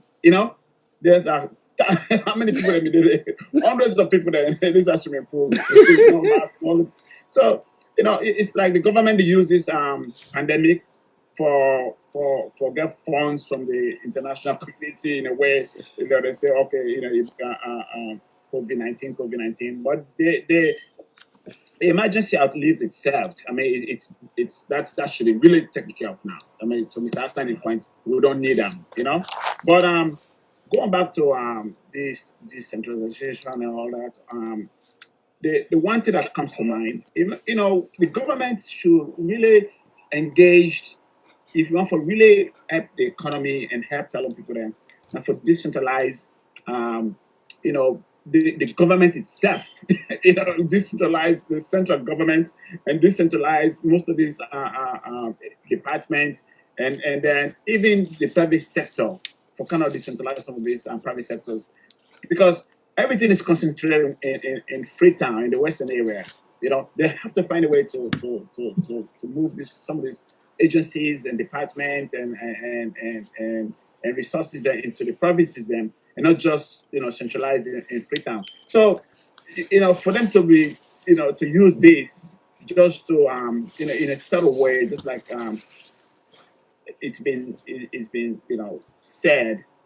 Mr. Wadi, they tell me say, a means of bringing back, one party system, in a way. It's so shameful, because you might just think that, when something like this happen, we as Sierra Leoneans then, we go kind of question the government intent because there's something going on here that's really disturbing. And sometimes you ask yourself as a citizen, for say, why we Africans then, why we are so tolerant to corruption and abuse of power. Why are we? I mean, it's like this study that we DNA that the government in power we can never question them. They can do anything they want, and get away with it, and which is really honestly disturbing. One of the things I see, solution to this problem as alone. Honestly, it's not these two political parties. It's not APC or SLPP. They're not. Something drastically has to happen within the confirmation of this, electoral system that would displace these two political parties that are out of power for make really honestly Salon see the blessings that she got, and for that to happen, we need to educate people then. We as the young partisans, so to say, or the upcoming partisans, maybe form an alliance and go against this so-called giants that will get our country because these two parties, no matter who's in power, it's just the same topic every day. It's the same abuse of power. It's the same atrocities being committed by both sides. So they're not the answer to the future of Sierra Leone. The future of Sierra Leone lies somewhere else. We just need to tap into it. There's so many talent out there, so many resources out there, so many people that wouldn't get the good intent of our country, where they really care that they have to step up, and the country has to recognize that, and the citizens have to see them in that light, and for them to take over the power of this country, take over the running of this country, and then for us to bring a change that we deserve. So, Mr. Fande, I want to respectfully disagree with you in regards to blaming any political party, like for say whether it's SLPP or APC, I believe say everything has to do with the leader and the people that within the administration. You can form your party today, you mean good for salon, you bring 20 people then inside your cabinet, and then maybe if only now one they work with you, then of course, no matter how much you try, you don't you go you part your political party will fail, even though you mean good. You understand? So I don't necessarily blame or label the political party, but rather I believe say Sierra Leone go don't get one or two presidents and wouldn't go say okay, they don't if they're not able to accomplish everything, but they don't do much. You to get me? So I respectfully disagree with you in that for say whether it's all SLPP everything and or the entire party now it fail, or the entire party of APC now it fail. But rather we rather for channel the concern with the leaders then we don't lead them party then they and how they mean best govern we country. Just I me know, humble. but Khadija, to disagree with you respectfully also. Look, we've had independence for what, 50 summer years now, 56, 57 years. Where are we after all these years? So when you get to measure a country in developmental terms, this is they looked at the indexes of the economy, and then the life expectancy, and then the education system. I mean, if you measure all of that, it's a total failure. So- And so yes, you're right. Some president don't come when they meant well, they try to do well, but maybe they were sabotaged by the people around them. Yeah. Well, honestly, in totality, this has been a cluster failure of these two political parties there. And this is coming from outside, like some of us were not into politics until just recently, but looking at it from those lens, it's very disturbing that we have everything that we do have for this country, for our country to be in a position better than we are today. So let me come back in 1 second, right? When you look at Sierra Leone, right? I believe say Papa Shekino do everything, but when you look at there's a video where I've been shared, I think about a year ago or so. When you look at Sierra Leone then, you understand? Obviously I not been unborn yet then tell me the day. But when you look at Sierra Leone then and now, you go say Pasheki been failed the nation totally and entirely. We're not in totality. Okay. It did some good things. Okay. So that's why I'm not gonna go say we not accomplished anything since. And then secondly, when you look at yourself, can you call yourself a man with accomplish, or can you call yourself a failure in life? No, I'll definitely I thank God for what He has done for me. But that's just one individual. But No. I'm just saying though. I believe so. We are all productive citizens of Sierra Leone, so we cannot generalize. Say from where we get to independence, nothing better not come out of Sierra Leone. I do believe that as time they go, they will get bad presidents. Then they unfortunately fail we. But now I'm things say that so we not ever accomplish, we not ever make a road, everything just to get bad no more. Maybe it's worse past certain president or certain administration, whether it's be APC or SLPP, but I not believe saying that the party will for blame. Just my own opinion, and I'm not trying to change your own view, but I'm just still sticking with mine. That's not gonna change. I mean, but what I'm trying to say, Khadija, these two political parties, they don't rule this country since independence. Okay, so I think it's high time that we see if a third force could I think the opportunity for a third force to come along. I mean, it's gonna be difficult because of these two political parties are based on tribal, purely on tribal lines. Which is very difficult to break. And what is to say that anybody will come back say, oh, it come off from Kono, it come off from Yolonka, means say they're not going to continue the cycle. There's no guarantee there. You understand? 1 second, we'll get a call start. Now I'll bring you back in. Salon for all, voice for all. Kindly identify yourself. What's in your name? Sorry, the call. My name I call from London.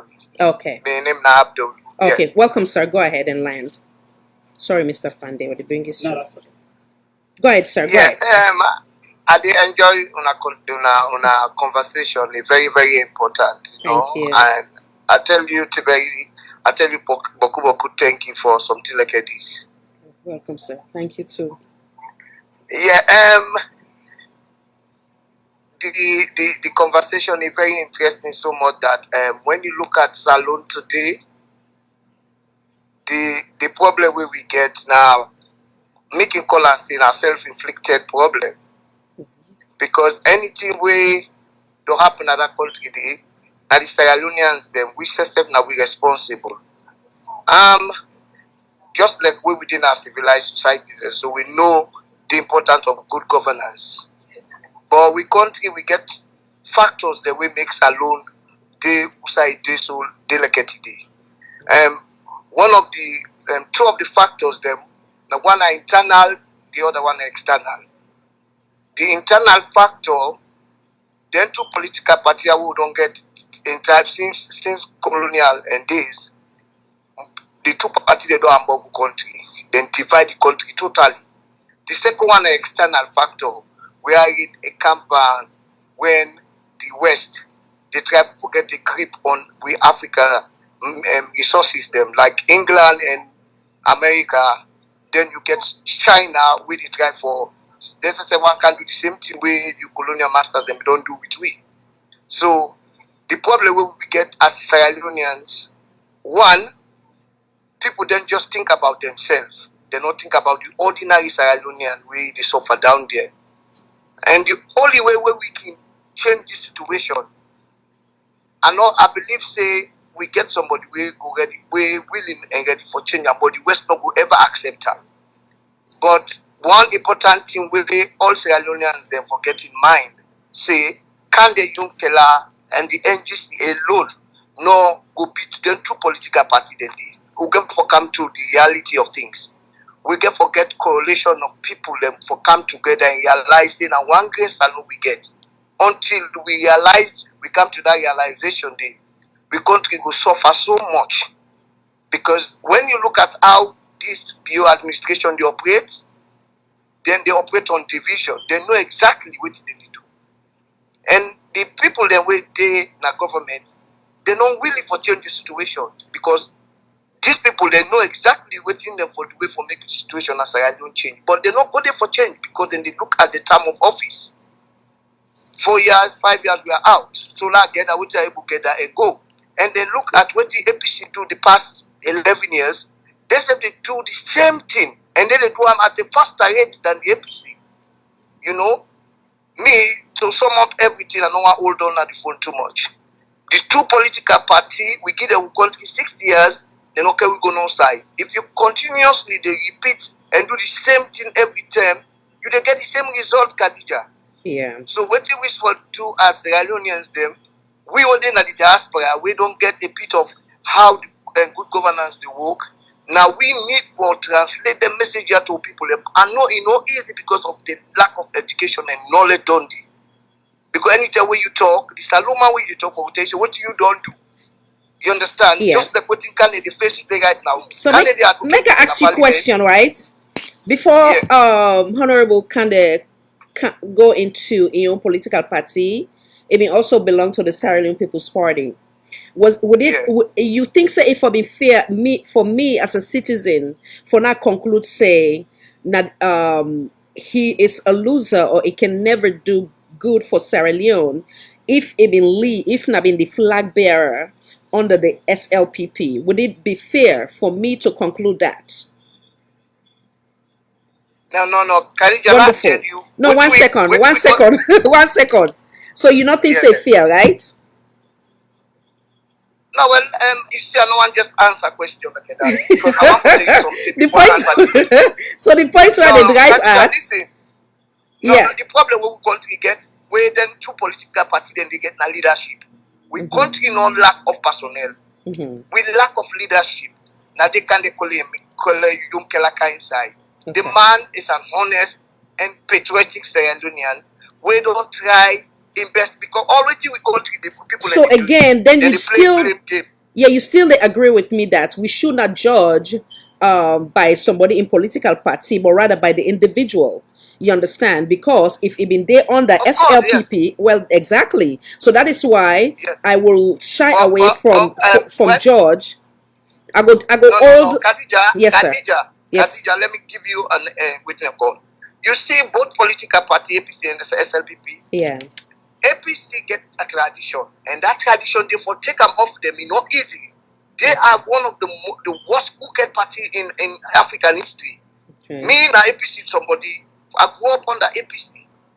You understand? Yeah. Them believe in violence. There were days back in the 70s where they even take election people and they go and oppose. Mm-hmm. You understand? Mm-hmm. What they say is make them give chance to other people that let them at the political arena, make them perform. This guy with Inkabudu na chief.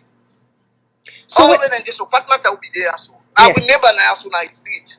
What how Fatmata be they talk about him be the work now. She was not working. He will not be the work. How you go give somebody who don't 20 years, you know, work, you go give a whole country as number one person for rule. What did they go do then a tip the man? Because they don't see how for live good life in Babylon and they are good. You understand? Yeah. But when you explain that with Salon people, then the regional division, that division, Mende against him, Northerners against Southern and Southeasterners. Them. So it's like the country will remain divided until we as Sierra Leonean decide. And like you want in Khadija, there is power in the people who live in the diaspora. That power they will not creep for sure. That we all the way we get. I want also disagree with you. Yeah, then I want kind of wrap her off because we don't late. In terms of the violence, I do hold both political party responsible. I don't believe say you go fear for you call one and not the other.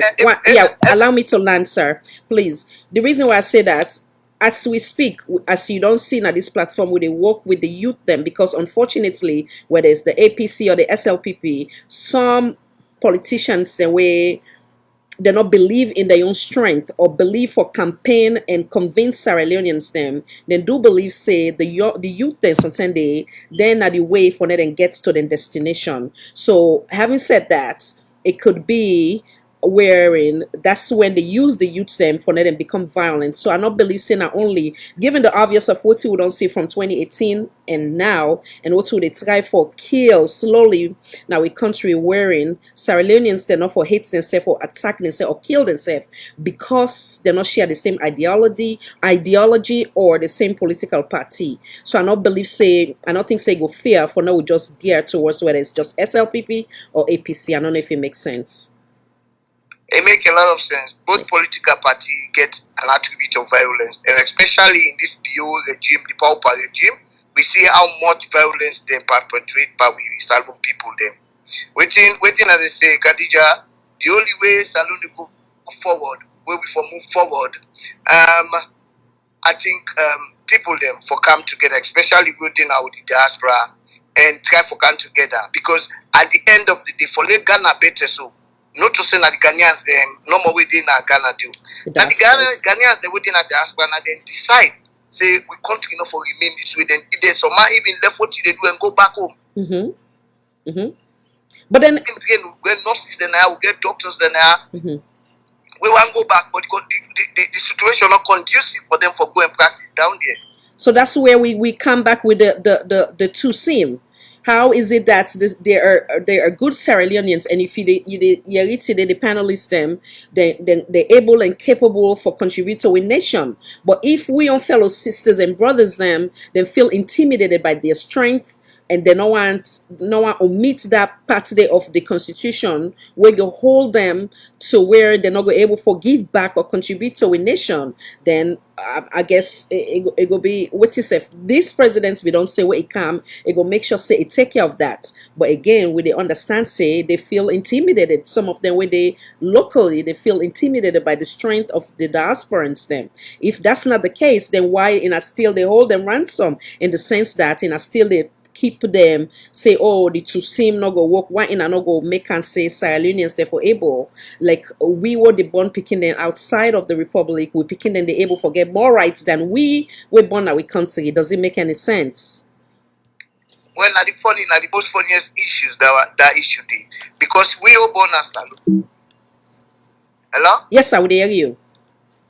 I say we all born as Salon. We know the country better than we picking the way we born Nayaso. Can you imagine? So it's like forget more right past we born it. Yes, sir. It's simple. But waiting at the thing is, when you look back, this is a double-edged sword. people they don't come on the diaspora. We don't go serve. They say we go serve. They go misbehave the big time. Yes. So we get for look at that particular area there. Yeah. Because some people, a lot of people in common area, they say all them judges suffer, all them brother we go so we serve them. Who side them be there? Yeah. Now the diaspora. That's So true. when them go the way, what they do? Now misbehave and they misbehave and they steal and they thief from this ordinary Sierra Leonean. Yeah. So if you look at what the people in the look now say, oh yes, they feel intimidated because if you say you go take the job, look side and they get most of politicians them, these are not career politicians. Thank you. Yes, thank you. The government want for go very quick in 4-5 years the commodity. So if the only way that country go change, the country no lack personnel. I repeat again, Khadija. Now Yes. leadership now will get Thank leadership you. Well, I problem. think you don't land to me. So you don't agree back with me. It's having the right leader, right? So we get God fearing and ready for do right by Sierra Leone and Sierra Leoneans. Or not to this present Kabutu na SLPP or neither APC. You take Samoa, Kamara. You don't make Mr. Wadi laugh. This man don't come outside if when they get it enjoy the dialogue. If you take You Samoa, just join me. Yeah, well, that's start of something, you know. That's start of something. You can join me at the panel. But we don't almost stay up. I will join you sometime. Yeah, next time. Thank you so much. Thank you very much for picking up my call. Thank you. Thank you for allowing me to challenge you too. Thank you to all the panelists there, man. We listeners then. Thank you, sir. God bless. Yeah, good night. Man. Awesome. Mr. Air, thank you so much for your patience. Go ahead and land. No, we'll call and quit. Yeah. As a very good discussion exchange with that gentleman. Absolutely. I challenge him a little bit. In reference to leadership and all that.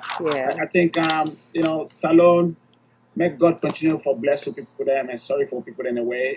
But we still seeking that we're hunting for that leadership, for a leader we will come, we go,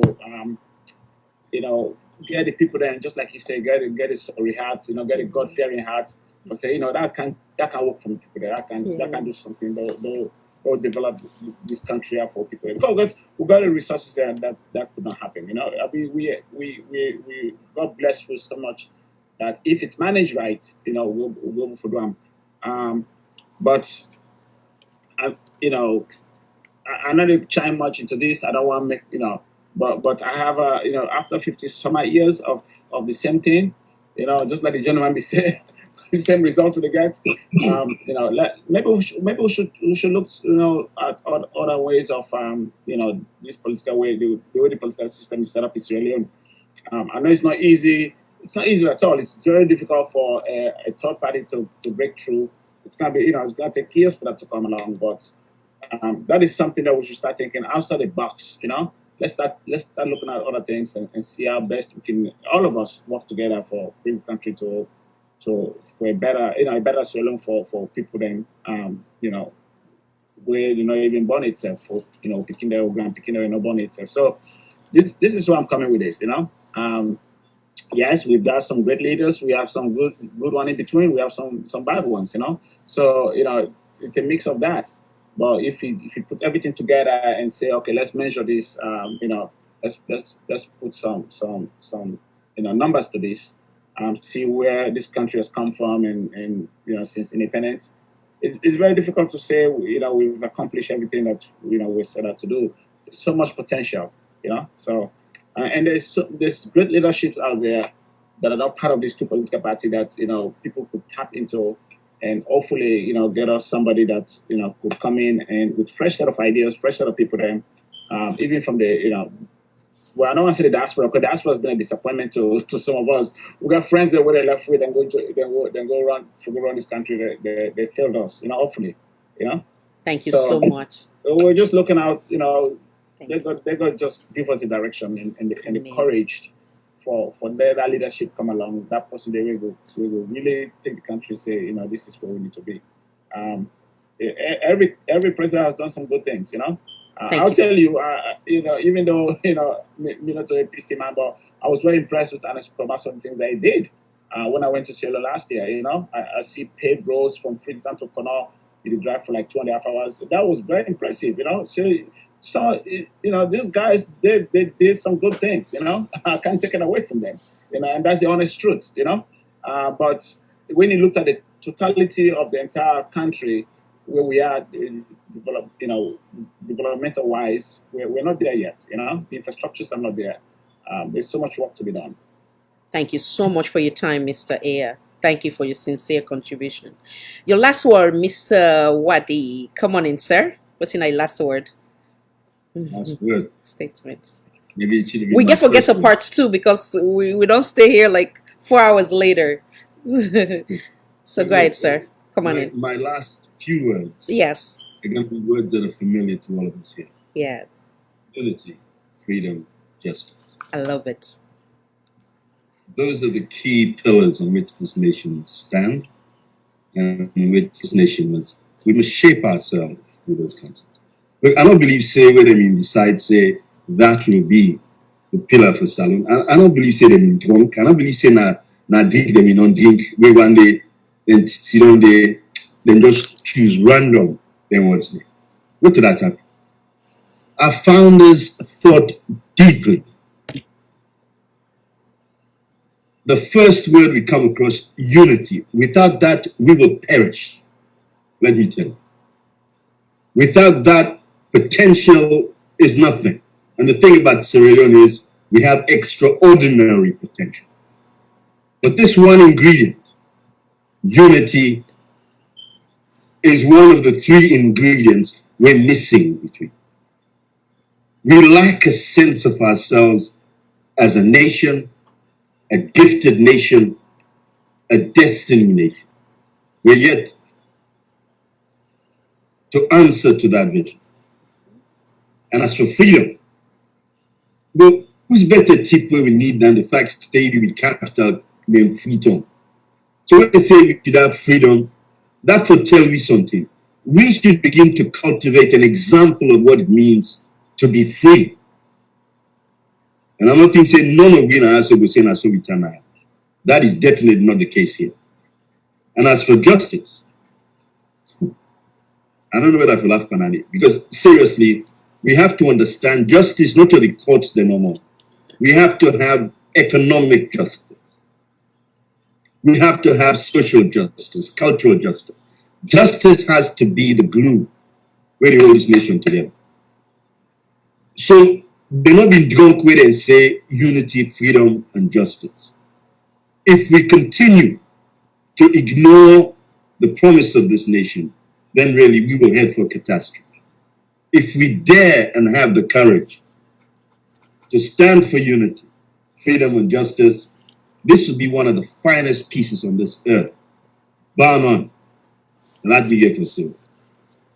Power to you. Excuse me. So let me add, I can always say, that's from the last one. We say unity, freedom, justice are always the same for all and not for selected few. So that will apply to the freedom and the justice. So then it will be a better Mama Salon. Like I say, when we are united, there's nothing we cannot accomplish. Let me get your last statement from Mr. Arun Zubairo. Come on in.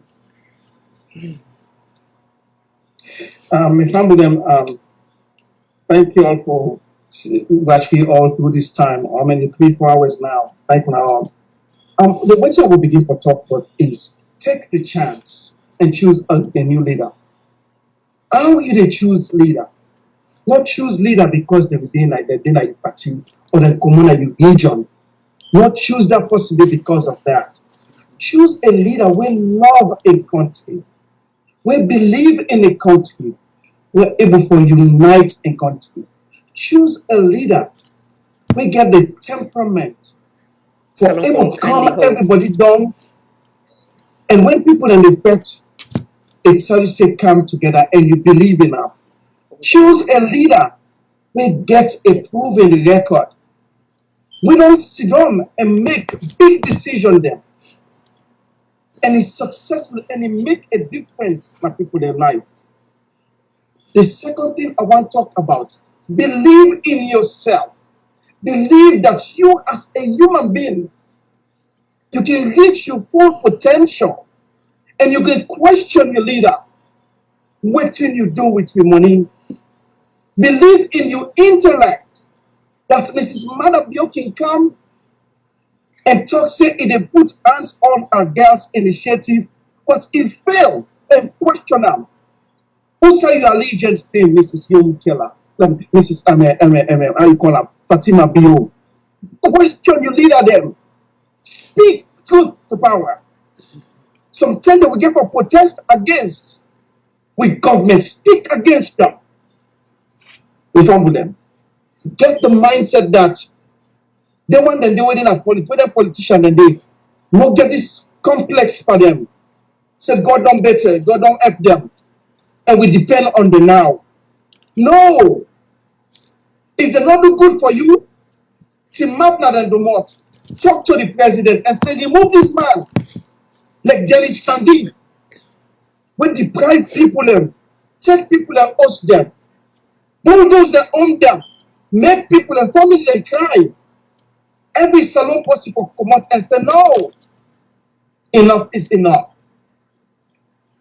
Then we wake out to political power. We in a small country, when they left alone in almost 1991. Now with 3.5 million people and did it, 7 million people and did it in Bambulen. Pashakina the SLPP. Man be on NPRC. And it's by Kuma be there, PDP be there. And if kind of you can be there, SLPP. So what? It is time to get a new avenue. Let me not take this trivial things there, so let's small thing also. All people around some. Let me respect and believe in we country, believe in ourselves. That social contract that we the people can make a difference. We were in the diaspora. Let we start for all. Go to the embassy them and say we money the way this government don't take. The country they move and we stagnated over the drop. Let we fight for the common good. Thank you very much, Mr. Abidjan. Thank you so very much as well. Before I bring Mr. Hassan Mansour for saying last word, we'll get to one more call. Salon for All and Voice for All Network Television. Kindly identify yourself. This is Abike Fofana. Salon Freedom Plaza Zero. Mr. Abike! Yeah, thank you very much. The panel them. Khadija. Yes, sir. Thank you very much. And let God bless you. Oh, you are too kind. That's the first time. And for being a kind share. Because some of we will put the green, white, and blue. We roll it at the red. We roll it at the green. Before I roll to borrow the council, another speaker, we don't come on, we say 60 years. Who the suffer. But as I'm speaking tonight, there is a movement. Okay. Read my lips. A movement don't start now. For killing together the out of that country. Our APC no say the Bosco say come already. We take them to the streets. Our SPP no say already. Any kind way they are in bad position and get. We take it to the streets ready for them. But we need to redeem the country back. From there, politicians are going to loot the country. People in the suffer. They cannot even afford a meal a day. Could you imagine? Oh man! The diaspora then. They just go, they come, they can give you the reports. Yeah. How people in the suffer. Yeah.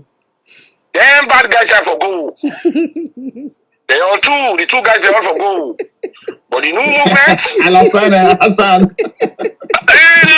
Ready for taking to the anyhow the office and come ready. For take the country back. Because the wait man said don't tire, will forgive money. They don't retire. No. Every day, today is Friday, Khadija, and how many men and women them? That's why I will send money today. Yeah, no. That's enough for the people them.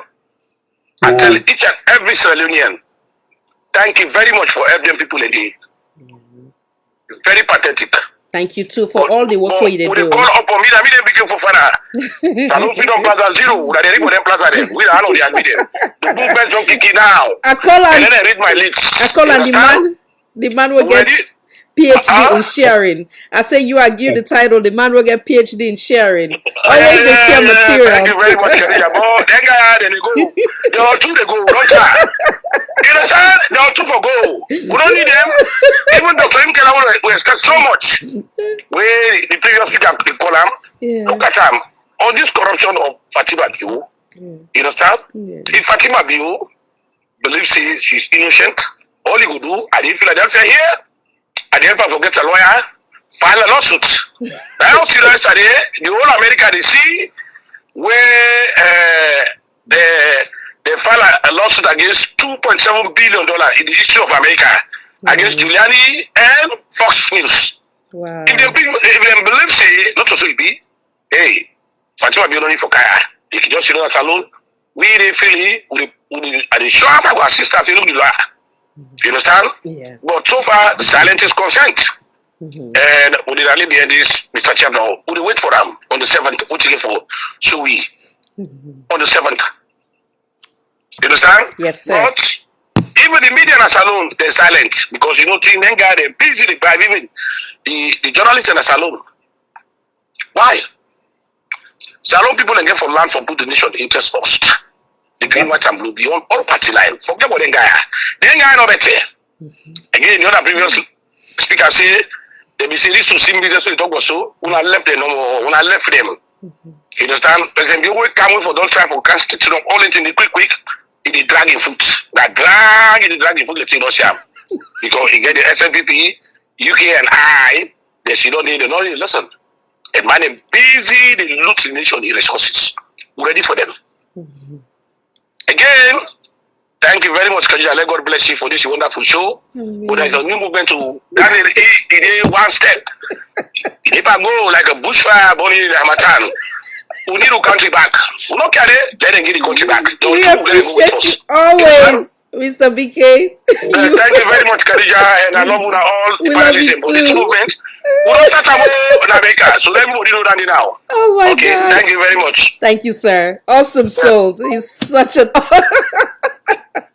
oh man, that was a great one. So the last but not least, Mr. Hassan Manso, come on in and give your last statement, please.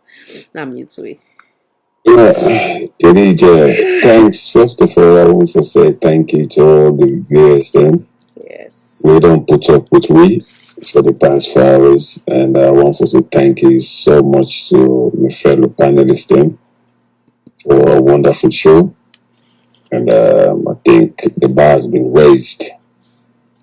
And every speaker will come on, they raise the bar to the next level, which is fantastic. And I'm sure Mr. Zubaru, my happiest moment this. I see the smile, the laugh, the joy. They're on a zone right now. I hear you. What I want to say, I think the situation right now is surrounding the First Lady. It's surrounding this government in terms of corruption, looting, state looting, embezzlement.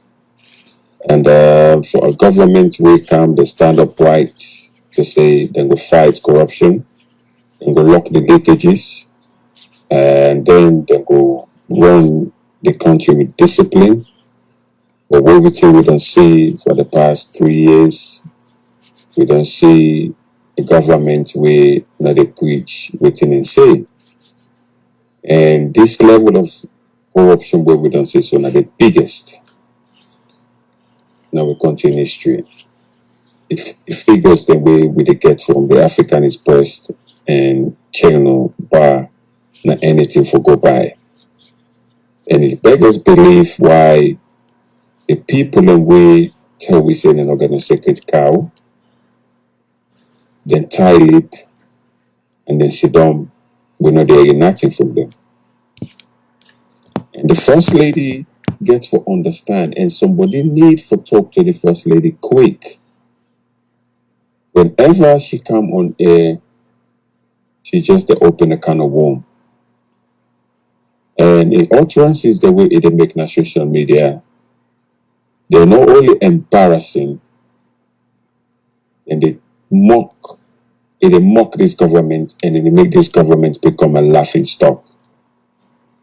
All the things the way they say, and all they say in a professional manner, I think it's about time the president needs to stand tall and withdraw the First Lady for a little while from a public engagement, then get a sober publicist we be able to run the messaging and the affair of the office of the First Lady. I think so then they will bring some amount of credibility back into the office day as we been get before with the other previous First Lady them. This First Lady, I think say she's suffering from ADO, attention deficit order.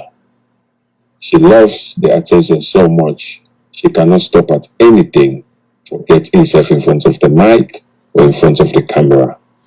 And some of the things the way they say, even in terms of the answer for girls, where they say the men the private part and go chop and they make them barbecue. These are not the type of language we want from a first lady. For goodness sake, we don't want that. You cannot act as the jury and the judge in being saying them type of things out loud to the public. You understand? So all this thing is quite saddening.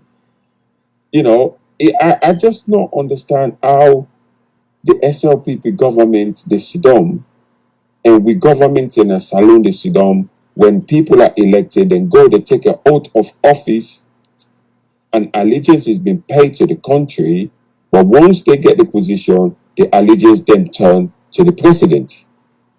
I don't understand why waiting at the makeup of the DNA of we Sierra Leonean. I just do not understand. But the only good thing way for me, I want to let every Sierra Leonean see and let we embrace how that can be possible is this old new constitutional review what they talk about. If we can able support this constitutional review, get sober-minded and upright people, if we look into the constitution and curtail some of the powers of the president, we give the president too much power na Sierra Leone. There's no checks and balances in the office of the president. Now in the higher, now in the fire, now in the orders from above, now in the make every decision now the country. And there's no way on earth anybody that hold the president accountable while he's in office until they left office. These are all some of the ramifications and some of the things that we Sierra Leoneans the need for look into now for make sure that this constitutional review is being done with sober-mindedness. And they're not the only do them, make them make sure say this time if then they do them, make them not do them with any form of biasness. Because the constitution has been written over the years with a lot of biasness and vested interest. So if we can do that this time before the next election of 2023, I believe so we can just about forget the country back and the people then will begin to appreciate the country and we leaders them. Because only when the constitution is fit for purpose, the government will be able to run the country correctly. But we own constitution where we get right now is not fit for purpose. It gets so many interpretations and it gets so many subsections where anybody can interpret it in your own way that suits in your own comfort. How can you get a constitution where it's so difficult to explain? A constitution has to be a document where the layman of village can pick them up and read section 52, subsection 5, and get an understanding and explain unto the letter, say, this is my right and this is what I need to do. But that cannot be said of Salon Constitution. This is why we're in this mess that we're in.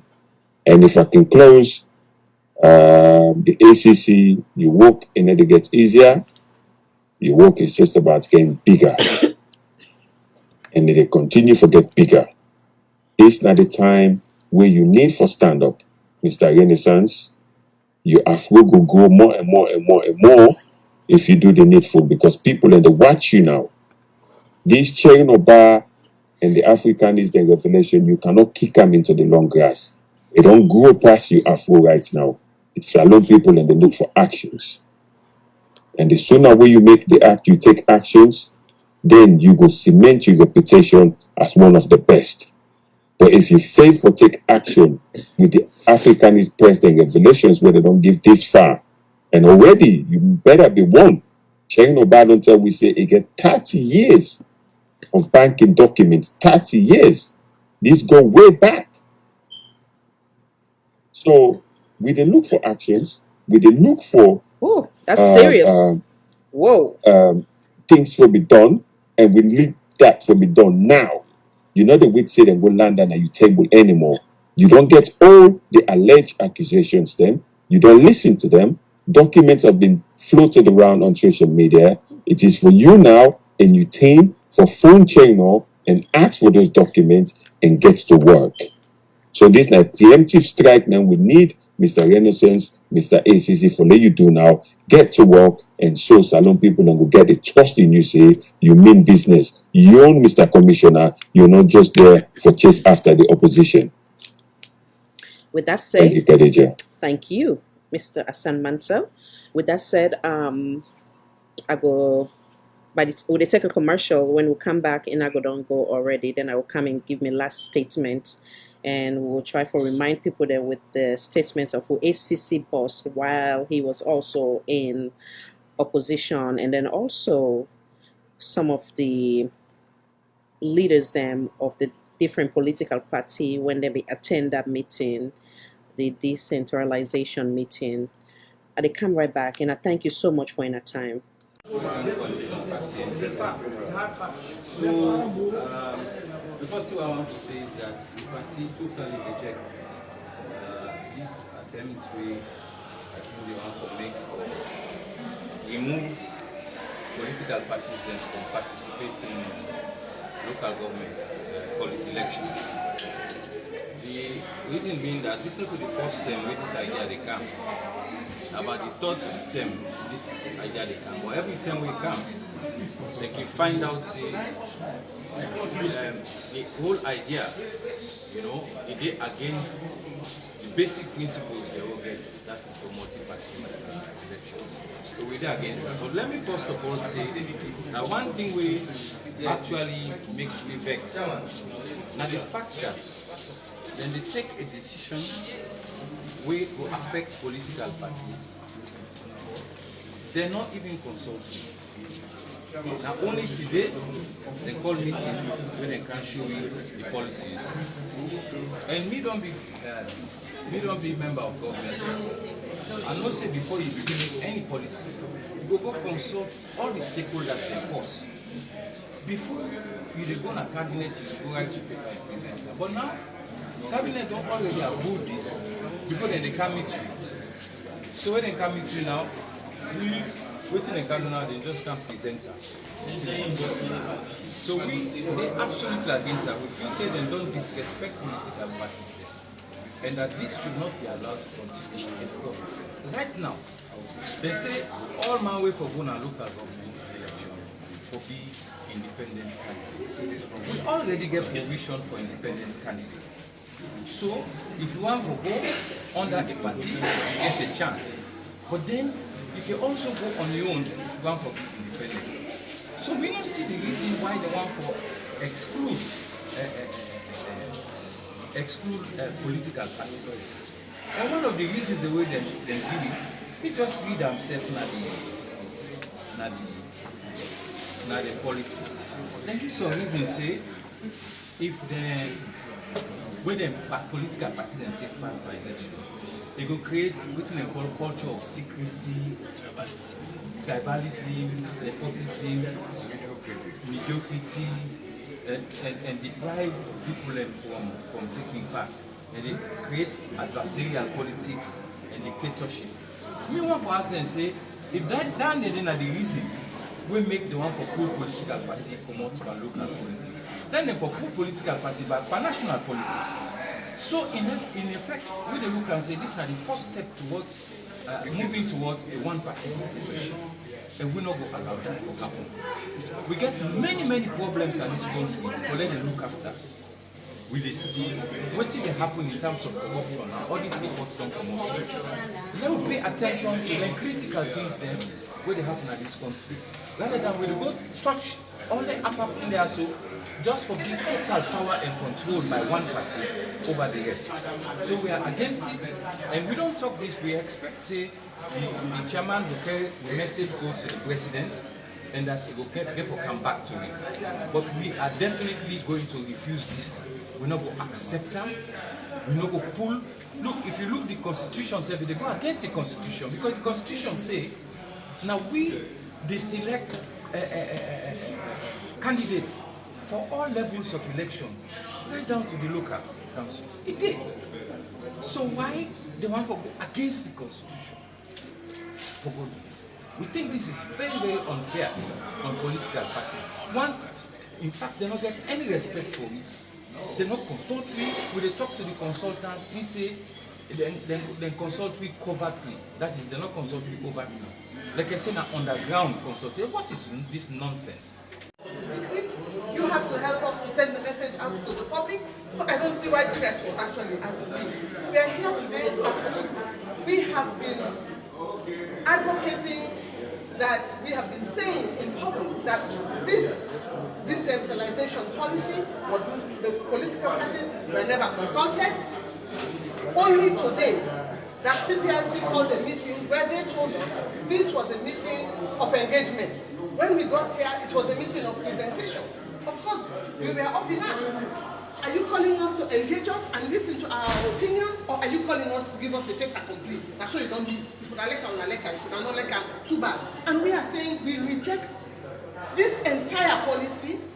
And if we look at the the auditor's report, we are not competent to even handle such a plan. It is not broken. Why is this government struggling to fix it? You are now telling us that in order for you to be a councillor, you should have what? You are now telling us that you are empowering women. In what shape or form are you empowering women? You are now telling us you have extended the term of a councillor to 5 years. So that means council election will be coinciding with members of parliament elections. And you will tell half of the population, say, una dey na una party for vote for una MP. But when you get to council, una nothing but party. Is this government thinking how much chaos this will cause? And at this meeting, and then they give you the book. This is now we have actually received the policy. So how much deliberation can you do? Except we had to peruse the documents very quickly. Why is this? Why now? Why now?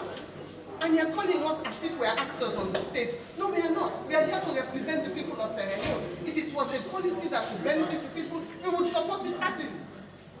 Where this is leading is into a one-party state. And we reject it, and we are calling on the president for him to wake up and read his own document and to read the letters that we have sent to him and for him to give us audience. This has to stop. It has to stop. Thank you very much.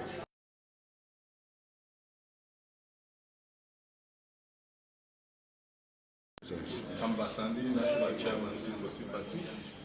I invite you today for can discuss this new policy, the local government this, which is already cabinet concluded. So we come, we see a different program, and just say, like, we can read the document. So at the beginning we say, no, we will not agree, no, we do the program, and we did that. So that's the opportunity for talk. On a caveat that this is not like a consultation. This is not for just can't talk to me and let me make known to them, say, we were never consulted and we are not party to this document. We are key stakeholders in this country and we are also part of this governance system. So why exclude us on very essential and key instrument like this when they try for removing from the lower level elections in politics of Sierra Leone? One say no to them today, one say no to them tomorrow. President Bio is normally called the listening president. We hope say he will listen to we, because we all know this one constituency we all come out. We are all political parties. So we are picture. Let's see reason. Let we not move on this process now. The process gets some good aspects, but there's few items where get some controversies, not boil the whole good soup. So with the appeal, like give me time, we look at this thing, let even engage we want to talk to her. No, we all sit down back, we talk. We don't tell the minister we mind, we hope say the minister will convey to her. Because there are so many gaps. What in the national constitution they say as against what in this new policy they try to say. Which one supersedes? National policy says one thing and they are saying different thing. And that's not correct for the nation. We don't practice democracy for 3 decades. Successfully, people then they congratulate me. Why fix it when it's not broken? So with the appeal to the government, let them see reason, let them reconsider this decision. Why we not go through the whole constitution? And I welcome back, welcome back. It has been a wonderful 4 hours spending with these fine gentlemen. Them, I want to take the opportunity to tell each and every one of them plenty thank you for the time we didn't take for honor the invitation today. I want to say sorry to Mr. Tony. We feel so bad. We come with we in the beginning. Even it gets internet issue. Hence the reason why I not be able for connect with we directly, and even stay with we only few minutes through the phone. Thank you so much, Mr. Tony, and I also will make her up another day. Thank you for your time as well, Mr. Wadi, Mr. Aya Fandi, Mr. Arun Zubairu, and of course Mr. Hassan Mansell. And each of you will take time out of a busy schedule for joining with today. And I thank you so very much. Once again, this is Salon for All and Voice for All Network Television. I don't know if, okay. For whatever reason, I don't be the same myself. I want to tell you again, thank you for your time when I take for joining we also. Once again, this is Salon for All and Voice for All Network Television. I am your host, Khadija Tijan Nabi. May God bless we all. God bless the Republic of Sierra Leone. God bless the Republic of Sierra Leone. God bless the Republic of Sierra Leone. God bless the United States of America, United Kingdom, and everywhere Sierra Leoneans find themselves. Until next time, bye.